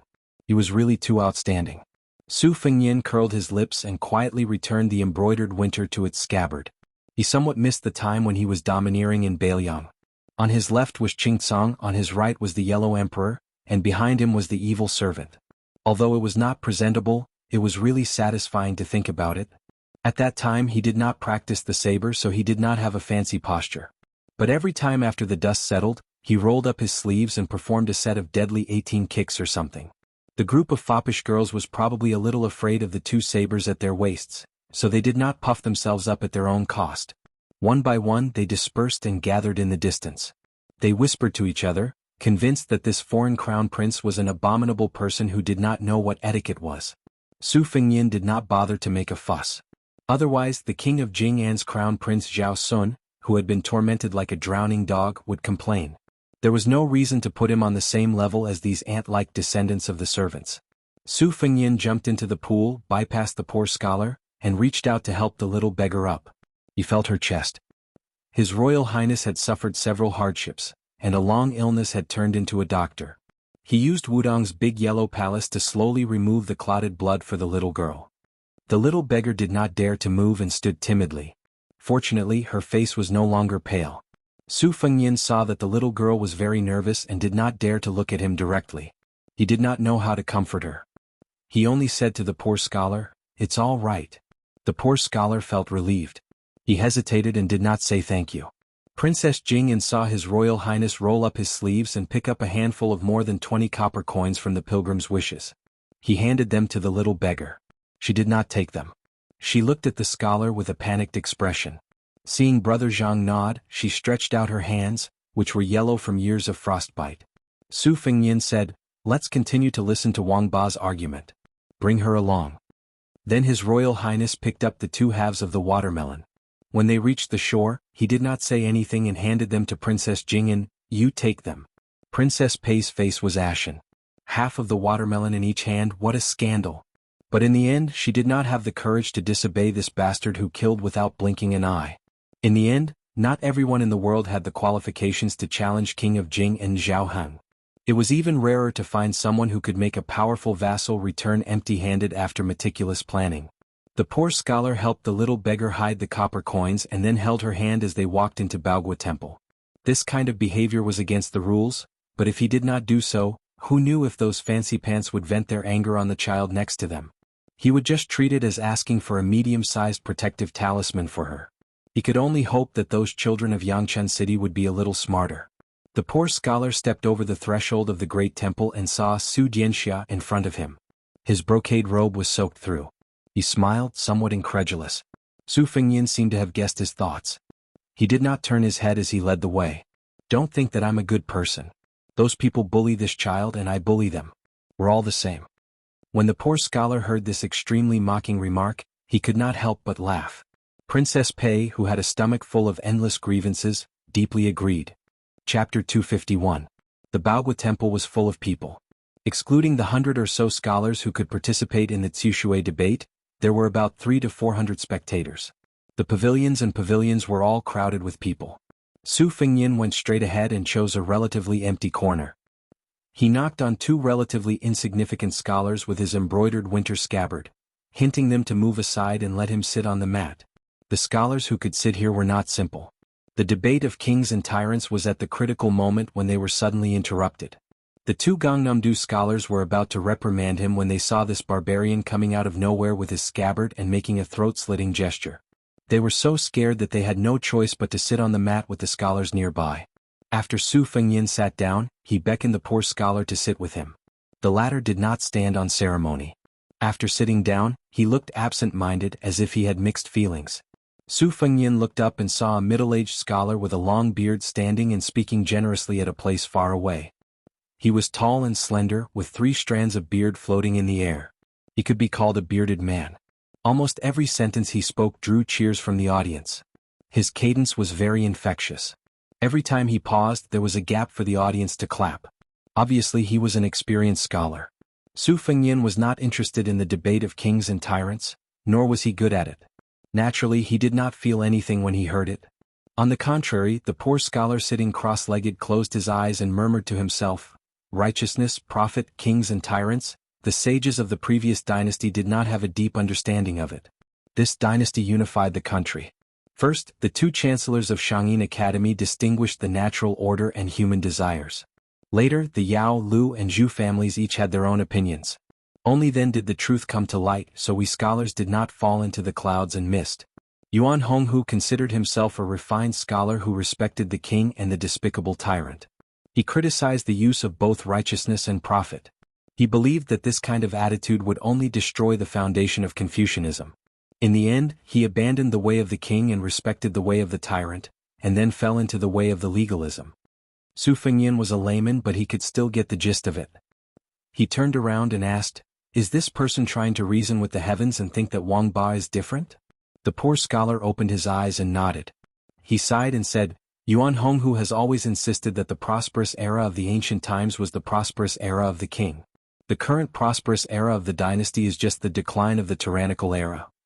He believes that the people of the world are too ambitious. This trend cannot be allowed to grow, or else a great disaster will befall." Su Fengyan smiled and said, "Aren't you afraid that Beijing will be angered by your words?" The poor scholar shook his head and said, "I don't know if what I said is right or wrong. It is indeed from the bottom of my heart. Let's not talk about whether the imperial court will mind. How can a scholar keep quiet because of this? Although I believe that where one succeeds, there is virtue, and where things come to their aid, there is justice. But I also admire Yuan Honghu's knowledge and foresight. Although he abhors unrestrained selfish interests, he does not blindly reject the benefits of helping the people. But as he said, even if we retreat again and admit that Wang Ba is inseparable 500 years later, there might not be a single Confucian scholar left. Walking the path of profit, there will only be utilitarians left." Because of this, Yuan Honghu was once nearly drunk to death in the Litao pavilion, calling out that we should cry 500 years later. I can't stand those empty talkers with loose hair and bare chests, but I deeply sympathize with Yuan Honghu's drunkenness and crying. Su Fengyan said disapprovingly, "Only you scholars worry about the country and the people. But how many of you have been moral saints all your life? Have you ever really touched a copper coin? Do you know how much a steamed bun cost?" The poor scholar smiled and said, "The great scholar Yuan Honghu may not know, but I do." This time it was Su Fengyan's turn to be speechless. The two of them were so engrossed in their conversation that they did not notice that the water was flowing and the wine was already in front of them. The beautiful maid who followed the wine leisurely came over and picked up the white jade wine cup. In an instant, this corner became the target of public criticism. Under the watchful eyes of the crowd, this old man, who had participated in countless talks but had not been able to raise his cup more than a few times, widened his eyes. The two Confucians who were chased away by His Royal Highness with a saber were full of jealousy. They wished they could bend down and snatch the wine cup. It should be known that today's debate between Wang Ba and Yuan Jiangyan and Yin Daolin, two of the most famous scholars, were among them. It could be said that it was a once-in-a-lifetime opportunity to express one's own philosophy in front of these two big talkers. Other than the two great scholars of the present age, there was also Qing Jia, a great scholar of Neo-Confucianism who was on par with Yao Baifeng. This old man was a great scholar of Neo-Confucianism who had exchanged letters with Master Yao. When did the contents of their letters not spread throughout the world? Cheng Zi said that he was slow and stupid all his life, and only made a hole in literary theory. He used this to mock Master Yao's carefree interpretation of the scriptures. Who in the world would not laugh at this? Although Master Yao's reply was to add that there was no need to delete a single word, there was no need for future generations to interpret the scriptures. It was also very mysterious. However, Gangnam-do was obviously more supportive of Cheng Zi's words. They insisted that even if Master Yao's knowledge was higher, Cheng Zi's morality was higher. Today the debate between Wang Ba and Wang Ba had gathered the three contemporary saints of Confucianism and Buddhism. Yangchun City had attracted more than a few hundred scholars who had come because of its reputation. However, Cheng Zi had always been learning from books and did not like to interact with people. Many of the local scholars had not even seen him for decades. Even if they walked right in front of him, they would not recognize him. A beautiful maid came in with wine. Su Fengyan, who was originally bored to death, opened his eyes wide. He was an expert in cursing and swearing. His Royal Highness had traveled for 3 years and learned a lot of unique skills in cursing without using any obscenities. Unfortunately, he was a complete layman when it came to reasoning with people. Therefore, he did not stand up and used his scabbard to nudge the poor scholar beside him. Su Fengyan saw that the poor scholar was not afraid of the stage. He stood up freely and took the wine cup and drank it all in one gulp.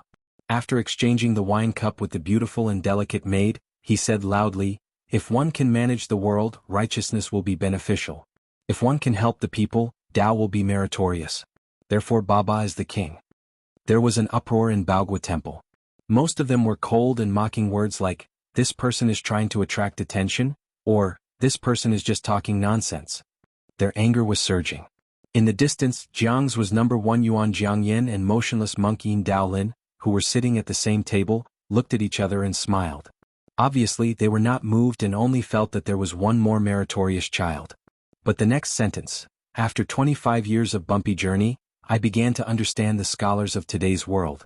Those who think they are sincere are all apathetic people who don't know pain, made the two famous scholars who looked down on him stunned. This person really did not stop until his words shocked people to death. A hunchbacked old man who did not participate in the debate had been shaking his head. Only when he heard this sentence did he laugh to himself. What the arrogant scholar said next was even more preposterous. The spearhead was directed at Jiang's was number 1 famous scholar, Yuan Honggu. If you don't care about benefits at all, what's the use of crying for 500 years? Now that the people are not full, who should they cry to? The beautiful bearded man Yuan Jiangyan laughed instead of being angry. He did not seem to be pretending to be magnanimous. He really laughed. But his table was far from the crowd and he could not see the subtle changes of Jiang's was number 1. Baogua Temple's host Yin Daolin said softly, a strange theory is a strange theory, but it is also interesting. Let's see if he has the ability to prove it. Yuan Jiangyan nodded his head. The result was unexpected. The poor scholar from a poor family whom almost no one in Baogua Temple knew, talked about Wang Ba for an hour. He was very meticulous, which was completely different from the practice of ordinary scholars who cherished their words as if they were gold. Generally, when talking about profound mysteries, since it was profound, of course it had to be extremely profound. The goal was to make people confused. That was true ability. If they understood, it would be a blow to the head. If they did not understand, who would care about them? If a profound talk was strict and logical, wouldn't it be very boring? If the words did not convey the meaning and were thousands of miles away from the topic, then it would be interesting. A white horse that is not a horse is not a realm, a white horse that is a deer is a realm. There were more than 100 famous scholars in the banquet and a few hundred listeners. Those who had strong willpower were still listening to this guy who did not know the big picture. Those who had strong willpower began to talk about things that could lift their spirits with the people around them. Those who had weak willpower were already itching to curse and yawn. If it was winter, they would definitely be stirring up lice. This was not impoliteness, but the elegance of a famous scholar. Su Fengyin narrowed his eyes. He folded 2 knives on his knees and raised his head with his hands supporting his cheeks. He was flirting with the delicate and pretty servant girl who was stunned by the poor scholar's endless chatter. He laughed and said, "Sister, tip me a cup of wine." The pitiful and cute servant girl was carrying a pot of wine and 3 cups. Her arms were already numb. Being teased by this lecher, she puffed up her cheeks and glared at him. Su Fengyin was not discouraged. "Sister, are you tired? Sit down and rest for a while? Do you want me to help you carry it?" She glared again when no one was paying attention. This young master looked quite upright. How could he be so unrestrained? Su Fengyin smiled brightly and asked relentlessly, "Where is sister from? Where do you live? How old are you?" Princess Consort Jing, and wished she could dig a hole and bury His Highness the heir apparent so that he wouldn't embarrass himself in public. Fortunately, no one paid attention to this young master who was flirting with the servant girl because Yuan Jiangyan, who had not debated with anyone in public for 10 years, spoke out for the first time. Yuan Honghu's talent and learning were the best on the left side of the river. If one traced back a little, one could see that the scholar's concept of using both the king and the tyrant came from the same root as Mr. Ji Shang of the Shangyin Academy. In those days, this Mr. Ji Shang only needed to win 2 out of 3 debates to become the Grand Chancellor of the Academy. However, he first won the debate of name and reality, then lost the debate of heaven and man. The last debate should have been the debate of the king and the tyrant, but Mr. Ji Shang unexpectedly gave up. However, everyone knew that this Mr. De advocated using both the king and the tyrant. Yuan Jiangyan asked in a low voice, "Beiliang's Yao Shui is only dabbling in Zen, but you clearly talk about utilitarianism. Those who study Zen will search for the top, but they will not be able to find their way. They will leave and turn back. If you talk about utilitarianism, the scholar will learn and see immediate results. If you are lucky and forget about righteousness for the sake of profit, how will the future generation live? We scholars and common people laugh for a while, but the younger generation will cry for 100 or 1,000 years. Is this what you call a tyrant?" There was an even bigger uproar. Yuan Honghu's words clearly implicated the eminent monk Yin Daolin, who was close at hand. It could be seen that this number one scholar of Jianghu really attached importance to the scholar who everyone thought spoke without thinking. Everyone's spirit was shaken and they began to sit upright and still. Su Fengyin was shamelessly flirting with the beautiful servant girl who was carrying the wine when he caught a glimpse of elder sister Su Jihu, who was in a yellow glazed roof pavilion, making a threatening gesture of knocking a chestnut. He rolled his eyes and was about to say a few more words to the servant girl when he caught a glimpse of a middle-aged Confucian who was staggering toward the pavilion. The old god of swords blocked the steps of the pavilion, his sword intent bursting out. Even when facing the Su of Gojoseon Wu Luding, he had never shown this kind of attitude as if he was facing a great enemy. His Royal Highness suddenly stood up. His figure flashed again and again. He shuttled through the crowd like a fish. Su Fengyin approached the pavilion and saw that when the green-robed Confucian was 20 steps away from the pavilion, he waved his sleeves as if he was trying to brush away the dust to show his great respect. Then he suddenly knelt down. The Confucian cried mournfully. He gritted his teeth and said each word. His voice wasn't loud, but it exploded in Su Fengyin's ears. West Chu's criminal Chao Changqing greets Your Highness the Princess. Chapter 252.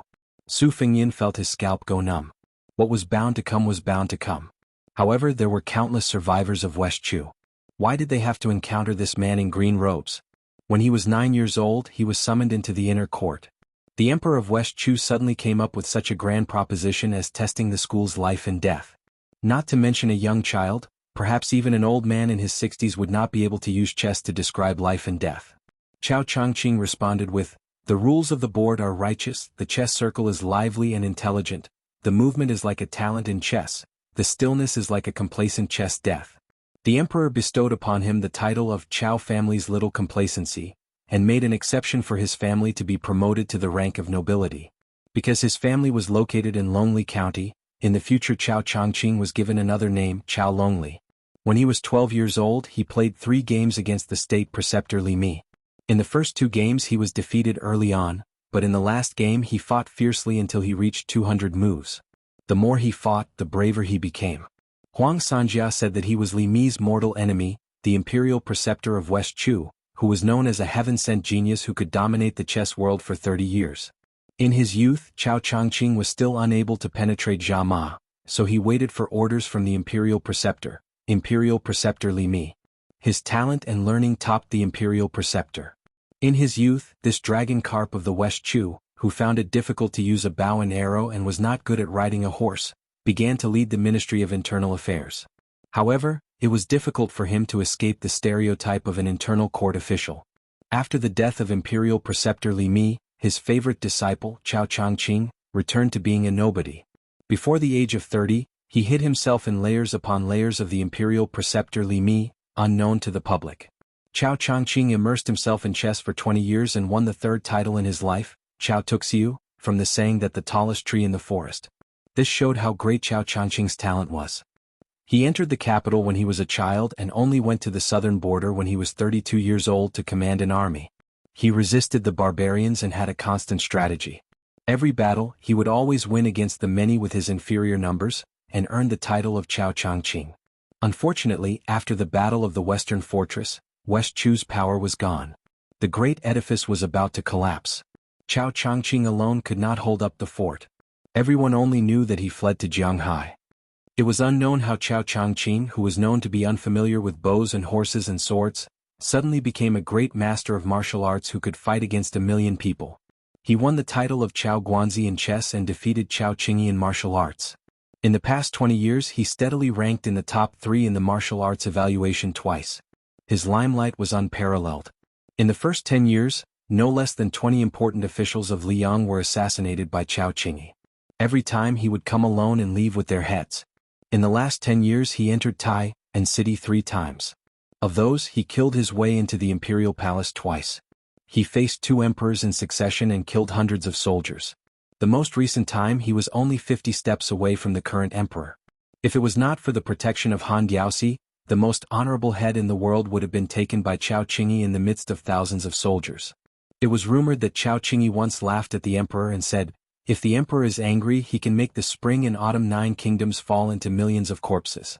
So what if I am angry? As long as there was still Qingyi in the world, even if you obtained the world, you would not be able to live in peace. What kind of spirit did a martial artist have? Following the fall of West Chu, the names of Chao Dei, Chao Longli, and the others were no longer well known. Only Chao Guanzi and Chao Qingyi remained.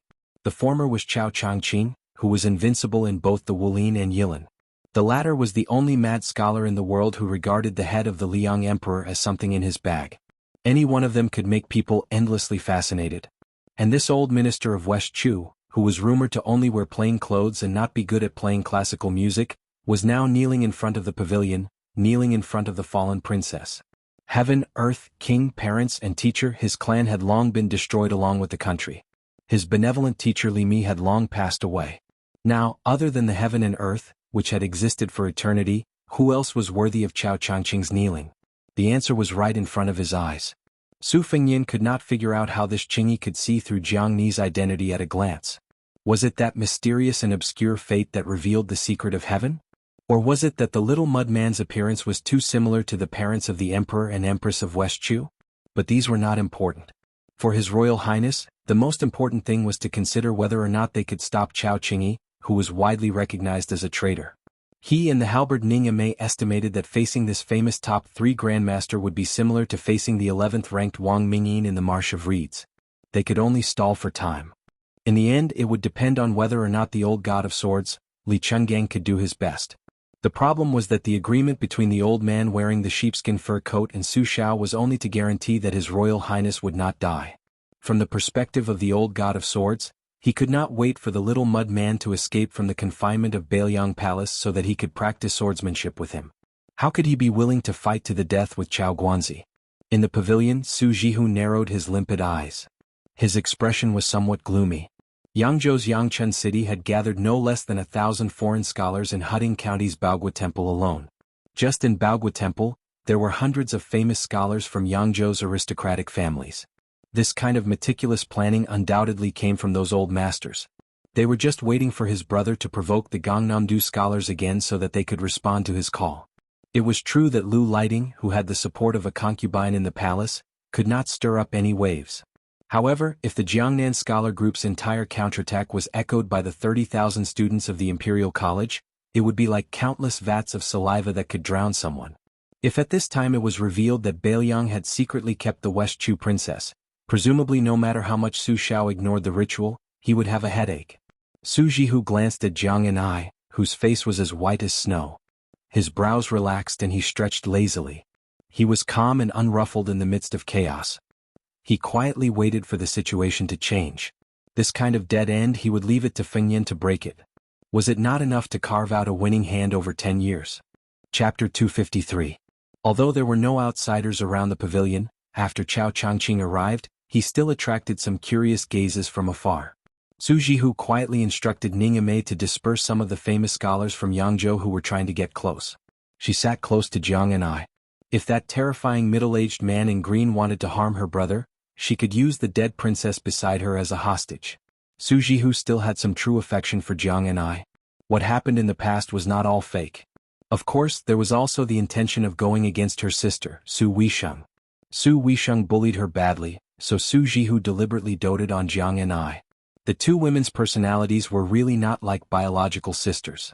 Jiang Anai was not His Royal Highness. Since she was young, she had been living under someone else's roof in Bailiang Palace. No one taught her how to live. She could not learn the ways of the world to wear a mask and pretend to be polite. After being scolded by the servants and maids of the palace or secretly pinched until her skin turned purple, no one complained.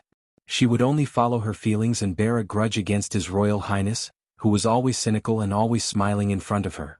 Looking at him, she hated him. Who else could she hate if not him?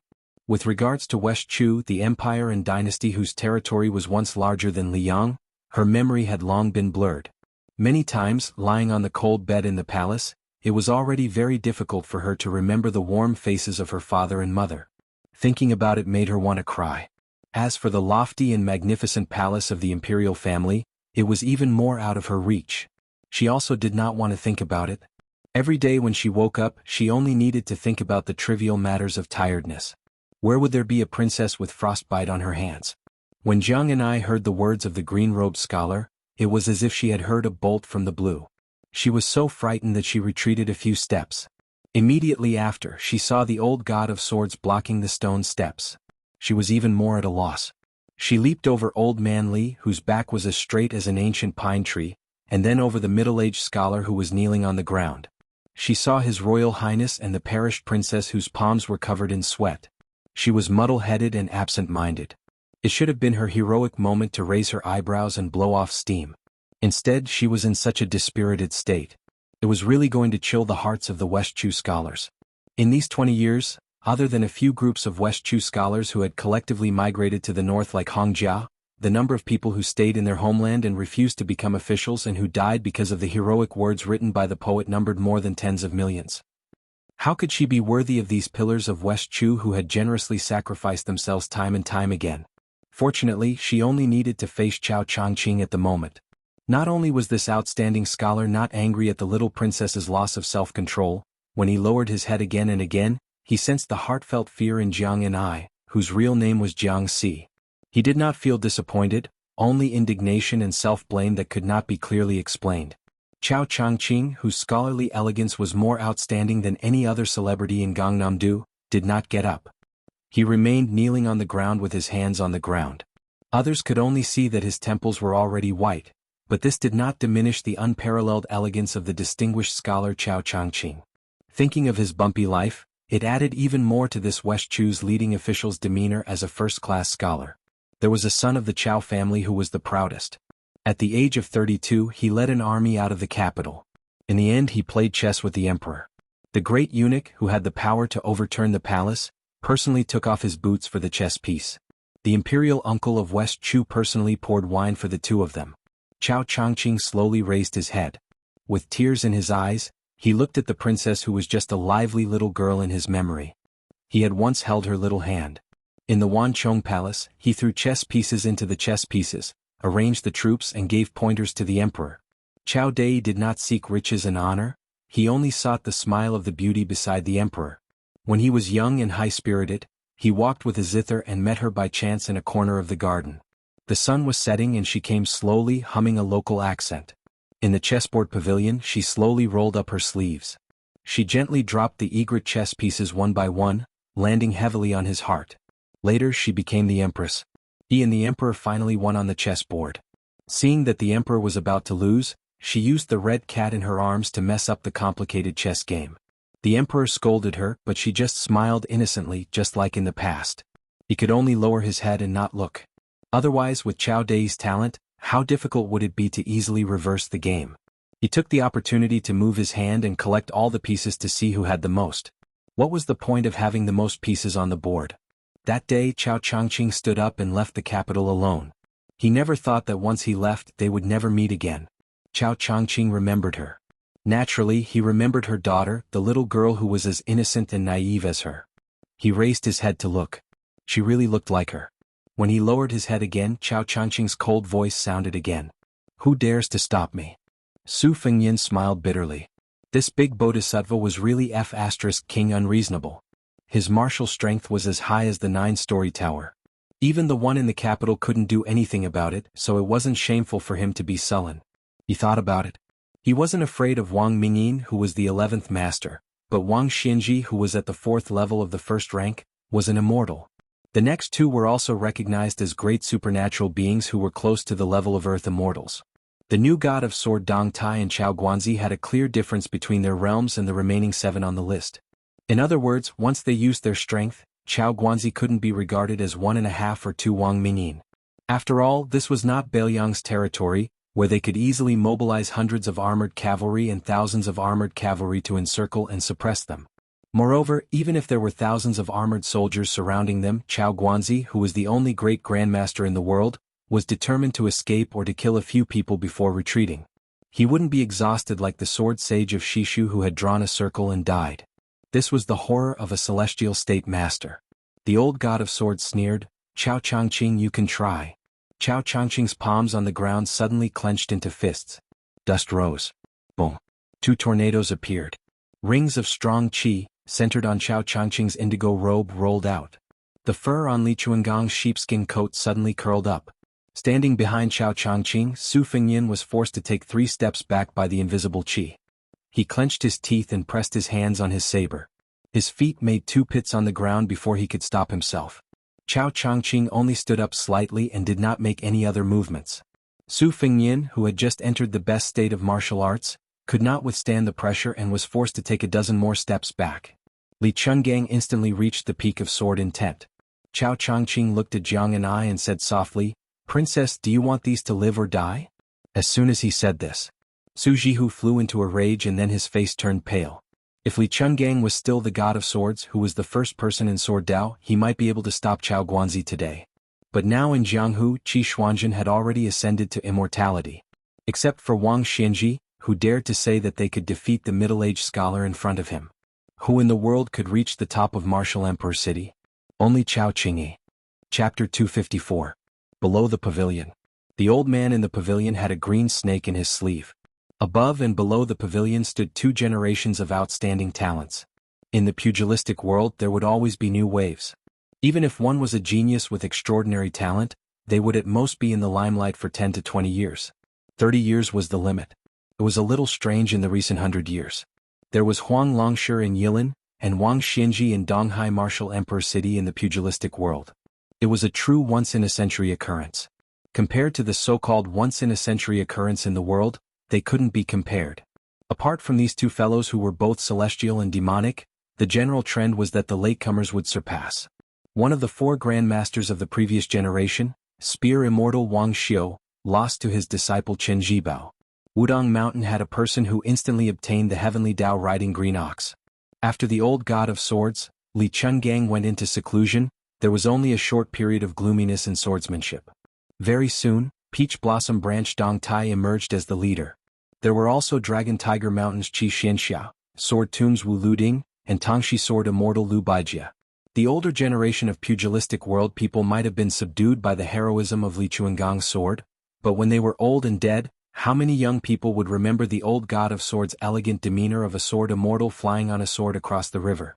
If they didn't hear that Li Chuangang's swordsmanship was eternal, they would feel that it was too conceited and absurd. At this moment, Chao Changqing was facing off against the former leader of swordsmanship, the 2-sleeved green snake. With Chao Changqing's noble spirit, he shouldn't have underestimated the older generation's god of swords. However, everyone understood the meaning behind his words. Even if Li Chungang trampled on the land sword immortal realm, Chao Changqing wouldn't be afraid of him today. Even His Royal Highness, who had experienced the power of the 2-sleeved green snake, was worried. He was afraid that old man Li, who was old and missing an arm, would not be able to compete with Chao Guanzi, who was at the peak of his cultivation. Chao Guanzi's life had been full of ups and downs. The Confucian school had always been good at cultivating righteousness. After the fall of his country, he fought against the wrath of the emperor as an ordinary man. His hands did not touch weapons, his body did not wear armor, and he entered and exited the palace 3 times in a row. His mind and breadth of mind were undoubtedly much more tenacious and broad than ordinary martial artists. Chao Guanzi's invincibility was without a doubt. After Wang Xianji became invincible in the world, he built a city in the Eastern Sea and built the army tower. There were 6 floors below the top floor, and 6 martial slaves were stationed there to deal with challengers from all over the world. Generally, the peerless masters would rest for a few days after defeating one person. They would wait until their spirit was at its peak before fighting again. Even the insufferably arrogant Dong Tai, who defeated his opponent with a snap of his fingers, still retreated from the army tower after winning. After fighting for half a day, 3 days later, the 6 defeated people reached the top floor. Only Chao Changqing fought for 2 days consecutively and reached the top. It was said that when he faced Wang Xianji, he was still calm and composed. He was praised for his vast qi and only lost to Qi Xianju. How could Su Fengyin not be afraid that the old god of swords would go into a dead end? This old man cherished his reputation the most. If he really angered him, he would deliberately fight to the death with Chao Changqing. Would he be exhausted to death? The poor scholar, who was brought by His Royal Highness to Baogua Temple, had a fierce battle with the beautiful bearded Duke Yuan Jiangyan, and unexpectedly he did not fall into a disadvantageous position at all. The righteous benefit Wang Ba was full of miscellaneous theories. It was as if he was trying to turn the world upside down. There was nothing he could not understand. The 300 to 400 spectators completely stopped looking down on him. They no longer dared to regard this young man as a scholar from humble family who was trying to sensationalize people.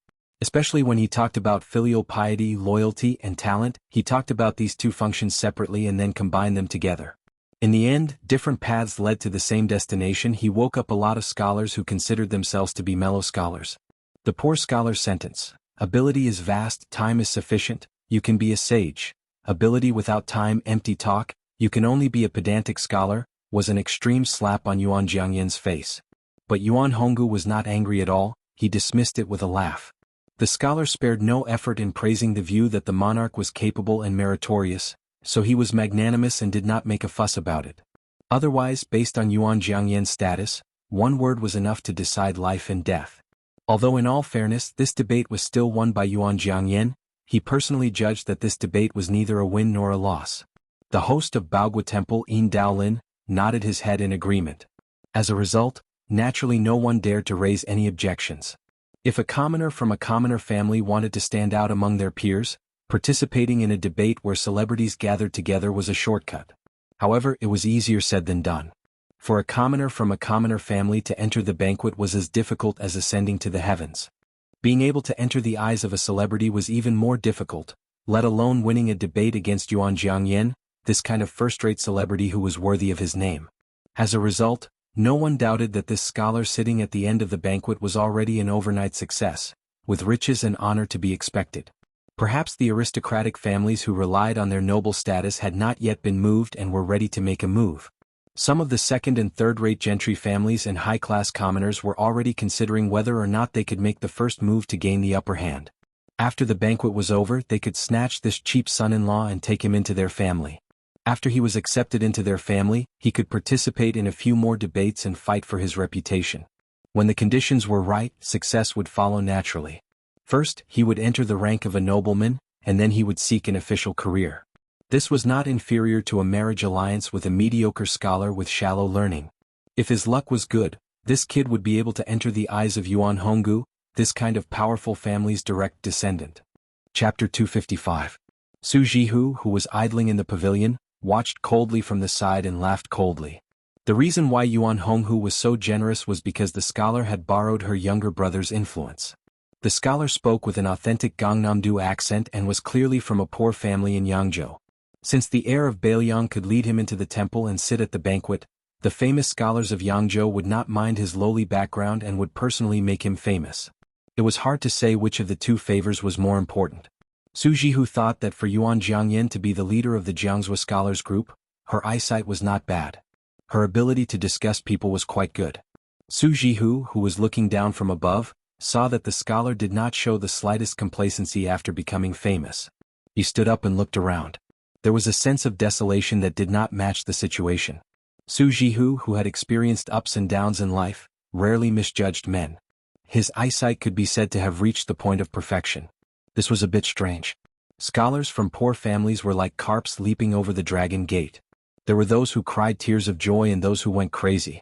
In his memory, this scholar named Chen Liangxi was acquainted with Su Huipu and was good at drawing dragons and tigers. Today he met her younger brother by chance. Su Huipu's temperament was cold and arrogant, but in the end she was a caged bird in a noble family. She was undisciplined in small matters, but without exception she had no choice in big matters. Just like herself, when did she ever want to marry far away in Jiangnan? The beautiful maidservant, who had been teased by His Highness the Crown Prince over and over again, stared blankly at the scholar beside her. She was fascinated.